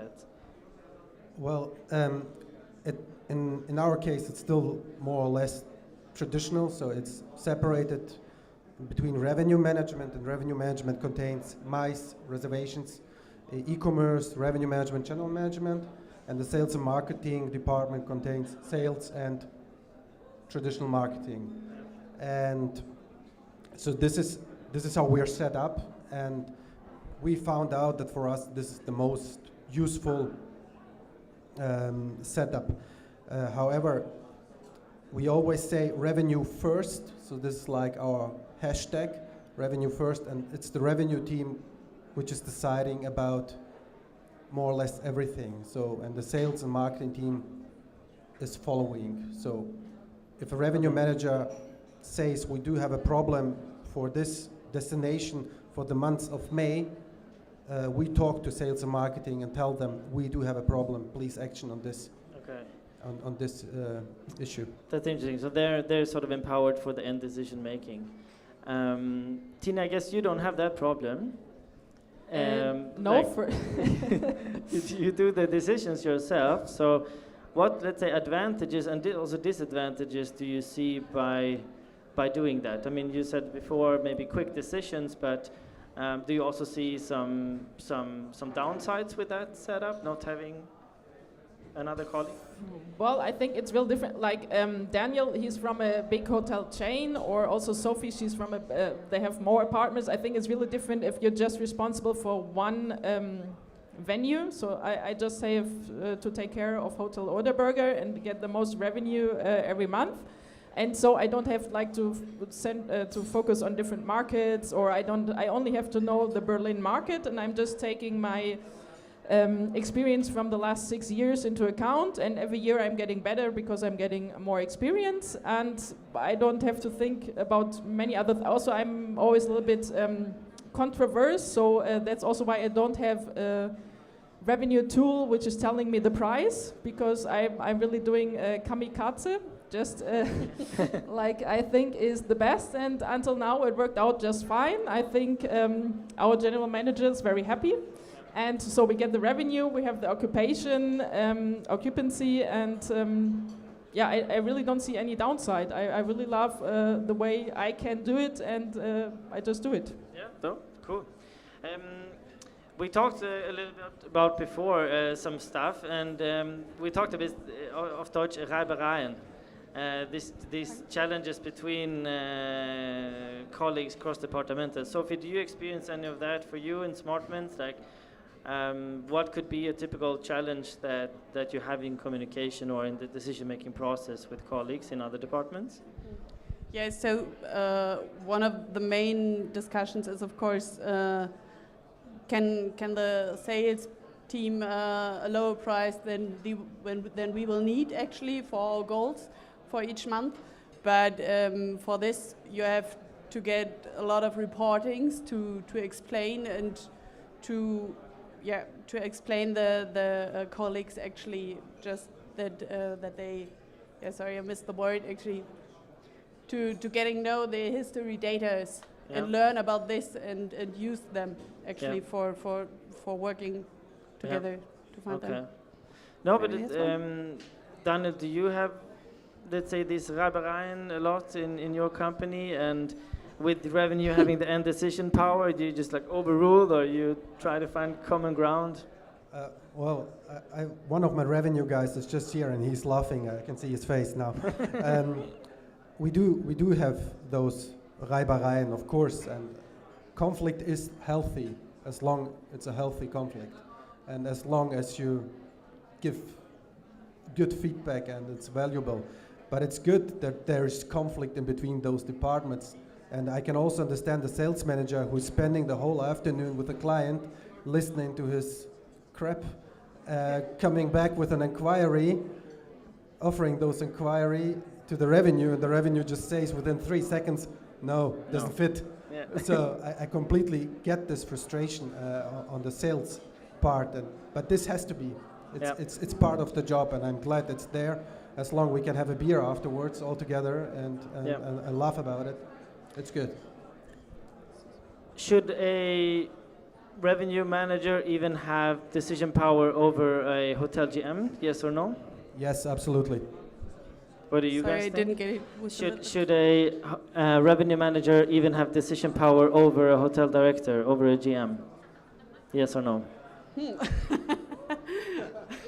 It's a team. It's a team effort, right? Yes, actually, yeah, I think yes, really, I mean it like this, because for us the operation part is really important because of our mix between long stay and short stay. So I can do a lot of short stay and reach a lot of revenue, but it won't help if our small staff team in the house or in the reservation can manage the reservation. So then it's a short term of revenue getting, but I will get them in the long term, so it doesn't help actually. Also for our sales colleagues, they won't get revenue if we do a shit operation. So, and it all depends together actually. So yeah.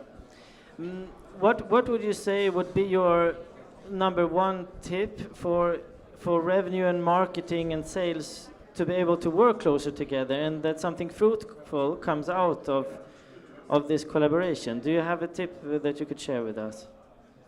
Or is it? Yeah, so actually, for us or for me, it's the reporting actually, because we can analyze everything and talk about the reportings and the data, what we have. And for this, we can have a successful discussion actually. Yeah. And the discussion will every day will develop every process, so we all will getting better with this.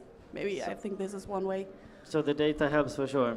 Yeah. And Tini, you have obviously, you're sitting on 3 different chairs, so you see all of the different systems. Now you said you don't have a pricing system or so, but I imagine you have some other IT infrastructure that facilitate your work.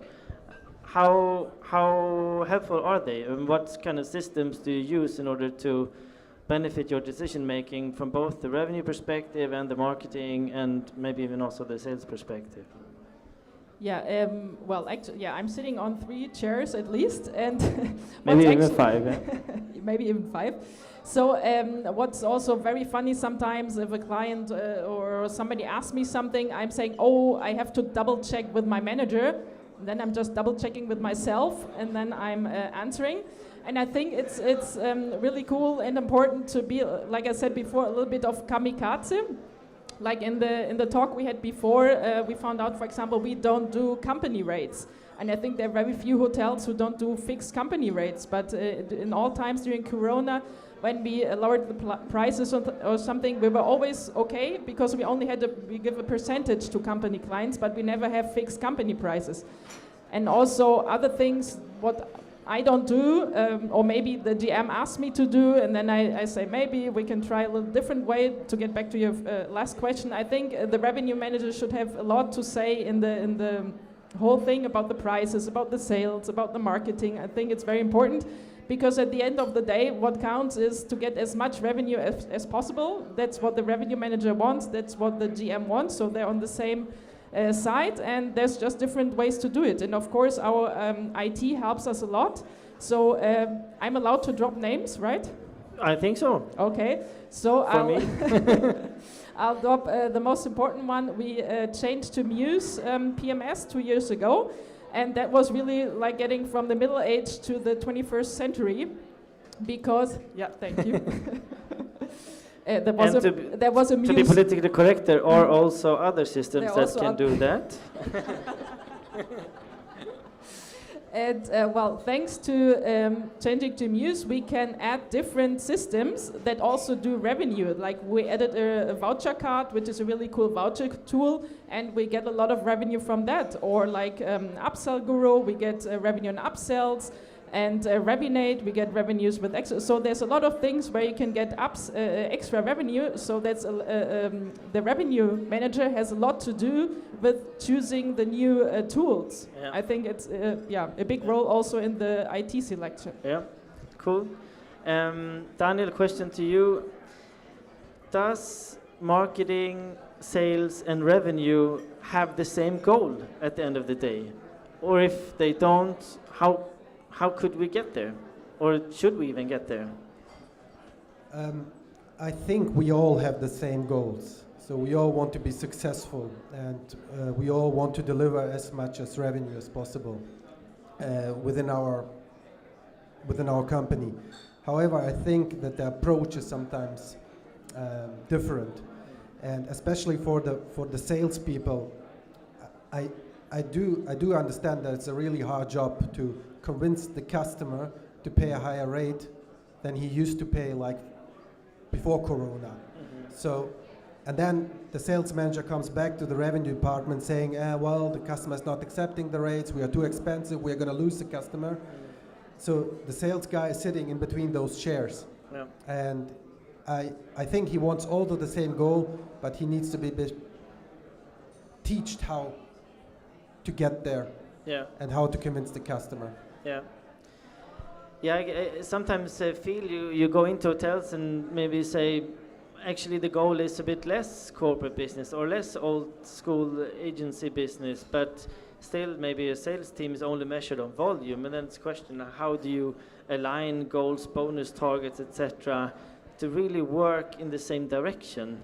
Sophie, is that something you try to do in smartments within the organization, or are the goals kind of spread out and people running in different directions, or do you feel that you as a team, you're aligned in your way forward? So we all, sorry. So we're always trying it, I think. So actually, especially with that thing that we're getting them all the data, that they can all see all datas for us, which is important for the segment mix actually, for short, medium, long stay, that they can see it, so they understood our problems that we need, or that we have enough long stay actually, and we don't need more long stay companies, or that we can't have more long stay companies. So this is the important thing, and I think we are on a good way, hopefully. So yeah, so it's good then that you can align around such a goal and say, okay, that's enough long stay. Now let's go for short mid stay to fill the rest up. So everybody of our colleagues are explain or understood our problems in the GM or in the revenue management part, that we need to get the better ADR, what we want to get with a lower rate. So they try to get it all with our data. Yeah, cool. I see it's very full here on the chairs around, and it's quite quiet as well, so I hope we're delivering interesting content here on stage, but therefore I'm also expecting maybe we have 1 or 2 questions from the audience. Is there anyone that would like to ask anything to us based on the themes? Someone brave?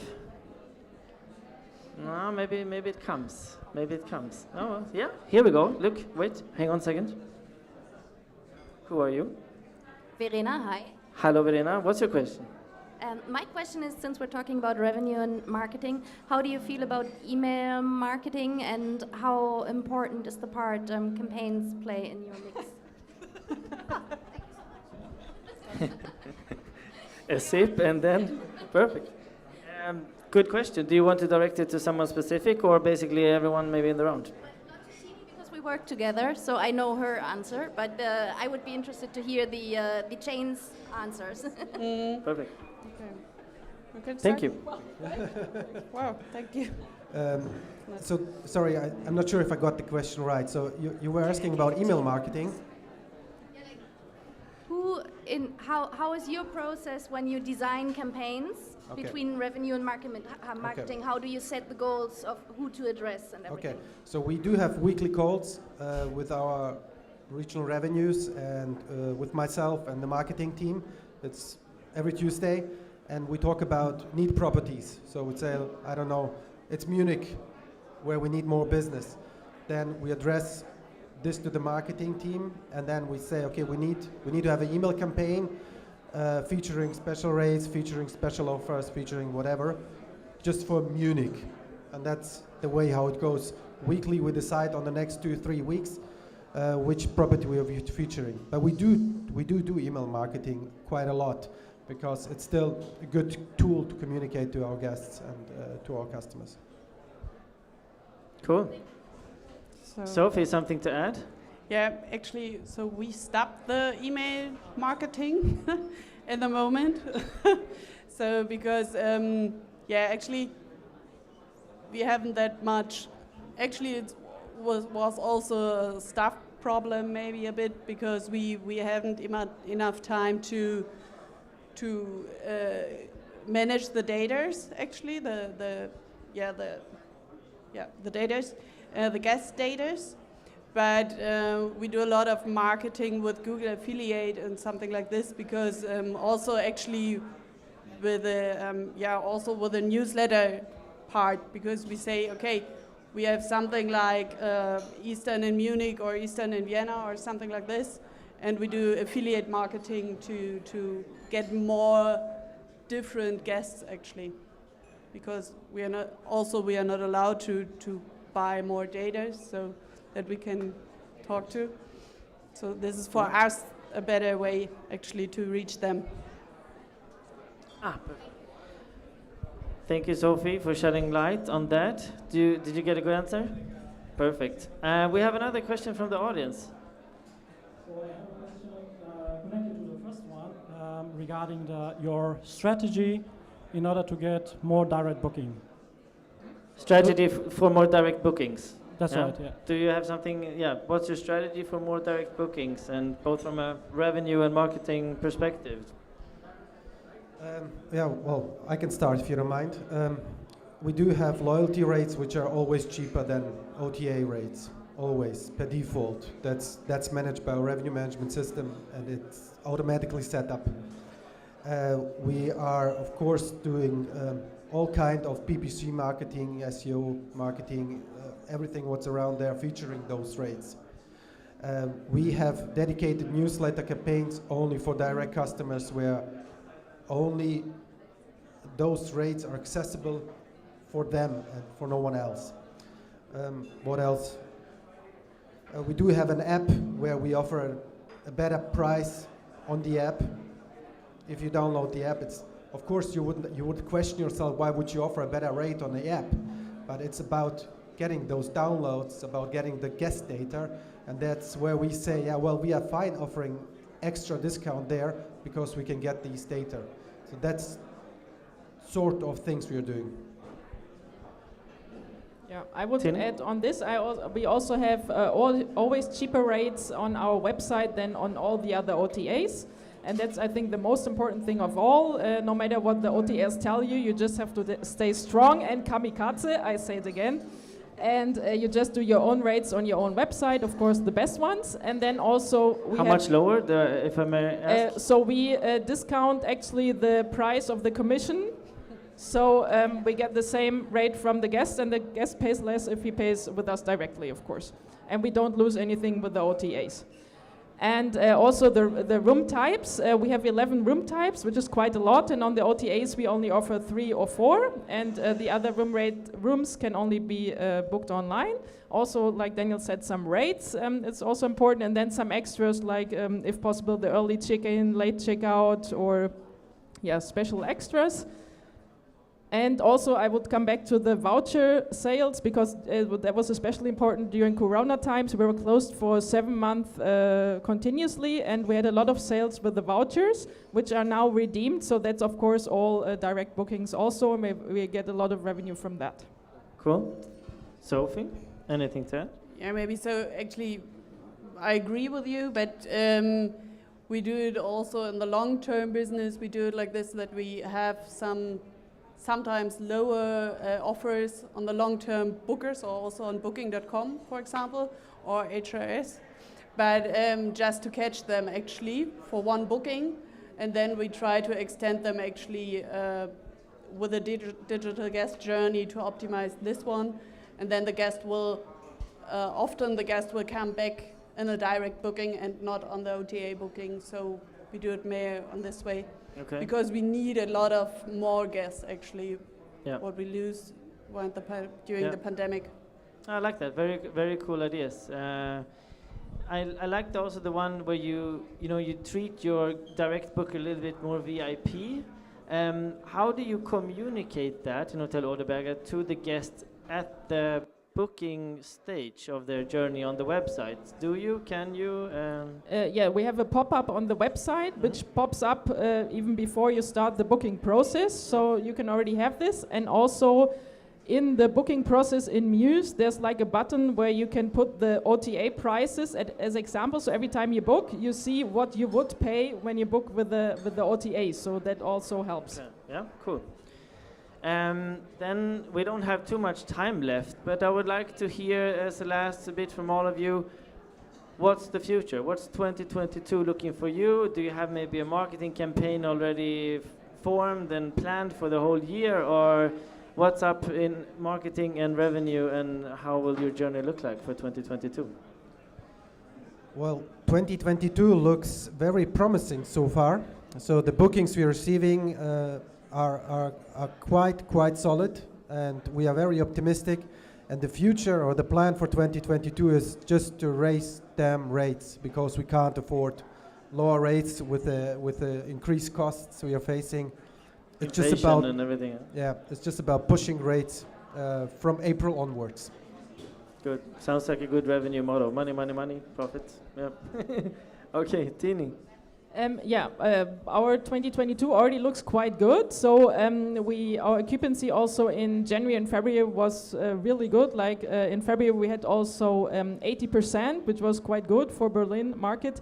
And we have many sell-out dates already. And so for me as a revenue manager, it's just taking the price higher and higher. And I'm sometimes thinking already, oh my God, can I really put this price? And I just do it. So. And then we will see the end of the revenue at the end of the year, but it looks really promising. Very good. I wish all the best. Sophie.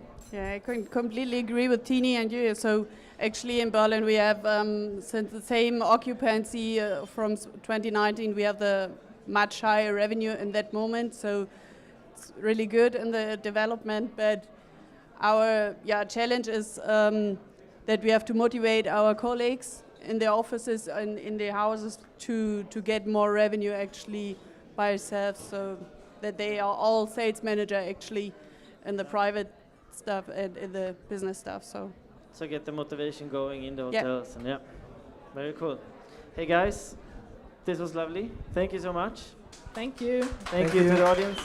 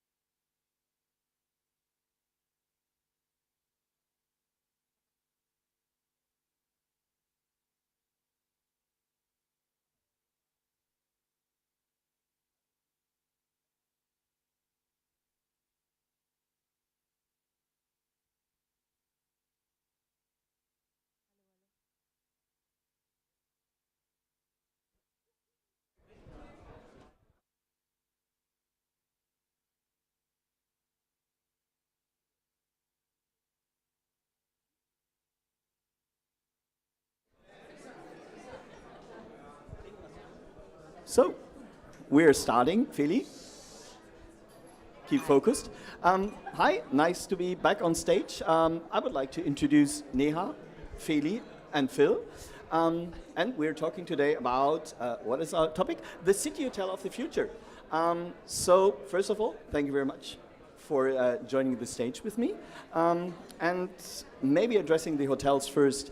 Over the last couple of months, and not for the couple of years, is there any change in customer behavior? Do you see certain guests are coming back to your hotel? Phil, you're already thinking of the right answer. Do you see that maybe some guests are missing? Well, first of all, I think it's amazing that we're gonna have the last couple of panels now. And the night is really amazing. It's going to be amazing with you. So I hope you're all staying. And I said it in the beginning, I'm happy that you all are here. And I want to ask everybody in the other end of the restaurant to come over here because the content is quite nice. And these people are quite experts in what they say. And I'm amazed that they're on stage with me. So that's how about you? Are you an expert? Oh, well, no. I get guided by you. So that's all I want. Coming to that question, I think there was...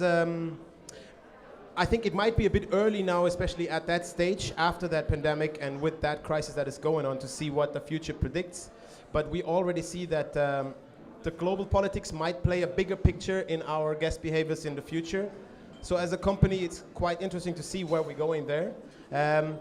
We do see for this property, or especially for Berlin, that the pickup gets like it jumps intensely in the moment where you're allowed to travel. You have the people coming back, especially if you're a product that might be attracted to a younger audience. They're coming back immediately. We see the same in Vienna. We see the same here in Berlin, and that's something that we're happy of. But it's going to be interesting to see how the other market partners are producing and foreseeing that in the future, especially with a corporate market that might not come back in that same stage. Philly, what do you see for Hamburg and as well, maybe because you have the knowledge about your hotels in Berlin, but especially what do you see for a market like Hamburg is?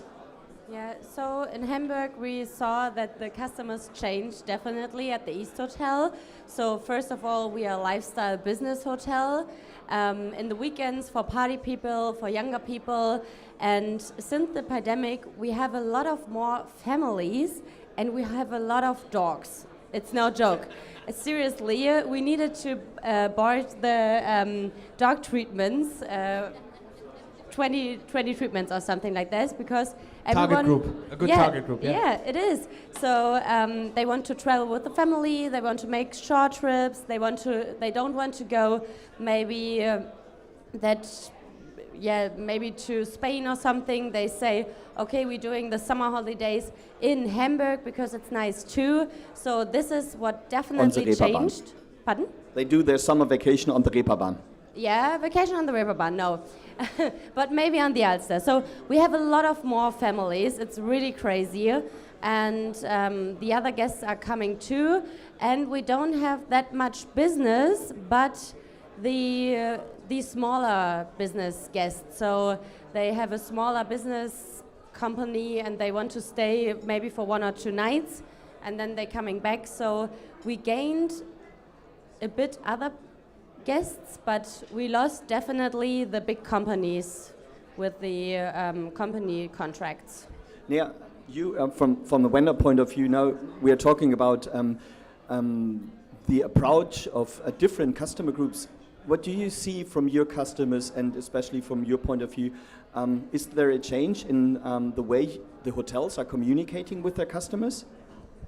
Yeah, I think it's not a secret that the business travel is really getting less at the moment. Alone in Berlin, I think unfortunately more than 70 hotels had to close down, which is really sad to see.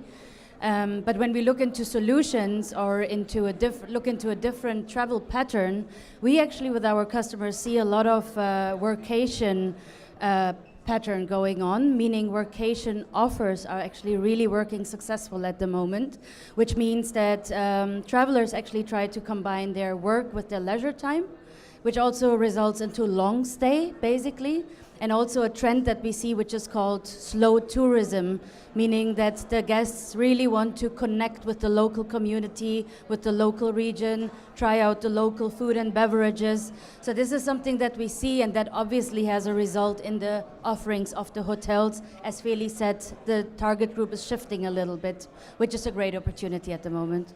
You just mentioned it, a lot of people do plan their stays and their travel behavior differently. A lot of hotels currently putting the stay experience in their, on the focus. Do you see a change in this? Is it more about the experience you do inside the city, but also does there have to be an experience inside the hotel itself? So like events, food and beverage, parties or whatever? Or is it still focused on the just selling a bed and bathroom? I mean, we heard it today when Marion was on stage. She basically said that the experience part of the hotel stay will get much more and much more important in the future. I'm not 100% sure if that's something new. We've been talking about that the last 5 to 10 years, that experience and the part of experience in a hotel is quite important. So if you ask me, how does this, what we have here, affect those people who are here as a guest today? I think tremendously, because they really see life. They have the ability to connect with people. Looking into our business model, where we have like over 50% students in-house, connecting with the local community is part of their desire. So when we do requests and when we ask them what they want, that's exactly what they want. They want to come in contact with companies, with people from the area where they are. But again, if I look into 5 or 10 years in our own travel behaviors, we already were like, we did not want to eat where every tourist is going to go for a pizza, right? We want to go where the locals go for their pizza. We want to shop where they do their shopping. And that's a bit, I'm not 100% sure if that is a real new thing, but it might get a bit more attention now, because I think people are not able and don't want to spend so much money and might be a bit more cautious in what they spend and how long and what they invested on. So I think that's a bit more the difference. But I'm 100% honest here. Experience is all. So if we do an event, you have 10 people saying amazing, and you always have that 1 or 1.5 person that says, oh, I was in the middle of Berlin and it was very loud at 10 o'clock.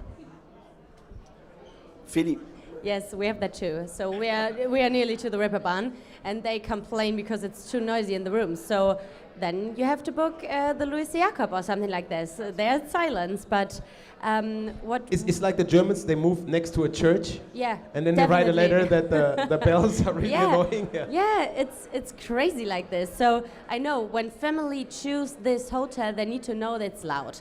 But we had now, at the moment, 40% of our hotel guests, they coming to the restaurant and eating at the restaurant. So this definitely grown. Before we had so many locals, but now it's a really good mix. So at the East, it's since we open the meaning that we want to have a local restaurant and then we have the hotel on the side. So now it's a better mix, so the hotel guests can go to the restaurant and the restaurant guests say, oh, maybe I want to stay a night at the hotel in Hamburg. I live in Hamburg, but we definitely want to have the luxuries that we don't have to leave the hotel. So you have the whole guest journey and experience in your hotel, and this is really important because I think it will change a bit more to what you said. We're thinking about that 10 years ago, but now the pandemic, they showed them they want to stay at one place and they're feeling safe there. So they're just doing short trips, but it's better to eat at the hotel or go to the bar because there are locals too, and you can have the whole package there.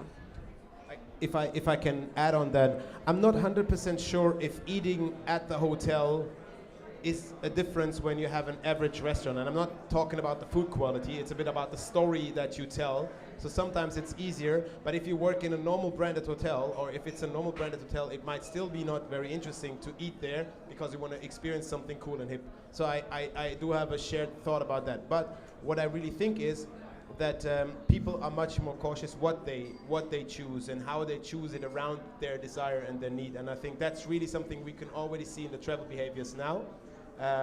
After the pandemic. Yeah, absolutely. May I maybe jump in? Sure. I fully agree with you indeed, and I think the reason why there's not a one size... Somebody heard. Scherben bringen Glück. I agree with you because I think there's not a one size fits all, because experience, I think the stay experience has been important even before COVID, in my opinion, for sure. And it slightly means that guests are actually not booking or taking a booking decision based on the price only or based on the location only, but really it's a perceived value, and the emotions really have a big play in here as well. But obviously not every guest has the same needs and the same preferences, of course. So as a hotelier, it really depends on, okay, do I know my guests? Do I have different possibilities for my guests? Do I have that data, most importantly? And can I then adjust to the individual needs, basically? And then you have some people that are in the restaurant in-house, and others prefer a super nice restaurant around the corner. So that's, I think that makes it. And you mentioned families. I mean, if I travel with my son, I'm happy if the restaurant offers, if the hotel offers a restaurant, because it makes my whole stay easier. Yeah. And I don't have to hustle and run and stuff. So that's probably as well. Yeah, so it's what you needed. Do you want to have a city hotel just to sleep there? Then you maybe book a lower price hotel, but then you want to go outside and maybe jump into the other hotels? Or do you want the whole experience and choose a hotel like this one or the East Hotel or 25 hours where you can stay your whole weekend? Yeah. I had the chance to talk to 𝗀𝗃, the founder of Amano, 2 weeks ago, and it was very interesting to see what he said. That he said his idea was to build a restaurant or a bar, a very good place to stay with some matching hotel rooms. And if I look into the history of hotels, Kempinski started exactly the same way. They had a very good wine shop, and with that wine shop, around that wine shop, they wanted to construct literally a place to stay if you're all pissed drunk and you don't want to jump on your horse and ride back home, something like that. But that's really cool to see because it still works today. And if you have the chance to check one of the Amano hotels, you most likely, as a Berliner, you would go there not to sleep or stay. And 𝗀𝗃 said, I want to offer a very good and high quality accommodation, but not a 5-star product. I have a very tiny 3-star hotel room, and that's actually very much what you guys say, that it's about the experience. Feli, just before we entered the stage, you said, if you lose business travel, for you, it wasn't a problem because you was well returning, and you have a good brand AdWords campaign on Google, so the people know where you want to go. So it's everything you're preparing the whole time. Now we're preparing too, because now we're preparing for the business guests. We want to have them back because we need to fill the hotel in the week. So the weekends are not the problem because we have the families and the travelers. They want to have a nice weekend in Hamburg because we are a city hotel and we definitely need them, and they can come and they want to come. So it's the same in Hamburg. The pickup 2 weeks ago it started and it's like this. So you know, in May we have so big groups and everything like this. So I know in May the business travelers are back, the groups, conference and events are coming back because they are hot of them, they can go. So everyone is here because they want to meet in person. So the people want to do that. But if you build the brand before, I think it's good to have a good marketing strategy, revenue strategy, because like Nea said, it's not the price. You can go with 100 euro or 150. The guests, they want to come, they book both. So it's not the price. It's definitely what you have done before that you are now having a good standing in the hotel market. And I think that especially what you said, I'm 100% convinced that we will see business travelers back. It might not have the same impact, especially for a city like Berlin. Our question is not, it will be back, but for our average rate, they're quite substantial. Yeah? And that's a bit more the worry that we have if we start fighting for prices. But you will see this kind of event, what you guys experience today, sitting next to each other, talking to you can never change that with Teams. It cannot be exchanged. At some points, we are craving, and our generation craves for that personal touch, and it will be back. And that's going to be interesting, not for this panel, but for any next one. How do trade fairs and how do those partners in that industry answer to that needs? How do they set up a conference in the future, an ITB? I mean, this is the ITB week. For all of us in Berlin, usually this is a week where we never sober up, I would say. So, and that's really something that we have to embrace and take as a challenge and improve in the future.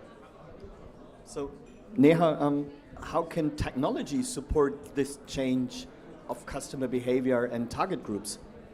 Yeah, I think to go one step back, because I fully agree with what Philip just said, business travel is going to come back. And that's why I think it's extremely important to not look into new target groups only, but really also focus on your existing target group. Exactly what Feli said, this having a brand, having a USB makes sure that the repeat guests will really come back. So that's why I would say have a strategy in place that you can pivot, that you stay agile, meaning stay in touch with your existing key accounts, business key accounts. Make sure that your sales teams are reaching out to them on a regular basis. You can even make sure to send out a survey to them to just check in. Hey, how are you doing? When are you planning to come back? What can we do in order you to have back in our property, basically? So that's the one side of it. And the second side of it is, of course, then look into new target groups. And that's exactly, in both scenarios, how technology can help, because you need that data in order, like in our case, then obviously with a CRM system, you'll make sure that you have the data, the preferences of the guests, make sure that you can also automate it, reach out to them on a regular basis, check in, but also capture with, for example, brand awareness campaigns, making sure that guests come to your website, you capture that data again and increase your database. Feli, addressing especially a question to the East. The East and the East Cosmos is very famous for its F&B part. How do you communicate with your local customers? How do you get them into the hotel and not only into the restaurant? Because you said a lot of Hamburg locals are now staying at your hotels. Yeah, so just give me, I want to jump into Nea's point to the guest database. So if you touch your business guests personally, so the one person, and say, yeah, please come back, we have new offers, we renovated, we've done so many things, do you want to travel, they will go to the key accounts and say, can I please travel? I want to make an appointment in Hamburg or something like this. I think this is really important at the time, because the key account manager, they don't say they have the complaints and say no journeys at the moment, but if you touch them personally, I think they will help you that they can travel again. So the locals for our restaurant and our bar, we keep in touch with them in social media, and we had a special offer. It's called Eat and Sleep. So if you're having wow, this was a marketing very creative. Come on, guys. Eat and Sleep. Can I copy it? Yeah, it's difficult. You don't have the name, but okay, fair enough. So if you spend 100 euros in the restaurant, you get the room for 100 euros per night in double occupancy. So, and if the terrace suite available, then you get the terrace suite. So, yeah, it depends on the room category. It's free. So you can stay there. So if you have wines, like you said, you want to drink a bit more, and then you can stay there and sleep there. And this is really often. So in the week, in the weekends, yeah. It's nice. And as well, what we heard is that the data is quite essential. We keep on asking our visitors what they want, but are we really prepared for a corporate travel of tomorrow? Is it still good to have a Wi-Fi provider where you need 3 passwords whenever you change location in the hotel, room, bar, or whatever? Or how convenient it is to have quiet places to work? So stuff like this that does change our offer as well. It's quite interesting to see how hotels answer on that. And for me, the funny thing at that is usually the big chains always gave you a direction. And I think now it's a bit of change for a chance as well for those who are not having to follow a streamlined version to really set the pace, and as well the chance that we all have on that market. So in the past, a lot of business travelers were used to have meetings and conference. What is your opinion? Is there a future for those just sitting there having a meeting, or is it always something around experience, enjoying the city? Is it not hybrid in the terms of technical, but hybrid in terms of I would like to combine my leisure and my working time? Let me try to point out an example, because I always had a dream of having my own barbershop in a hotel. Yeah. These guys are sitting right there. This is my barbershop crew. This is Emmanuel. That's our barber in the hotel. So having the ability to say, hey, we can offer you a conference tomorrow where you all get like a haircut included, just as an example, or a groom or whatever it is, that is really going to stick. That's really going to make a difference. How many times did you go to a hotel? I mean, there was 5-star properties with coiffeurs everywhere in the world, but what about the future? What do we do for a female business traveler tomorrow? I saw one of the participants having to iron his shirt, something I hate. I hate it always. So what is the answer tomorrow? Well, no, I'm buying them small, and then I just breathe.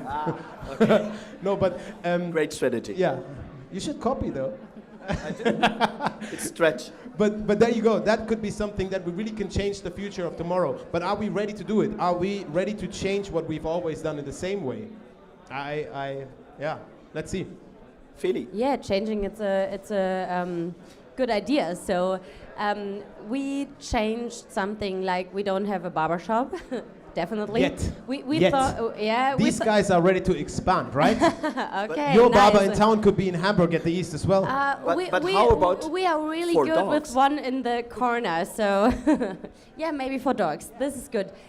We thought 6 or 7 years ago about a tattoo shop in the hotel. So imagine you have a conference and you get a tattoo. So I think this is really pretty cool. Who would do that? Feli. Feli would do it. I think I might be down. Who Definitely. would take a tattoo at a conference that you just had? You Look would at do. this. Carol would do. You guys If would do. it's for free, Right. I mean, think we're creating everyone a would business do. case here. Huh? Yeah. Don't steal the idea. Our head chef would do it as well. Kevin here, right here. He will have a do that tattoo too. everywhere. Yeah. So.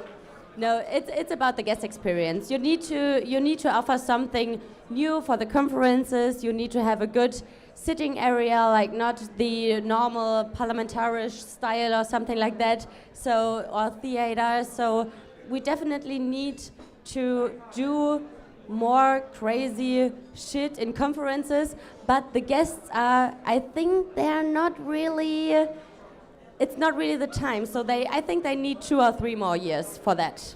But we can try it, we can start it. It's like everyone, because the hotellerie is like 5 or 6 years behind every trend. So like the digitalization or something like this. But now the pandemic helps us to get a bit more fresher. The guests want to have more, they want to have more experience. So this is the good thing maybe about that. Perfect. I would like to take the opportunity that the audience is able to ask any questions to Neha, Feli, and Phil. So who wants to ask anything? Anything. Anything. I think I have to go for... there it is. Hi. Hi. I have a question for you. How do you think Zoom and especially virtual events will change the event industry in the future? Do you have any predictions for that? So you're talking about how hybrid meetings and virtual meetings will change the business or the industry? I'm personally really tired of it. And I think a lot of other people too, from Zoom and the virtual meetings, I mean. But I think in the future, of course, they're very efficient. And it's great that we can connect so easily and get the job done, let's say. But when it comes to the social aspect, then it's not replacing what we actually are looking for. Yeah. Yeah, I think you need to have a small room where you can offer it, so it should be a standard in every hotel that you have a TV or something like that, and then a small group of people can have their Zooms meetings or hybrid meetings, so I think it should be a standard. I think we're all tired of that you're on mute. Your camera is not working. I can't hear you. That's basically what we're all tired of, and this is what we can interact with people, so it makes it easier, depending on your character, obviously. So we should not forget their characters. They're quite more productive when it comes to that digital world. So how do we answer that? And I think there is some questions that we should think about. How is the acoustic in a room when you have 6 people in the same conference and 1 person somewhere else, and they all have to constantly put on and off the speakers because you have that backlash and that echo all the time. That is something based on technology that we can improve. Having a speaker box, having a connection, having a click share, having all these possibilities that they are. And if you ask about that, that is something we as a hotelier have to answer. And it has to be our standard. How do you want to conduct the meeting? Do we ask today in a meeting, are all people physically present before we give them an offer? But we can ask that. We can ask, is all participants is going to be in the room, or somebody has to be joining with a virtual connection from somewhere else? It does change. Do you have a strong Wi-Fi? Do you need a cable? Do you have the acoustics ready? Is that only one room that has a TV or a screen that is big enough to host and accommodate that?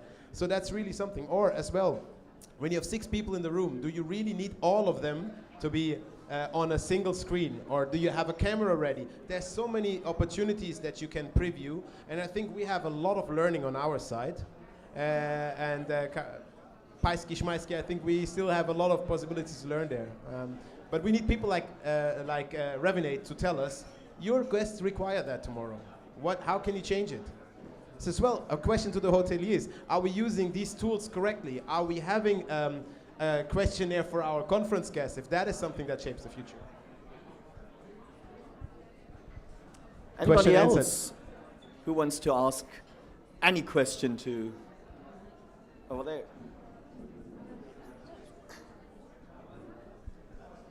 You're always talking about the better incomes. What will you do, or what will be the future concerning the costs of a hotel, like wages, like war, like whatever, yeah?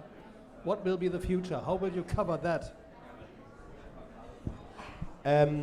The question is how can we predict the costs of a conference, the cost of a future? Is that what you mean? The cost of... No, I guess we will have more costs in the next years. 100%. Yeah.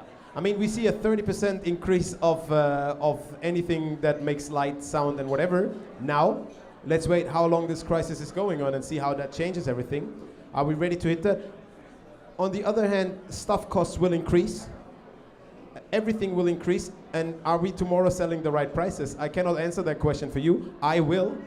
because at the end of the day I have to pay some bills. Yeah, definitely. But in Germany, the hotel rooms are definitely too cheap. So we definitely need to higher the prices, everyone in Germany. So because if you want to book in Paris a hotel room, you pay 300 for the standard rooms. And in Germany, you can have a room in Berlin in a good hotel, 4-star hotel, for 50 euros. It's crazy. So we definitely have to increase the prices for the conferences, for the hotel rooms and everything like this. And if we invest something, we have a return on invest in a paar years. Yeah, I think so. So I already got the sign. It's time for us to close this session. Thank you very much for you and the audience. Thank you very much, Nia, Philly, and Phil. Thank you, everyone. Thank you. Have a great evening. You too.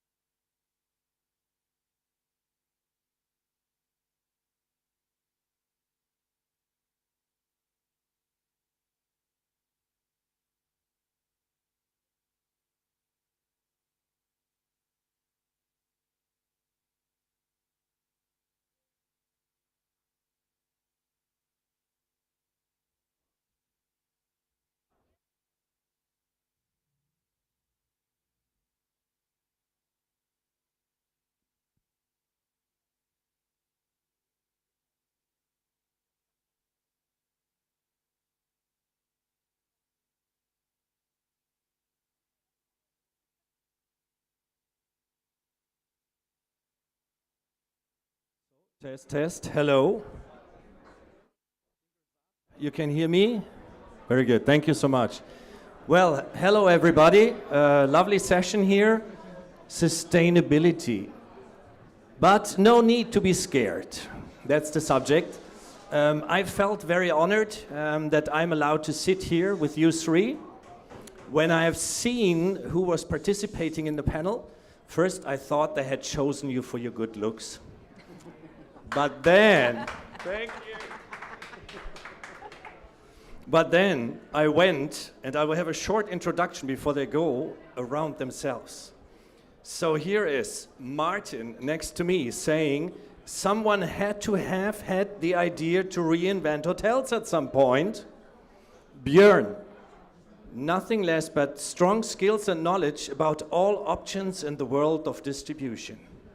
And then there is Susan, energetic and authentic people and culture leader for 20 years, and now a consultant for culture change, cultivating inner and outer culture. So, please introduce shortly yourself and give us a little insight. What the heck are you doing on this panel? Probably I founded someday Concept Hotels, and one of our core brand values is sustainability. That's probably the reason why I'm here on that stage. Well, and HRS has been launching last year the Green Stay initiative, and we are really much focusing basically in the corporate Sorry, space. Björn, just out of my experience, we all should be kind of shouting into this thing. All right. Because I was listening to this pre-panel and I didn't. Okay. So basically HRS really invented last year basically HRS Green Stay initiative for the big corporations, because we really see it as a big mega trend, and I think we have quite some knowledge to share, you know, why you don't have to be scared on sustainability. Thank you, Björn. Susan. Okay. Hello, this is Susan, and yeah, as Lars just said, I have been in people and culture for over 20 years, and for me sustainability is not only environmental, it's a lot about social, it's a lot about people, and it's a lot also about what goes on inside of us. And this is what I would like to share tonight with you. Thank you so much. So, summary, somebody who founded a whole hotel group on the foundation of better values, including sustainability, then the guy with the corporate glasses telling us to watch out for sustainability, and somebody who wants to help us putting this into your company's cultures. Just a quick one, because you nicely lifted that point. Let's just all agree, when we talk about sustainability today, especially in this room with the new generation and energy that I already notice, we're no longer talking about planting a tree by booking only. It's nice to have, but we're not just talking about the environment outside, not just the green plants. Sustainability is far deeper, and I would like you to also pick that up, because as you said, it's one of the founding points of your company, and maybe you can give a short definition. Wow. The reason why we really put that in the center of the idea of the brand is that we develop the brand first and then the hotel around. So it's not the different way that we had a hotel and then we tried to glue some ideas to that hotel product. So we had a brand workshop together with the Fraunhofer Institute, and we defined that mega trends of the future. That's exactly what Björn said, and obviously sustainability is one of the trends. And that has been the reason when we said, okay, how can we approach a target audience by focusing to that mega trend? And that brought sustainability into the center of the brand. So it's not about planting trees or using recycling paper or something like that. Or I even read somewhere on a website that even the light bulbs are LED. So I'm really impressed about that. So that's not the idea of sustainability. I think it's the holistic way of approaching that way of how we treat the world around us. Thank you, Martin. It started early with Martin. A little secret is he was... I should move back? Sorry about that. So one of his little secrets, that's why you interrupted me, because we're just talking about secrets. One of his secrets is the butterfly secret, isn't it? That's where it all started. Yeah. He wasn't hunting them. He was, how do you say that in English, actually? You were... I think it's breeding. Oh, he was breeding them. Okay, so from the very heart, and we come back to that later, why it's important to have inner passion for that. So now here comes the big corporation. We all know HRS, all the OTAs, they're loved by the hotels, no? So you are here, why? Then this, what do you define sustainability? Well, as Matty said, it's not only a trend, I think it's a mega trend. Yeah, and the big corporations are picking it up at the moment at a big time, and they do have the reporting responsibility from 2023 to really measure their CO2 footprint. So for me, it's very important to get the message across. It's not that everybody has to be like zero emission at the moment in the hotel industry, but really to start actually looking at the figures and the figure starting point, because you have to move on now and use this as an opportunity also for yourself, not only to be more sustainable, but also see many other aspects of what Martin mentioned, which comes along with that.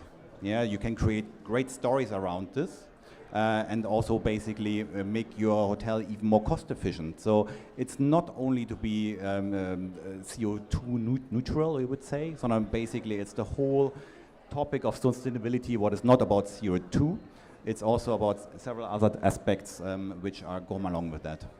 Thank you. So a big thing, I don't know if you really heard it. May I step into that? You may. Yeah, I had been in hotel sales in Frankfurt I don't know, 15 years ago, and all that companies in the RFP process, they ask how about the distance from the hotel to their local, to their location. So Deutsche Bank asks what is the distance between hotel and I always put into that RFP tool 1.2 kilometers, and nobody ever asked whether that would be true. So okay, so you then don't believe in the formulas. Then sustainability came into the game, and in RFP tools we received the questions what we are doing. And at that stage, you have been able just to put in whatever came to your mind. So you could bring that LED story and that stuff. And now, luckily, we are in a more mature situation that it's really questioned what you fill in. And that's also, you have been asking why HRS is on that seat. So HRS has been the first OTA, and we know that is a special relationship between OTAs and hotels, but it has been the first supplier that questioned that sustainability thing. So Booking.com is waking up, and HRS has it already in its DNA. I would thank you for that, and I will wrap up the round. But Susan, please also go down the line first. Okay, so I want to bring actually this whole topic back to ourselves. Because what is sustainability? I mean, sustainability is everything. It actually starts in the morning the moment you wake up, and it ends when you go to bed. Because every decision you take has a consequence. And this has not been the case for the past 3-4 years. This has been the case forever. And nowadays, we have to be more conscious when we make decisions. Just imagine, I mean, we are making decisions, around 20,000 decisions every day. And this happens mostly automatically. So what we actually can do to become more sustainable and to actually question the consequences or look at the consequences of our decisions, we need to become more aware of actually what we are doing. And this can be done only by slowing down and becoming more mindful of what we are actually doing. And this is an invitation to do that. And for me, you know, I've been in HR, people and culture, so I have been working with people all my life. And now I'm coaching people, I'm coaching organizations. So I'm inviting everyone to really slow down and take a moment and see what is the impact of your decisions. And obviously you cannot influence 20,000 decisions. But if you take 10 decisions a day consciously, then you can really make a difference. And these decisions can be, they can range from, do I buy from this and that store? Do I treat a person in a certain way? How do I treat my colleagues, my employees? Or do I take a train or a plane?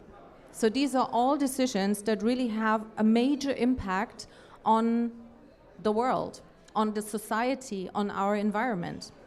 And this is actually what my message maybe for tonight is. Don't think it too big. Start with yourself. And then when you start with yourself, then go into your organizations, in your hotels, in your organizations, and question, what is your team doing? What can we change as a team?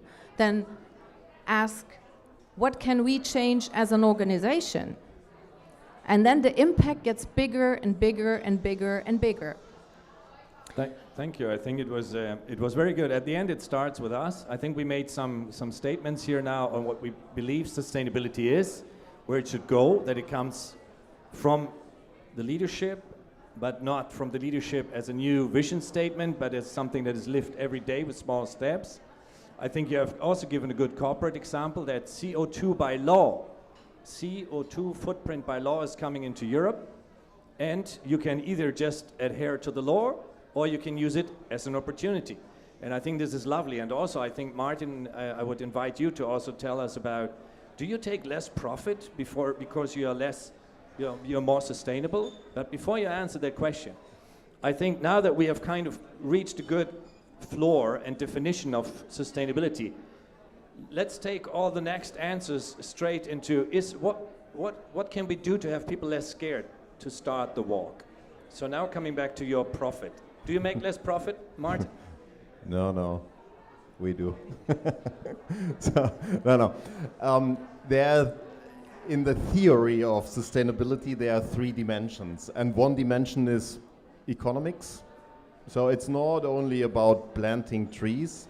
First is saving money in order to be able to plant trees. So we can bring that down to a very simple idea. The linen in our beds is a specifically manufactured linen that reduces the amount of energy we need to treat that linen.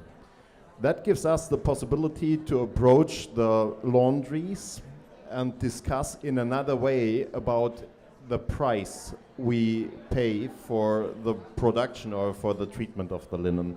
If the energy amount that they need in order to produce a bed sheet is minus 40%, I'm not willing to pay plus 40%. So it's at the end of the day, it's quite simple. It's first, perhaps you have to reflect about that, and then you get a kind of spare room where you can position yourself, and that's also in regards to the cost we produce or the profit at the end of the day we make. The other thing, not only the cost perspective, is that I think it's a pure sales approach. So when people in the supermarket are willing to spend €1.20 for the eco banana, it's perhaps better to produce eco bananas instead of 89 cents for the kilo of normal banana. So I would be in the 129 banana segment. We understood that. Thank you. So what about you? We have talked about money. You have said to people, okay, no need to be scared. Now he's calling up all these hotels. They already need to give you the best rates available. They need to fill in all these sheets. And now you tell them, okay, give me information about your sustainability. But what do you tell them? How do you take this scareness away? Well, it's really important to slice the elephant. Yeah, so basically, I think we don't want to climb the mountain straight away. We're coming to the base camp first. And excuse me, 1 second. I know there's many questions there in the background. Just keep them up a little bit. We'll get back to you, okay? And we call it basically to have really the three steps of saying the first phase where we are at the moment is the reporting phase. So really saying, okay, make yourself aware about your footprint data and really make yourself also familiar what this actually means. Yeah, and my experience when I speak to hotel or hotel chains, this already is one of the biggest struggle points. Yeah, where do I find this data? Accounting, my tax man, maybe in the maintenance department. So basically really start to actually gearing up this data. And then in the second stage, and we are not in the second stage, some hotels are, but not the majority of them, then you really go into this reduced stage. So basically seeing the data, evaluating, and then going to Martin's point to seeing where do I see basically improvement points which doesn't cost thousands of money. And this is also coming to Susanne's point, is maybe to do a step back. What have we done in the past? What we continue to do current, but what would you need to change in order to be more sustainable? And I just give this small example of staying in a bedroom here in a hotel, being an upgrade for a double room, traveling as a businessman alone myself, and having 2 blankets, having 4 towels in the bedroom. So is it necessary, yes or no? And this is also coming to Martin's point again on cost-saving topics, what also can bring them basically the nice side effect actually to be even more profitable. And on the third stage then basically is the topic of really removing the CO2 emission. If you can't be CO2 neutral, obviously HRS was also offering to the big corporations to offset basically the CO2 emissions. And one advice, especially on corporate negotiations, the price of the room will not be the only sole criterion in the future, because we will make very much transparent, but there is an offsetting, yeah, for each and every room night. And depending on the cost of offsetting, there will be a completely total cost of trip calculation, as Martin also mentioned, what really then plays into the game and influences the decision of the booker. Okay, so we have a buying behavior. We also have a lot of small steps, practical steps that can be done. Now, many of you might share, okay, maybe I'm not the boss, or I'm not the leader, or I'm not this female entrepreneur who has all the power in the company. So what do you do in organizations? I mean, Susan, you have been doing this for years. What can everybody here do in their organizations to change spirit and mindsets? So let me put my HR hat on again, and I would like to start with something. I mean, we all know that talent is a scare thing to find. So when I think about recruiting nowadays, I mean, you need, as an employer, you need to do a lot of things. And I think sustainability is it's not just a topic you need to add and tackle, it's a natural thing to do. I mean, everybody you will hire will question what you are actually doing in terms of corporate, social, environmental activities. So this is something you need to prepare for also when you have interviews and when you want to attract the really interesting people, because they are interested in that. So make sure you have an answer. And what you can do is, I'm a big believer in collective intelligence and in co-creation. So what you can do is actually ask your existing staff, ask your teams, ask what they would like to do, what ideas they have, how you can change the organization, what you could do for your organization, for your office, for the way you're working together. Maybe then also look at the clients. So how could you as an organization support your clients in actually getting this topic on their agenda? Then also in terms of communication outside, so your image as an organization, so what are you actually doing when it comes to that? How are you perceived by your clients? How are you perceived by potential talent? So these are things you need to think about. And you were saying mindset. Yes, I think it really starts with a mindset, and this mindset needs to also come from the top. So when you are a leader in an organization, make sure to put this topic on the agenda and question also your mindset. If you are not the leader, then raise the topic and bring your mindset into the organization and help change within the organization. So I think everybody, even if you're just the intern in an organization, you can dramatically change an organization. And if they don't listen to you, then it's better to find something else. Because this is, then these organizations still need a lot of time. And if you have an influence in the organization because you have a leadership role, then make sure to listen. And this is my advice. Listen and give the platform to co-create and to find solutions. Thank you. I think it was very lovely when you said it. I think it's really important that we all, as guests, but also as team workers, when we select suppliers, if you keep asking the questions, what do you do about sustainability? What's your sustainability policy? Or even in an interview, when you yourself go, I think it will also open some heads. And if, as you said, if you work somewhere and you're not the final decision maker, take the approach and say, hey, boss, this is also about some serious money.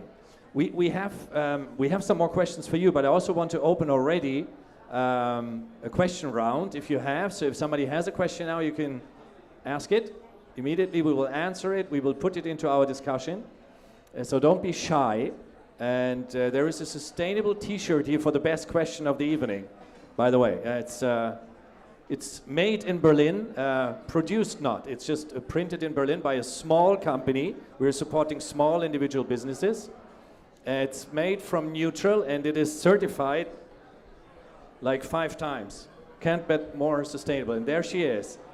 That T-shirt did it. Hello. Hi. I think first of all, maybe we don't call it a trend or a mega trend. I think that's so wrong. We're sitting here on a panel talking about sustainability and telling us it's a trend. No, trends are coming and going. It's a must. And maybe the example of vegan food in restaurants or in hotels, or breakfast. Try to get a vegan breakfast in a hotel. It's nearly impossible. You don't have to wait until the guest's asking. You have to provide it, because statistics shows if you provide vegan meals, you will have a bigger percentage of sold vegan meals. Yeah. Surprise. So we have to start it. We don't have to wait before the guests ask. We have to start it. I think there was, what is your name? Diana. Diana. Hi. Diana said one thing, and that was actually kind of my closing phrases here. No. It was. I think it's super crucial. She said it. It was a good critics. We're not talking about a trend. Sustainability is not an option that you can tomorrow discuss in your team and say, do we join or not? It's not about creating a department or giving it to an intern to make a sustainability report. It's that it should be reality today, and where it isn't, it should be the future. And if you're not, and we said it before, and I think this leads down the road with your offers. If you don't have sustainability policies now, and if you're not planning to onboard them, you might simply not be here, because there's no demand for your, shitty business in 5 years. Simple as that. And I like what you said, incentivizing, bringing in new products, opens new guest groups, and also one of the things that I always like when we talk about vegetarian and vegan food, it would be nice if it's not just a dark corner with some dried stuff. You know, if you can make it sexy, it's helping a lot more. So thank you very much for opening the question around. That was a very good one. It's pretty high on the rank for that t-shirt. So any other questions, just jump up, lift your hand if you want. But if not, I take it backwards now from you. Okay, you have said, and you did incorporate in the DNA of a big and very successful company, design, cool, design. Did you do sustainability, or what stopped you? As a practical case, did it happen in that company? Were you able to give that already in that company? Yeah, Not talking bad about anybody here, but we're talking taking away the worries and giving practical examples. Yeah, absolutely. I mean, we tackled it from many angles, and in some cases we were successful, and in some we weren't. And it was a learning, and it was actually a long learning. And only, like a couple of years ago, we really started to revive what we had already been doing. Because like 10 years ago, we had a team, and that team met every once in a while and tried to do things, and we did things, but we were not so super successful, but because that team didn't have enough time and also did not have enough resources. And that was a learning. So after these couple of years, we said, okay, we need to tackle it in a different way. And this is when we really involved the entire organization and started smaller projects and said, okay, so what are small impacts that we can make that don't cost a fortune and needs months and years of implementation? No, what can we do now? And this brings me back to what I was saying. What can I do? I, as a person, getting up in the morning, going to work, staying and working from this office, it was pre-COVID, what can I do?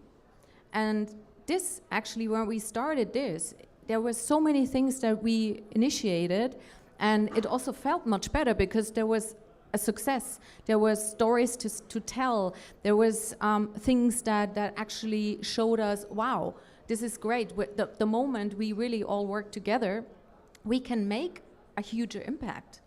And this is something I think that was a big learning, because when like 10 years ago, it was, oh my God, you needed to be certified and that cost thousands of euros and things like that. No, there's little things that don't cost €1 that you can actually do. And it's making decisions that make an impact. I think that was a good example, or well, actually a few there. I think it's very important that you are able to start somewhere. You mentioned it very shortly, but I think it's good to measure where you are today. That can be energy consumption, it can be garbage, it can be anything that you decide on with the team, and then do small steps and celebrate them with the team. It sounds ridiculous, but motivate them. Yeah, okay, don't aim to be like, we're going to communicate about this when we are perfect. I think that was a great example of a working culture. Thank you very much. Now, some quick wins. We are running short on time, but quick wins from your side, Björn, for somebody to take home to. Take some notes.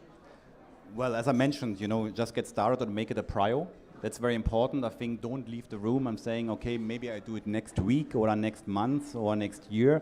So then basically really find a starting point.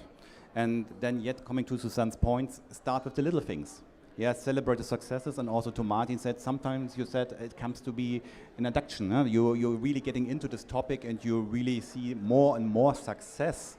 And if you see more and more success in your own profitability or sustainability, then you're just in the flow and you can't stop it anymore. But really start and change your behavior from now. Okay, so measurement, behavior, small celebrations, small steps. Martin. Yeah, well, at the end of the day, it's exactly to start today. And when we mentioned that mega trends, that had been 5 years ago. And when I today go into hotels and still have that, you know, shower amenities in small bottles and all that stuff, I'm going with you, absolutely. But I think if we would not have made the first step 5 years ago, we wouldn't be at that position today. So there's no reason not to start with that first step. And then we could check to where that journey leads. Thank you. And it doesn't always have to be a concept hotel group. It can be your supplier chain. It can be you and your small units. You can have an impact. You will have an impact. Ideally, you should. I can promise you two things. I started pretty late on that journey. It enlightened me. It's close to spiritual. Good news for female people and power in the room. 75% of the people who supported our projects and changes in the last year were powerful female entrepreneurs. And I just think there was a lot more energy there for that. The dinosaurs had to leave the room, I tell you, and it really has changed me. I can just tell you, I'm far from perfect. I'm enjoying every single day that we make a step to better travel all together. So I invite you for this journey. It's fun and it's pretty needed. So thanks for your attention. Thanks for your insight, for sharing some great points. Lovely night, everybody.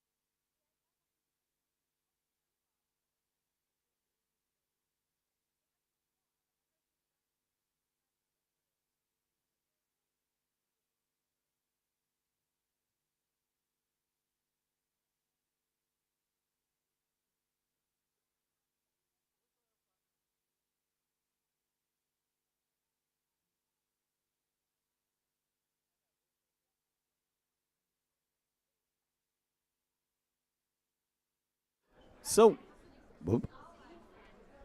welcome back, everybody. Please join our audience here. The first 2 rows are free. There are free seats available. Welcome to our, I think, the second last panel. It's about hotel tech stack. And I would like to introduce, or you can introduce yourself. I think that's the best idea I have tonight. So maybe introduce yourself. Thanks. I'll make it quick. My name is Verena. I'm the director of Hotel Oderberger in Prenzlauer Berg. We are a boutique hotel and event location. And I'm here to kind of represent the small individually run hotels to show you can become a tech nerd even if you have no clue in the beginning. Céline. Hello, my name is Céline. I work for Guestnet. We are a cloud-based hospitality platform doing property management, distribution and payments and guest journeys in general. We are the most feature-rich cloud-based platform in the market. We are not so young. We are 30 years old already, since 2008 on the cloud, and I do the business development for the DACH market. Toby, Julius wants to go first. All right. Hello. He's a little bit shy, unfortunately. My name is 𝗏𝗏 𝗀𝗏𝗏. I'm Chief Commercial Officer at 𝗏𝗏𝗏 Hotels, and also, yeah, here we are. The fan base is there. Yeah, also doing the IT part of it, looking into systems that we're using. Did this at the former in the former role I followed at Ruby for 8 years, and yeah, let's see where this goes today. So Julius, it's your turn. All right, I'm Julius. I'm the operations director at 𝗵𝗲. We are a Berlin-funded young business, 2.5 years old, accommodation provider across Europe. And at the same time, we are a tech developer, so we have built the entire tech stack in-house and are operating at the moment 1,300 apartments and hotel rooms in Europe, doubling this year. So it's all about building a scalable tech stack for us. So I think we do have the right panel for talking about hotel tech stack. Verena, maybe starting with you first, because we recently had a phone call in preparation of this panel, and you told me that you actually changed the whole tech stack. What was actually the urge or the need to change your tech stack? Well, with us it's kind of a special case because we're a family-run business, and the business was founded by my mother, and we actually come from the language travel industry. So we're a language school here in Berlin and a language travel agency, and founded the hospitality sector later. That means in our company there are a lot of different needs which need to be integrated. And when we started the 𝗀𝗏𝗏𝗲, we had a server-based system which was built for a language school which also had accommodation, and we very fast found out that that is not suitable for our case and decided to change. So we selected a cloud-based PMS, and that kind of for us was the starting point. And up till now, because I really had to laugh when I prepared, because I thought back, and in 2019 we actually had a meeting with Svenja, who was our sales manager at Mews at the time, and she asked us, who's your channel manager? And my answer was Tini. Which is great. Who now has a lot of time to focus on other things, which is great. So what I kind of want to make clear is we were not tech nerds in the beginning. So, but if you understand the value of it, then you can become one, kind of.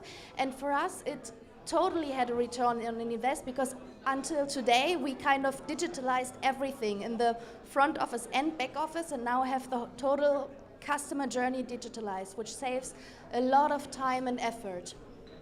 Julius, talking about different hotels or different types of hotels, how do you start choosing the tech stack for a hotel? I think most important is to know who is your audience, who are your guests, what's your target market, what's the guest journey you want to deliver, and in which market, and thirdly, how long are you planning ahead? What vision do you have? Where do you want to go? Do you want a solution for one property, like Verena at the 𝗀𝗏𝗏𝗲, or do you want to have a scalable solution which can run up to 200, 300, 400 properties, and it's all integrated into one data management? Céline, you as a vendor, you agree with Julius, but do you have to add something, or is he missing something out from you as a vendor point of view? I think we are in an industry where you have a lot of tech vendors. I mean, there are hundreds of providers you can work with. We're not all techies. As Verena said, most of our customers don't come from the tech industry. They've never researched. They are overwhelmed with the choice. And yeah, Julius is right. You have to understand what is right for yourself, understand your processes. What are you trying to solve? What are your goals? Because not every vendor is going to be good for you. And then we have something internally which we like to call bullshit bingo. It's, I mean, I'm also in sales, so we all have our sales pitches, and we all like to use keywords that will cause a lot of attention, and things like open API and all these words that if you're not techie, you have a little checklist and you say, someone said I should check if you have an open API. or just mention blockchain. Or just mention it, and then you say, yes, we do, and they say, okay, check, it's all good. But there's just a lot of background knowledge you should get. If we talk about integrations, for example, it's not about quantity, it's about quality. Make sure that it covers everything you want. Was it proved? There's also a bad word in the industry, certification. very much linked to the legacy systems. We all associated with a lot of money, a lot of cost, a lot of time. But nowadays, a quality check is a 2-hour meeting for an integration, but it has to be done. A lot of our vendors had to go through it. But then we go through all the processes and we can talk with you about your digital landscape and say, is it necessary? Or are you just ticking off a box on a list of things you think you should have?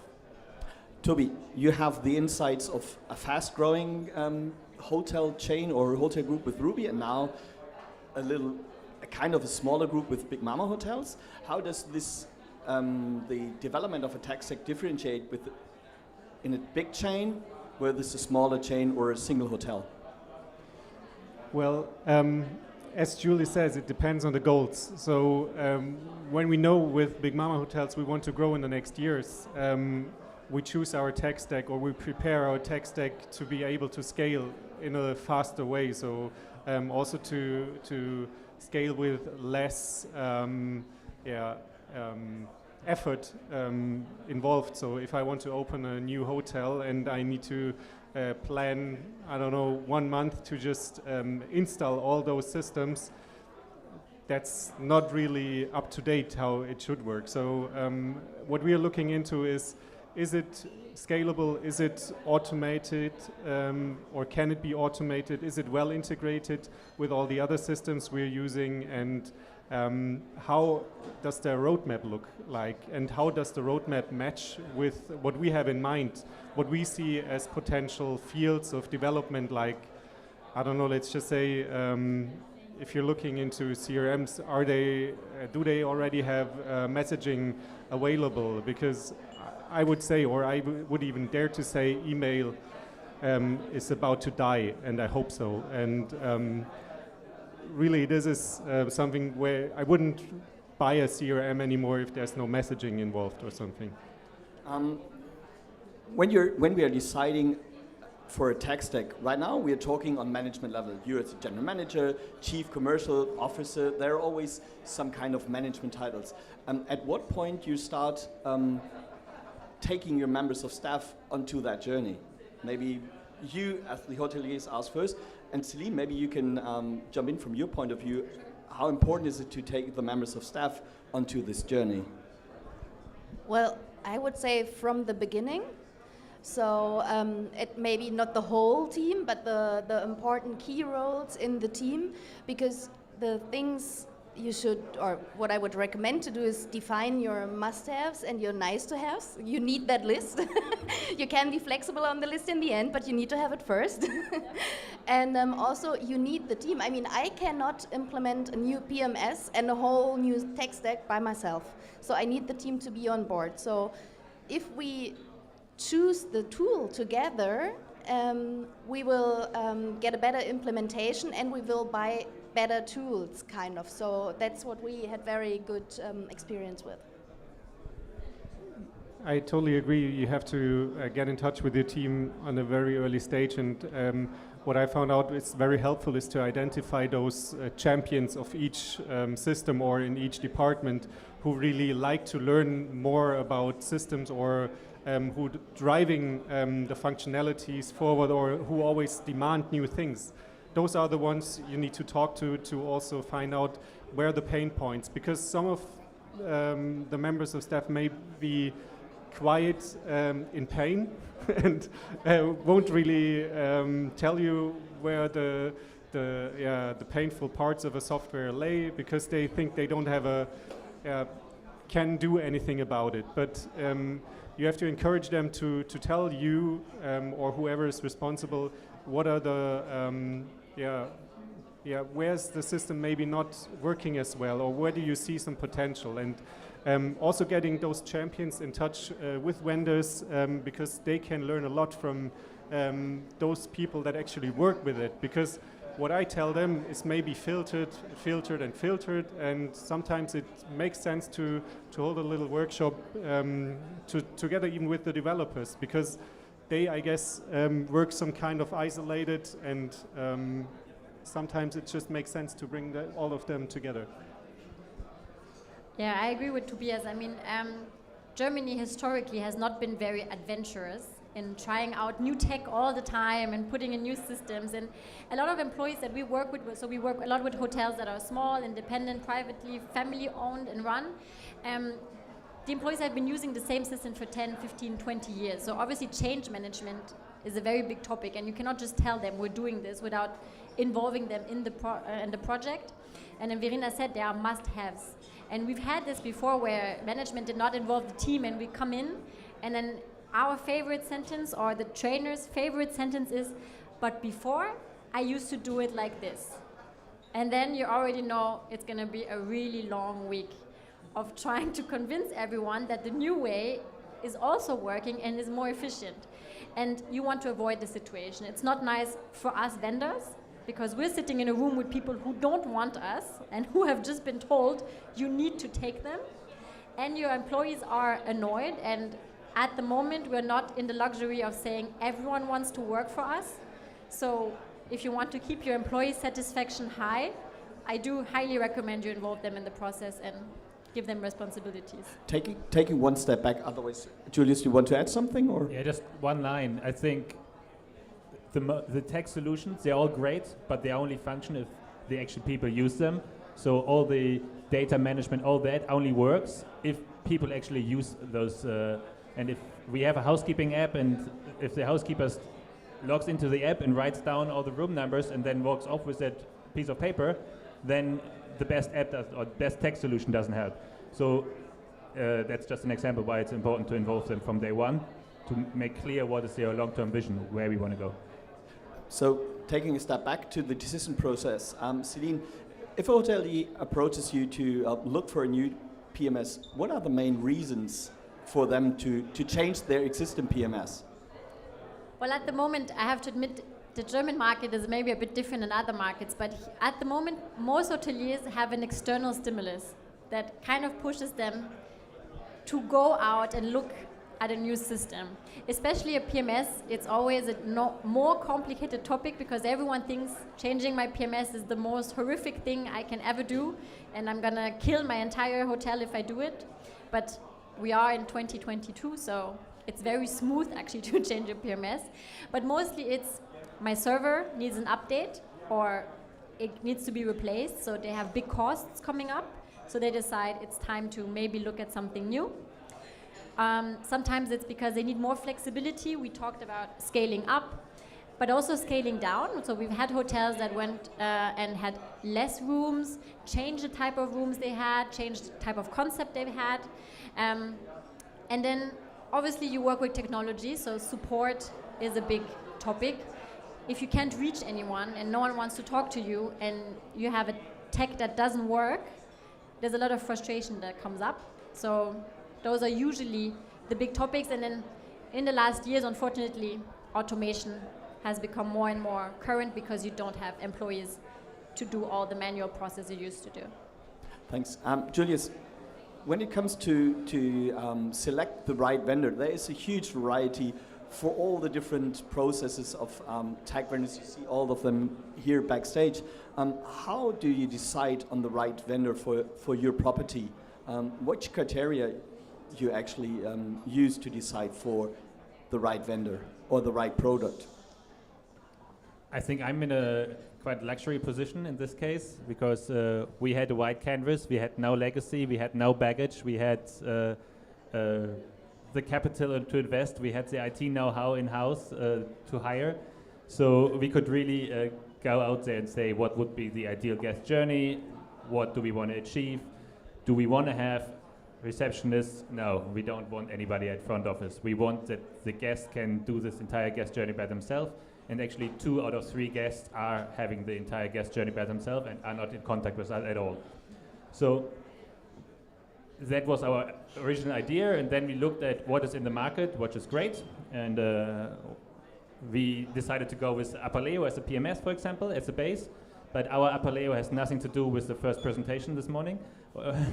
If you log into it, and our tech team, due to it being open source, has built a complete different product around it, and which works for us, for our case, and we are now at the stage that we are offering this as a white label tech solution to other hotels. That's where we are competitors then, especially for those smaller run family hotels, 40, 50 rooms, who don't have the know-how, who don't have the resources, and who don't want to deal with 10 to 15 different vendors, but say, you know what, there's one vendor, one supplier, I have one point of contact, and that person takes care of everything, and I can still look after my guests. And I think understanding where you want to go and what offer you want to offer is the most important. It's step one. Verena, how did you do the comparison when it came to the decision to find a new PMS? Why do you decide for Mews? It's obviously not only the price. No. Actually, what helped me was a presentation Tobias gave, I think at an 𝗂𝗵𝗲 day, within how to change your PMS. And it was really quite helpful because it said, talk to the team, define the needs, do the must-haves, do the nice-to-haves, then get different quotes to get an idea about pricing. Then invite them for the demo. Don't get blindsided by the demo because they're very charming. Everything works just fine. You just need to do the trial version then. And what we really did, what helped us a lot, we took the time to check the references. We told them, give us a reference, and we told them, we called those hotels and asked about their experience, and we also got together with our network. Because that's what I think the most helpful tool kind of when selecting, get the experience from others. And yeah, like that, we worked quite fast and it worked just fine. I think that's a very good point to increase talking to each other, especially from hotelier to hotelier, because why would we need to do the same mistakes over and over again? When I made a mistake, I can tell you about it, and you can do it better. And I guess this will, in general, help our whole, our whole industry in general. Yeah. Which leads to my next question.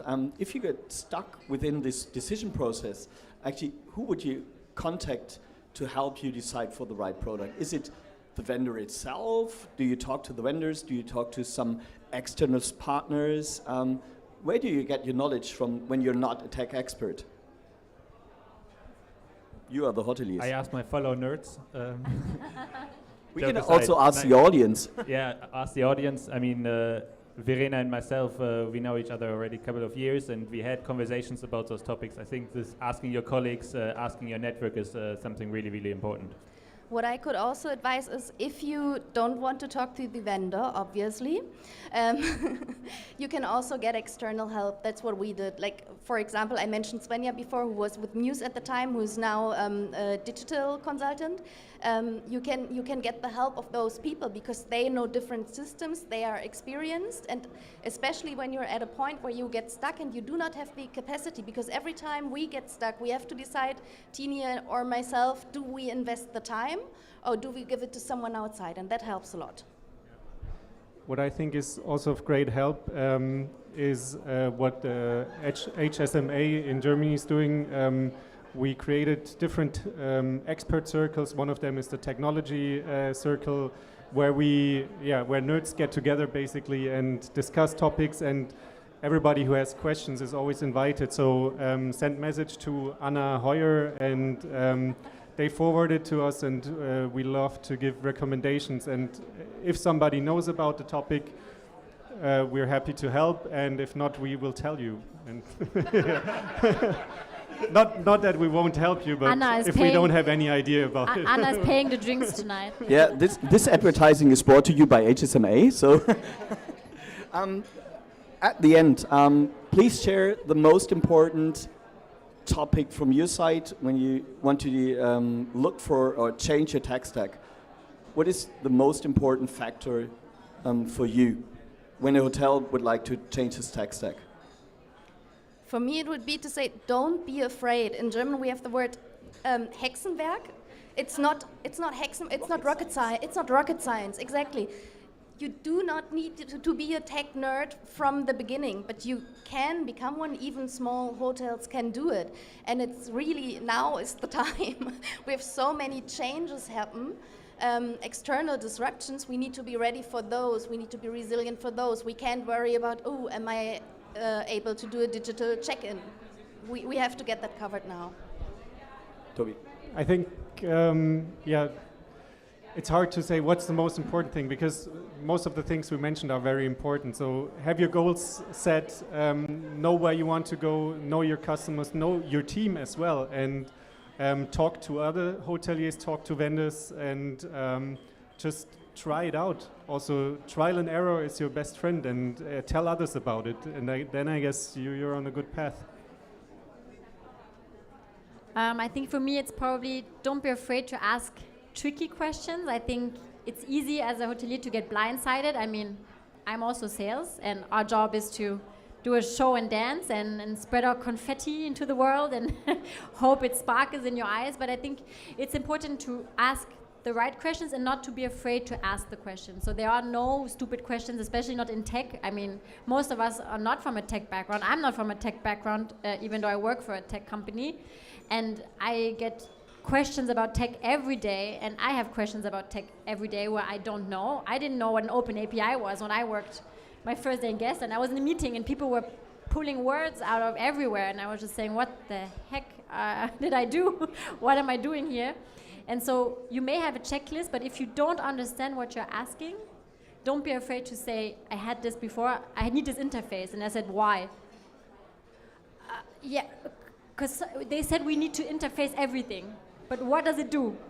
I don't know, I just need to have it. No, doesn't work like that. So don't be afraid to just ask questions. That's our job, is also to give knowledge. And for me, that's the most important. And I would add, don't get stuck in changing the tech tool and then not anything else. Be willing to also change your operation around it, because all the benefits from all those tech solutions only work if you build your operation around it, and or adapt your operation at least to it. And if you're too stuck in, we have always done it this way, this is our process, then the best tech innovation doesn't help, and it's just a waste of money and resources. Perfect, thanks. So I'll pick up the line from Céline. Everybody in the audience is now able to ask whatever you want to those tech nerds. So feel free to ask every question you want to know from them, if you want to ask. So no questions about tech stack? Okay, it's getting late, I know. Anna is...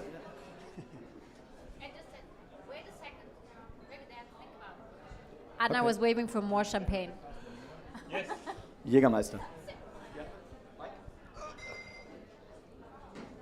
How do you feel about a revenue calculator that a vendor might put in front of you? Like, this is how much you're going to make with this tool. Anybody use that on you, and did you believe them?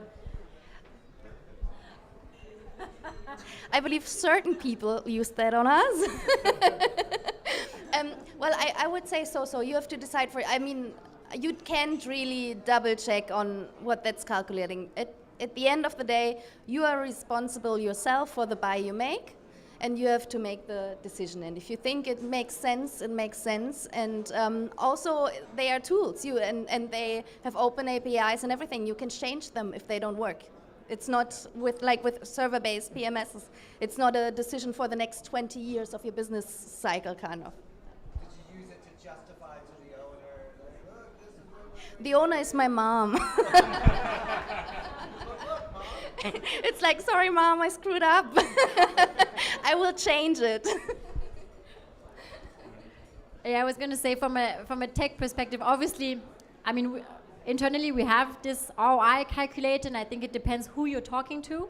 I'm probably going to get fired after this, but I never use it. I don't like it because I think it's very hard, because every hotel is very special and every hotel is very different. And so what may have worked for one may not work for you. So if I tell you our booking engine is going to give you a 16% conversion and your conversion now is 2%, and then I sell you the booking engine, but you don't use the right photos, you don't use the right text, you don't use the right fonts, you don't have any SEO, you're not doing anything the way you should do, then you come back to me and you say, you said I was going to get 16% conversion, and then I can tell you. But in the really small lettering on the bottom, it said, this is just for reference, these numbers are not contractually committed.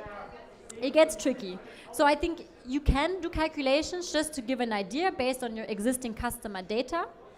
You shouldn't rely on it if you're not going to use the tech properly, because the tech is only as good as the user behind it. Perfect. I think that's the best closing line. Otherwise, you want to add something, Toby? You're welcome. One last word? No, I just wanted to add that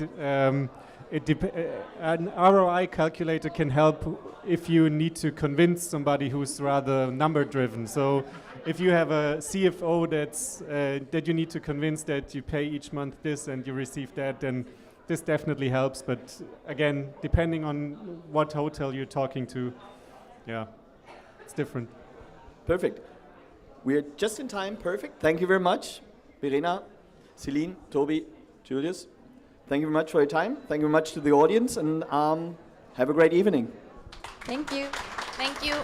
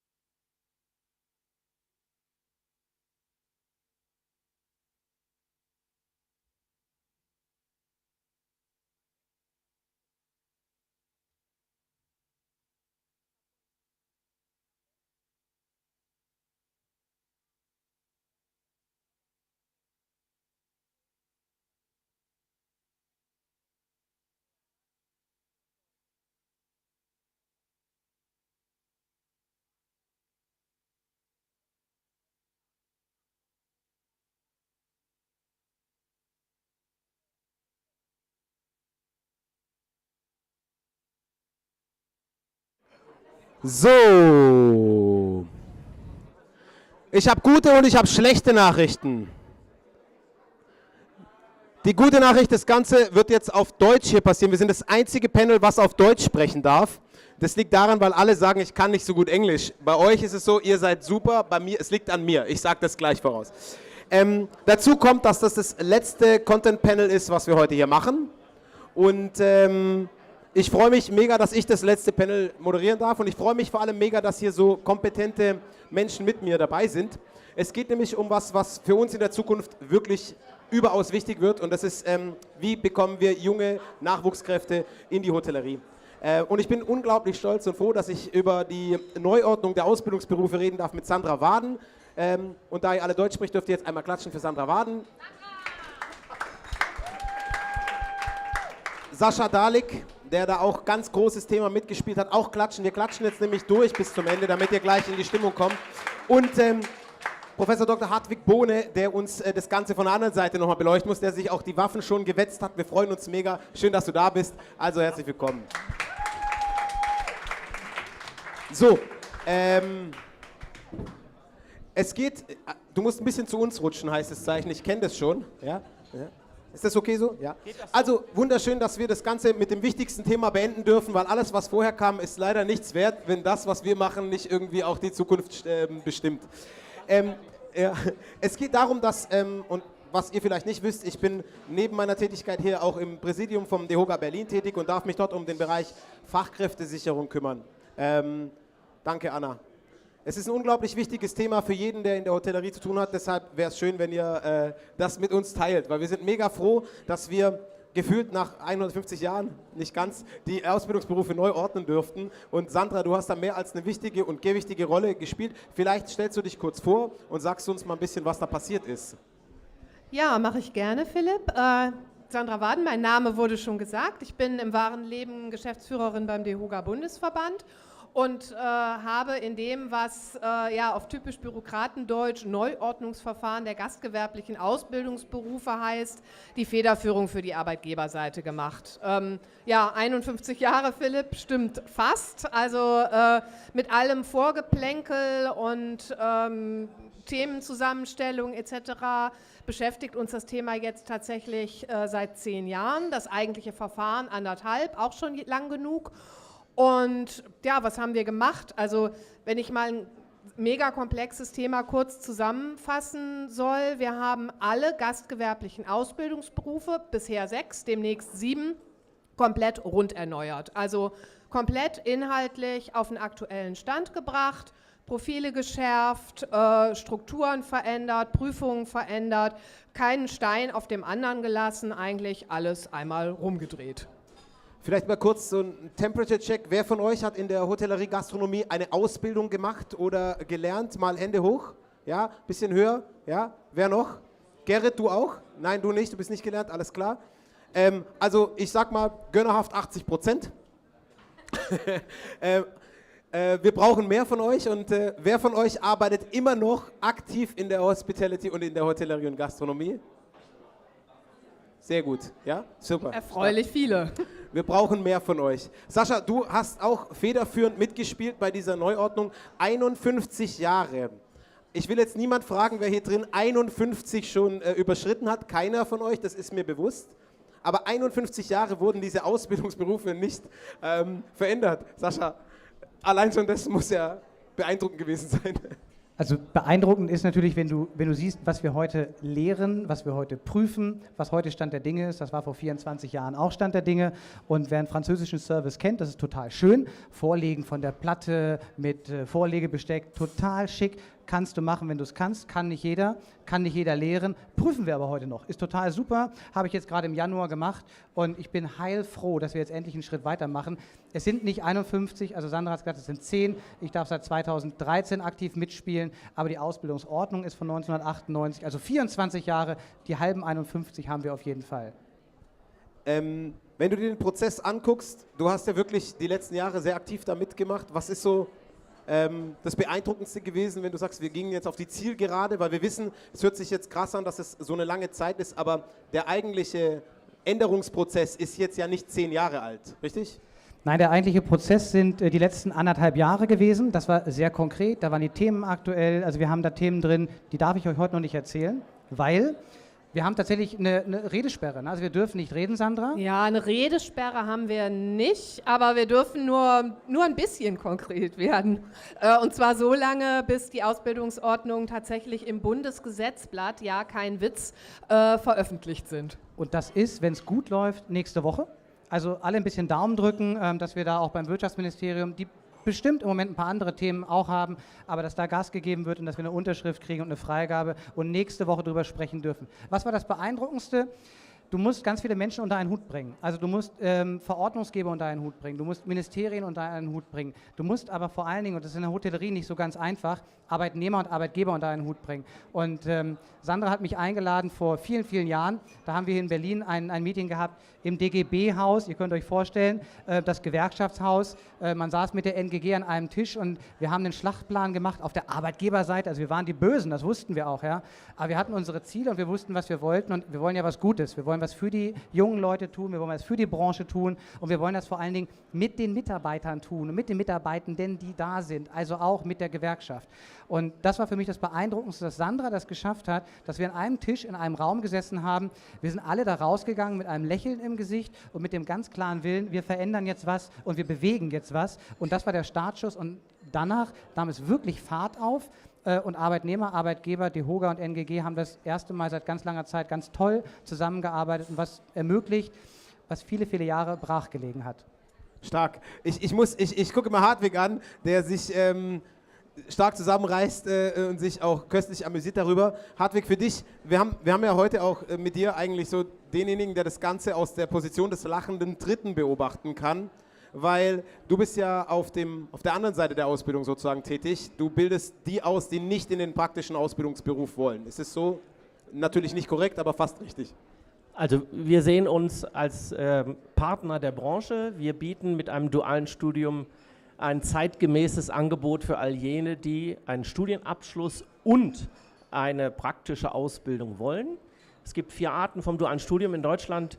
Wir bieten die sogenannte Praxis integrieren. Das heißt, wenn man 3,5 Jahre bei uns studiert, kriegt man einen akademischen Abschluss und war 50% der Zeit, also ungefähr 22 Monate, im Betrieb und macht genau das, aber ohne DGB, ohne IHK, ohne Berufsschule, aber die volle Praxis und eine wunderbare Hochschule, die Dresden School of Management. Insofern, es bietet ein zeitgemäßes Angebot für all jene, die eine andere Art wollen, oder eine andere kennenlernen möchten. Es ist keine sagen wir mal, keine negative Art, jetzt anderes schlecht zu machen, sondern aus unserer Sicht, es gibt jene, die aus bestimmten Gründen einen akademischen Abschluss möchten. Die begrüßen wir jeden Tag mit offenem Herzen und offenen Händen. Wir haben heute früh den weiteren Jahrgang begrüßt und zum 1. April und 1. Oktober fangen die bei uns an und studieren 3,5 Jahre und davon die Hälfte in ihren festen dualen Betrieben, so wie ein Azubi in seinem Betrieb auch ist. Auch hier nochmal die Frage an euch, wer von euch hat studiert oder hat etwas Ähnliches abgeschlossen? Ja? Ich schätze das mal als fast so viel. Aber was glaubst du, warum ist das Interesse so hoch oder siehst du ein höheres Interesse? Hast du das Problem gar nicht, was wir so mit den Fachkräften haben oder siehst du das ähnlich, Hartig? Na, es gibt ganz viele verschiedene Gründe, warum jemand einen akademischen Abschluss möchte und in die Hotellerie geht. Ich begrüße jeden, der sich in der Hotellerie wiederfindet. Ich frage nicht, warum er eine Ausbildung macht oder ein Studium oder warum er erst 5 Jahre auf dem Schiff arbeitet und dann, sondern ich finde jeden, so habe ich das damals auch gemacht, toll, der sagt, die Hotellerie ist die richtige Branche. Und ich habe mein Elternhaus verlassen nach dem Abitur, bin nach Dresden gezogen zur Ausbildung. Ich würde das jederzeit so wieder machen, weil es eine grandiose Zeit war. Ich finde aber genauso sympathisch, wenn jemand sagt, entweder derjenige oder die Eltern, Großeltern, wer auch immer mitspricht, ein Bachelorabschluss plus Praxis ist das, was ich möchte, ohne Unterbrechung der Berufsschule, ohne eine IHK-Prüfung, sondern wirklich in unserem Fall mit einem Bachelorabschluss. Es gäbe auch das Modell, einen Ausbildungsberuf und den Bachelorabschluss in einem zu machen. Auch das gibt es. Es gibt es auch als Fortbildungsmodelle für jemanden, der einen Vollzeitjob hat, der kann auch ein duales Studium machen. Und das 4. wäre, man reduziert seinen Job und macht nebenher ein Studium. Also es gibt viele Arten und ich finde jeden glücklich, der sich entscheidet, in die Hotellerie zu gehen. Deshalb bestärke ich auch alle und wir haben glücklicherweise 95% unserer Studierenden, die nach ihrem Abschluss in die Hotellerie gehen und dort bleiben. Sascha, Sandra, hört sich das für mich so an, als ob die viel besser sind und das viel flexibler machen wie wir? Oder wie bewertet ihr das, Sandra? Glaube ich tatsächlich nicht. Also diesen Glaubenskrieg, den haben wir nie geführt und den halte ich persönlich auch für komplett unsinnig. Wir brauchen unterschiedliche Ausbildungsgänge, duale Ausbildung, duale Studiengänge, normale Studiengänge. Ich sag mal, wenn man sich allein die Zahlen anschaut, wir haben fast 50.000 Azubis, die eine duale Ausbildung machen, ein paar hundert Studierende. Da ist, glaube ich, relativ klar, dass man damit allein sicherlich nicht den Fachkräftebedarf der Hotellerie wird decken können, auch in Zukunft nicht, selbst wenn es irgendwann mal ein paar Tausend sind, nicht. Von daher, wir brauchen beide Wege parallel, beide Wege haben ihre Stärken. Was man sicherlich sagen kann, ist, dass die Ausbildungsbetriebe oder die Betriebe generell lieber dual ausbilden, als dass sie duale Studierende nehmen, jedenfalls in der Masse und in der Regel. Und was man auch sagen kann, ist, dass es natürlich bei jungen Leuten, die Abitur haben, einen gewissen Trend gibt, dass viele von denen eigentlich lieber studieren möchten. Ich bin aber auch überzeugt davon, dass sie deshalb lieber studieren möchten, weil sie sich vielleicht die Ausbildungsberufe auch gar nicht so genau angeguckt haben. Was wir jetzt gemacht haben, um diese Wünsche so ein bisschen aufzufangen, wir haben einen Ausbildungsbetrieb, nämlich den Hotel Kaufmann, so weiterentwickelt, dass er, ja, ich würde sagen, schon sehr in der Nähe eines Bachelorstudiengangs ist. Also der Hotel Kaufmann heißt ab August Kaufmann oder Kauffrau für Hotelmanagement, ist sehr analytisch geworden, ist sehr mitdenkend, kalkulierend, steuernd geworden und meiner Meinung nach mega, mega attraktiv für junge Leute. Ich bin natürlich ein Fan der dualen Ausbildung, wie wahrscheinlich bekannt ist, aber Hartwig, du kannst dich fast nicht auf den Stuhl halten, du hast eine andere Meinung, oder? Nein, also ich kann mich auf dem Stuhl halten. Ich will es auch nur vorsichtig korrigieren. Es sind mittlerweile mehrere tausend Studierende, nicht mehrere hundert, aber das ist nur eine Kleinigkeit. Und ich hoffe, jeder Beruf ist bereichernd und analytisch und interessant, nicht nur der Kaufmann für Hotelmanagement. Aber es ist natürlich schon interessant, dass man zur Attraktivitätssteigerung eines dualen Ausbildungsberufs die Referenz des Studiums nimmt und gleichzeitig schon hin und wieder aus bestimmten Kommunikationswegen man hört, dass die Studenten natürlich immer nur eine bestimmte Art von Job anstreben. Glaubenskrieg keinesfalls, also wir führen sowieso keine Kriege, sondern uns geht es darum, und das machen wir erfolgreich seit 25 Jahren, ein Angebot zu gestalten, wofür es eine Nachfrage gibt.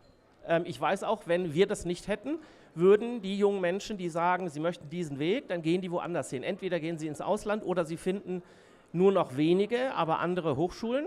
Wir bieten als einzige auch einen englischen Bachelorstudiengang in Hotelmanagement in Deutschland. Und wir finden glücklicherweise für die dualen Studiengänge auch die passenden Praxispartner. Und bei denen ist ein Trend zu erkennen, dass immer weniger duale Auszubildende dort sind und diese Betriebe sehr gerne duale Studierende nehmen. Das kann sein, weil es zu wenig Bewerber gibt, das kann sein aus Unwissenheit oder weil man gar nicht weiß, was es alles gibt, aber die Zahlen sprechen dafür, dass das duale Studium durchaus ein attraktives Angebot ist. Wir sind ein Anbieter und ich freue mich über jeden, der im Hotel arbeitet. Sascha, bitte, ja. Nee, frag ruhig. Du hast ja mit Sicherheit öfter mal, auch wir kennen uns ja schon 2 Tage und einen halben, du hast ja länger schon mit Auszubildenden zu tun. Siehst du das genauso, dass auf der operativen Seite dass ein verändertes Interesse gibt, was die Studenten und die Auszubildenden angeht? Naja, also ich sehe, dass immer mehr Menschen, und da kann ich Hartwig recht geben, ins Abitur gehen. Und ich glaube, das ist also aus einer Akademisierung, die da auch gewollt ist, die bei uns in Deutschland vorangetrieben wird, dass das ganze Bildungsniveau höher gelegt wird. Das sind Elternhäuser, das sind Schüler selber, die ein Interesse haben, die sich auch eine sehr, sehr breite Basis schaffen wollen. Absolut verständlich.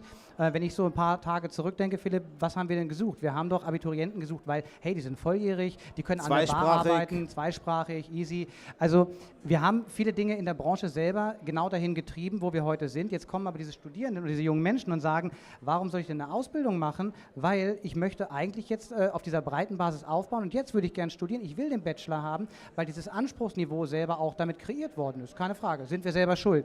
Müssen wir uns also fragen, kann nicht jemand, der einen guten Hauptschulabschluss hat, der einen qualifizierten Sek 1 Abschluss hat, der praktisch arbeiten möchte, mit 17, 18, 16 von mir aus, den Schritt machen in die Ausbildung und da seinen Grundstein legen und diesen Weg auch wieder gehen. Also müssen wir in den Betrieben umdenken und auch uns überlegen, wie können wir diese Leute vernünftig ausbilden. Ich sehe das Thema bei uns. Ich sehe das nicht beim Arbeitgeberverband, ich sehe das nicht bei den Hochschulen. Das sind Angebote, die wir haben, aber die wir haben, die müssen wir bitte vernünftig nutzen und wir müssen die richtigen Menschen finden und die sind da.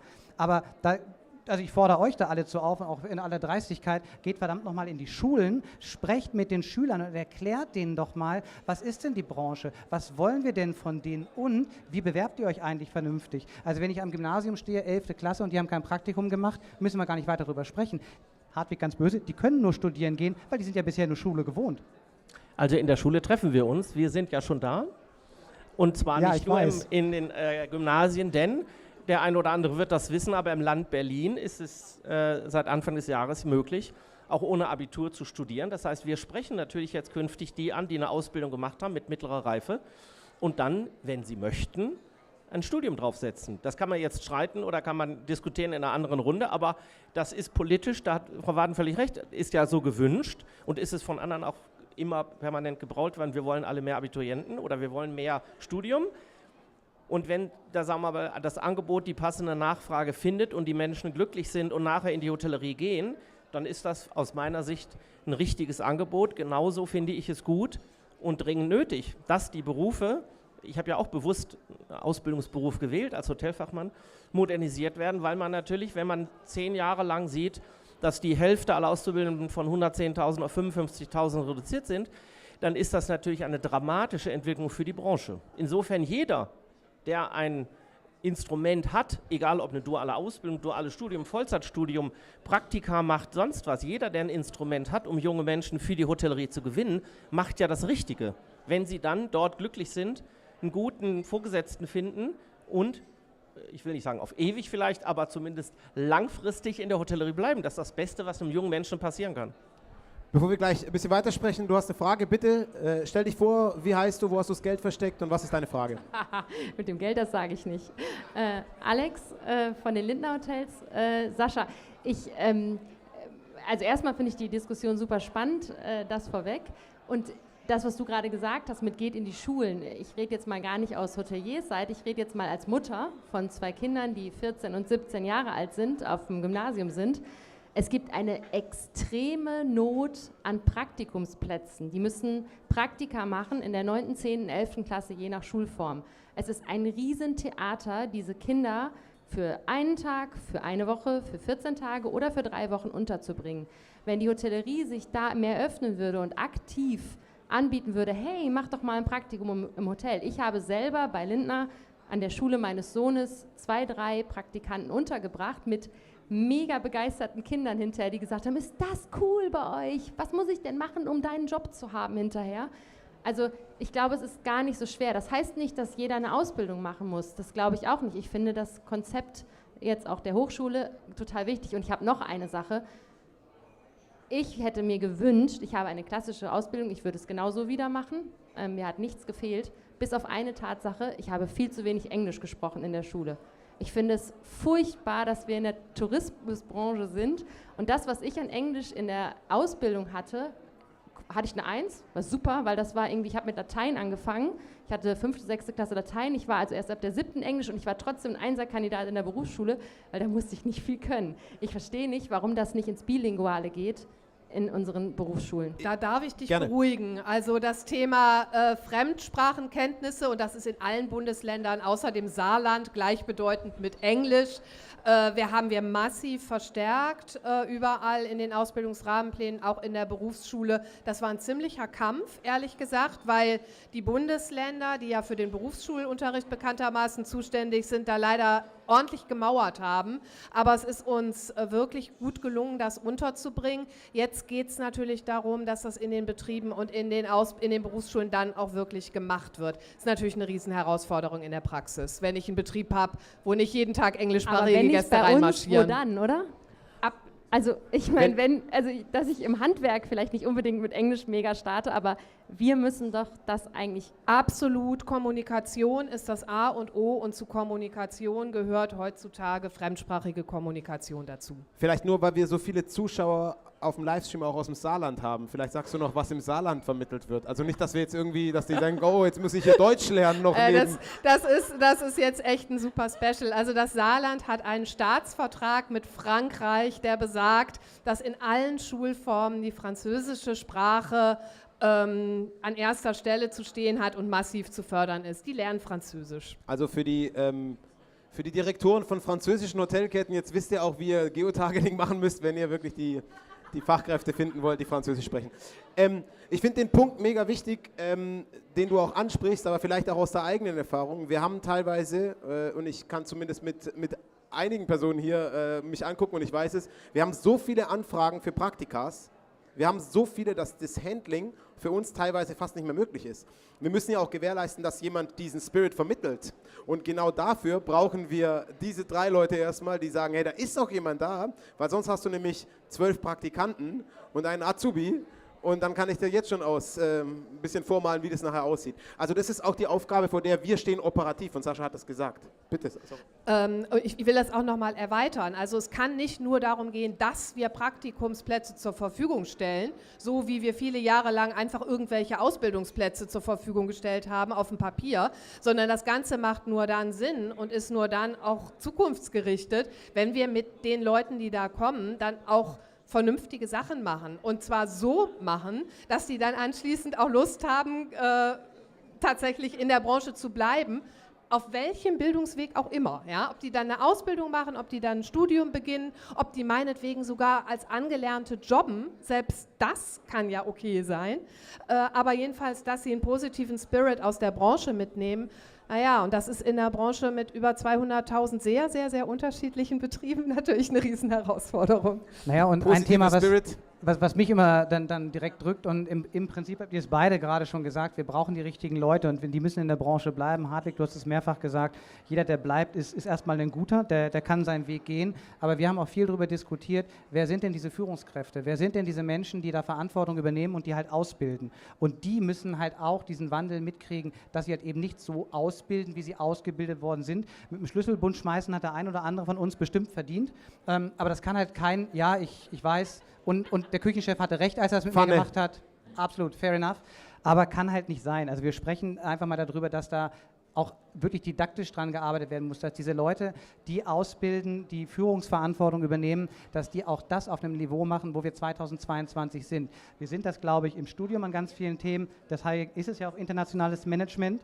Wir sind es aber auch bei uns mit den Kaufleuten für Hotelmanagement, die diese Themen Kommunikation, Personalführung, Führungsverantwortung auch jetzt mit in den Ausbildungsrahmenplan bekommen, was, glaube ich, für viele Betriebe nochmal ein Umdenken sein wird, wenn ich den Dienstplan halt nicht mehr per Excel rausspucke, sondern mir Gedanken machen muss, was sind da für gesetzliche Rahmenbedingungen einzuhalten.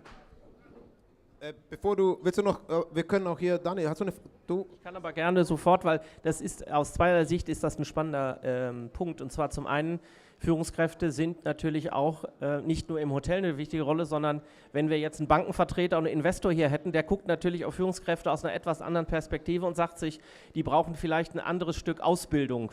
Die brauchen eventuell dann doch ein Studium aus Bankenperspektive oder Immobilienfonds oder sonst was.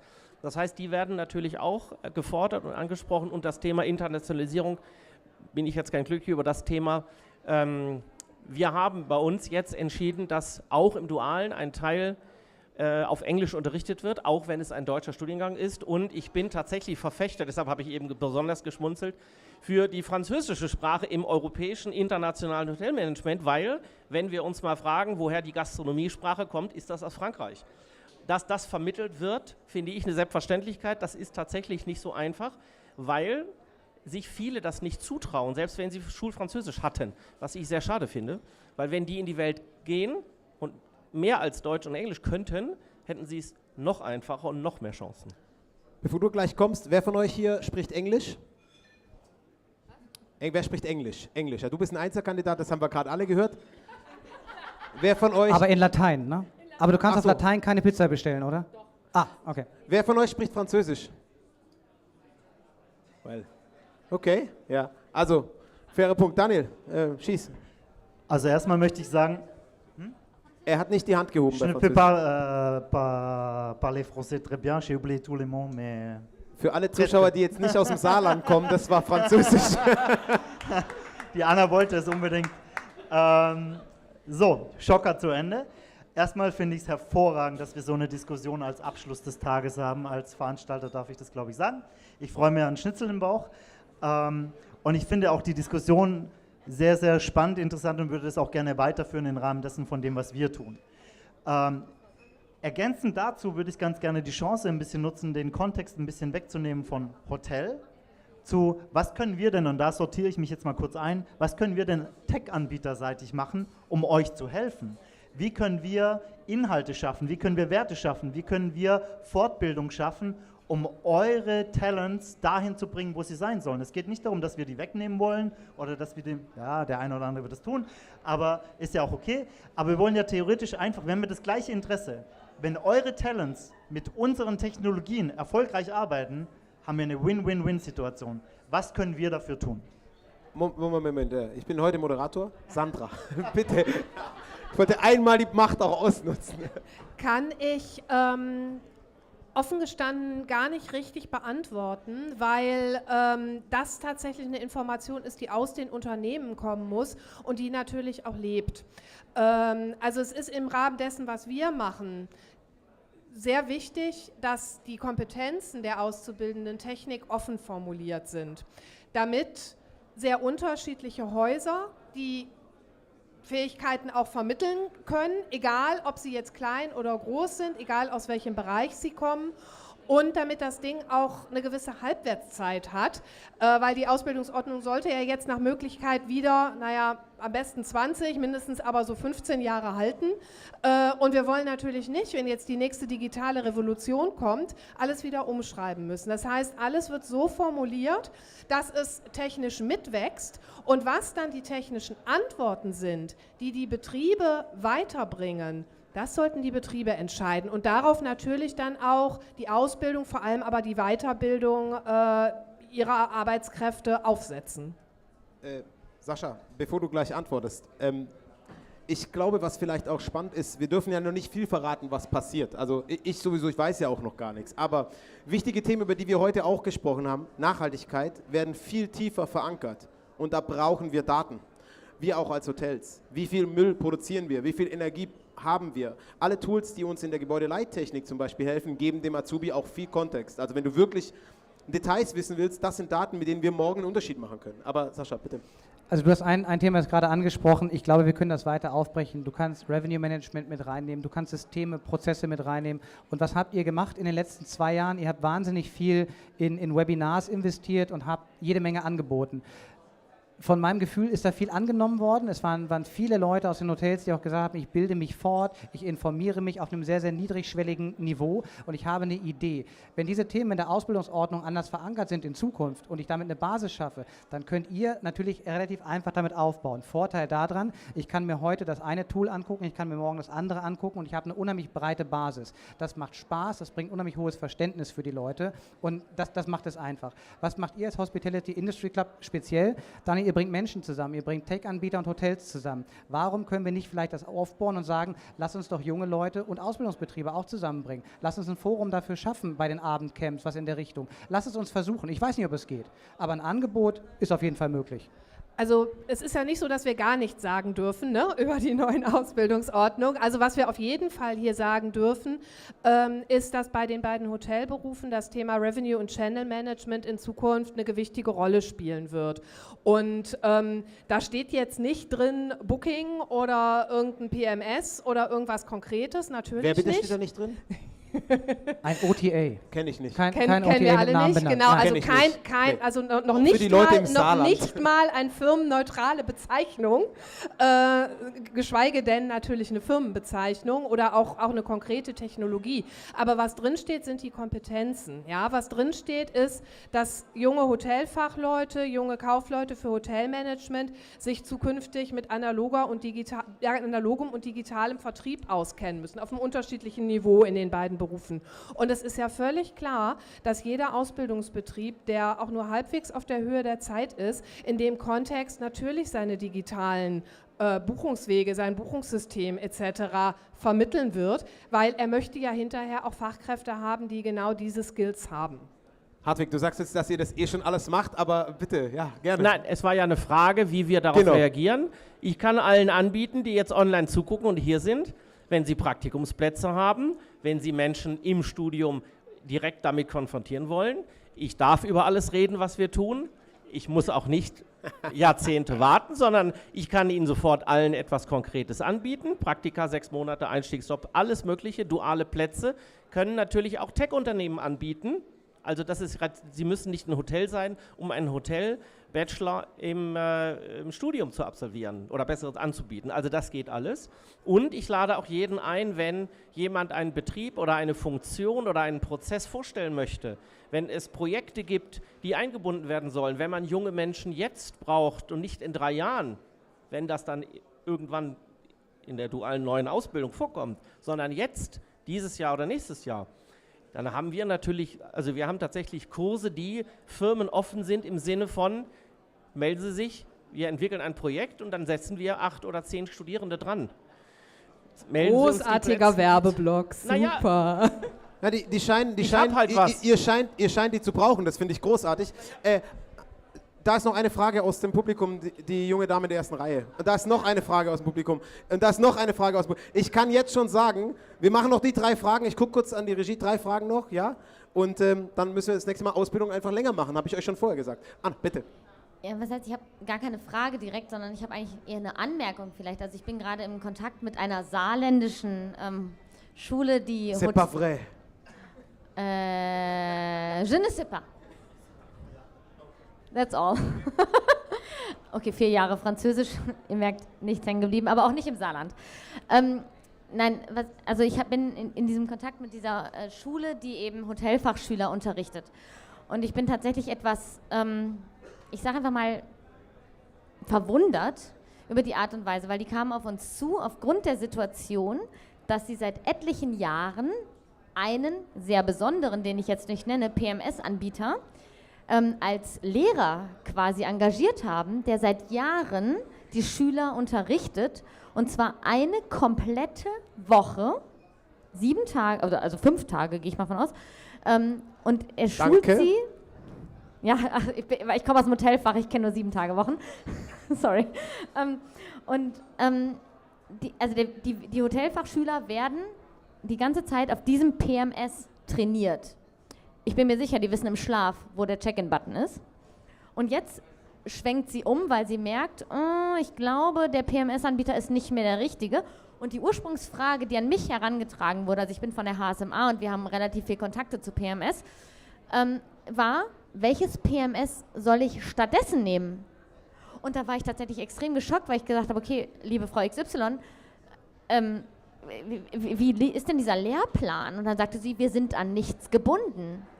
Und dann war ich wieder verwirrt und dachte mir, okay, jetzt kenne ich Sascha ein bisschen und wir unterhielten uns schon ein paar Mal über die Ausbildungsordnung und ich war hochgradig verwirrt. Und das ist jetzt gar nichts in Richtung Ausbildungsordnung, sondern es geht einfach in generelle Richtung, wo ich mich frage, wie vielen Vorgaben oder was auch immer Du sind wünschst die dir denn ein bisschen mehr Struktur. Nein, ich wünsche mir das gar nicht. Nein, das will ich gar nicht sagen. Ich will nur wissen, was müssen diese Lernorte tun? Also wofür sind sie verpflichtet? Also und vielleicht was ist Freestyle an der Geschichte? Ich erkenne, glaube ich, eine Frage. Und ich würde jetzt mal versuchen zu antworten. Innovation. Also die sind tatsächlich nicht an ein System gebunden. Und das war uns in dem ganzen Prozess wichtig zu sagen, kein System. Wenn ein Hotel mit Papier arbeitet, ist Papier in Ordnung. Also es gibt noch dieses Reservierungsbuch, ne, klassisch, was man von Hand ausrechnet. Hartwig, ich habe es euch neulich gezeigt, ne, also du weißt, was ich meine. Ich musste damals noch so lernen, das kann man machen. Das macht heute keiner mehr. Ob das PMS jetzt mit A anfängt oder mit O anfängt oder mit R oder G, spielt für mich keine Rolle an der Stelle, weil sie haben unter Umständen einen Prüfungsprozess, den sie abbilden möchten. Und wenn ein Tech-Anbieter sagt, ich unterstütze eine Schule oder einen Verbund von Schulen da drin, dann ist das okay. Dann kann ich diesen einen Prozess im Bereich Prüfung genau damit abbilden. Funktioniert. Und da sind sie völlig frei zu entscheiden, wer ist das, wie funktioniert das. Warum? Weil wir eine unheimlich große Unterschiedlichkeit in den Betrieben haben. Unterschiedliche Systeme. Und du musst eine Basis schaffen. Und das kann nur in der Prüfung sein. Und die geben wir bedingt vor. Wir sagen, was ist der Prozess? Was muss geprüft werden? Was erwarten wir? Und das wird ganz klar festgemacht. Wie das im Detail ist, wird wirklich von jeder Kammer am Ende, jedem Unterbezirk der Kammer in Hannover, anders als in Berlin, anders als im Saarland, geprüft. Vielen Dank, Sascha. 𝗂𝗄𝗄. Hi, nochmal.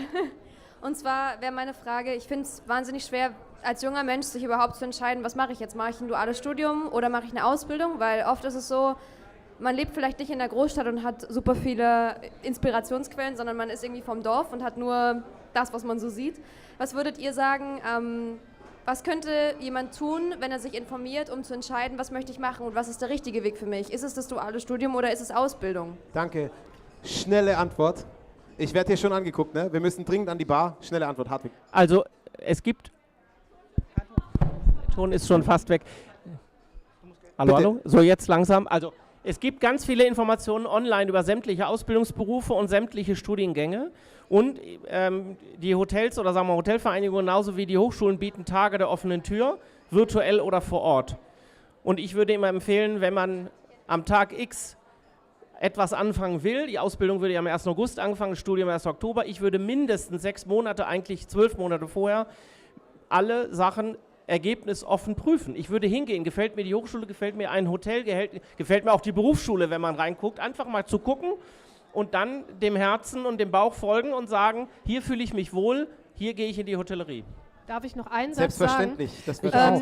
Der Hartwig hat eben einen Satz gesagt, hoffentlich sind alle Berufe analytisch. Und da habe ich schon so ein bisschen mit den Zähnen geknirscht und habe gesagt, nee, hoffentlich sind nicht alle Berufe analytisch. Weil ich tatsächlich nicht glaube, dass alle jungen Menschen einen analytischen Beruf haben möchten. Es gibt auch ganz viele junge Menschen, die möchten machen.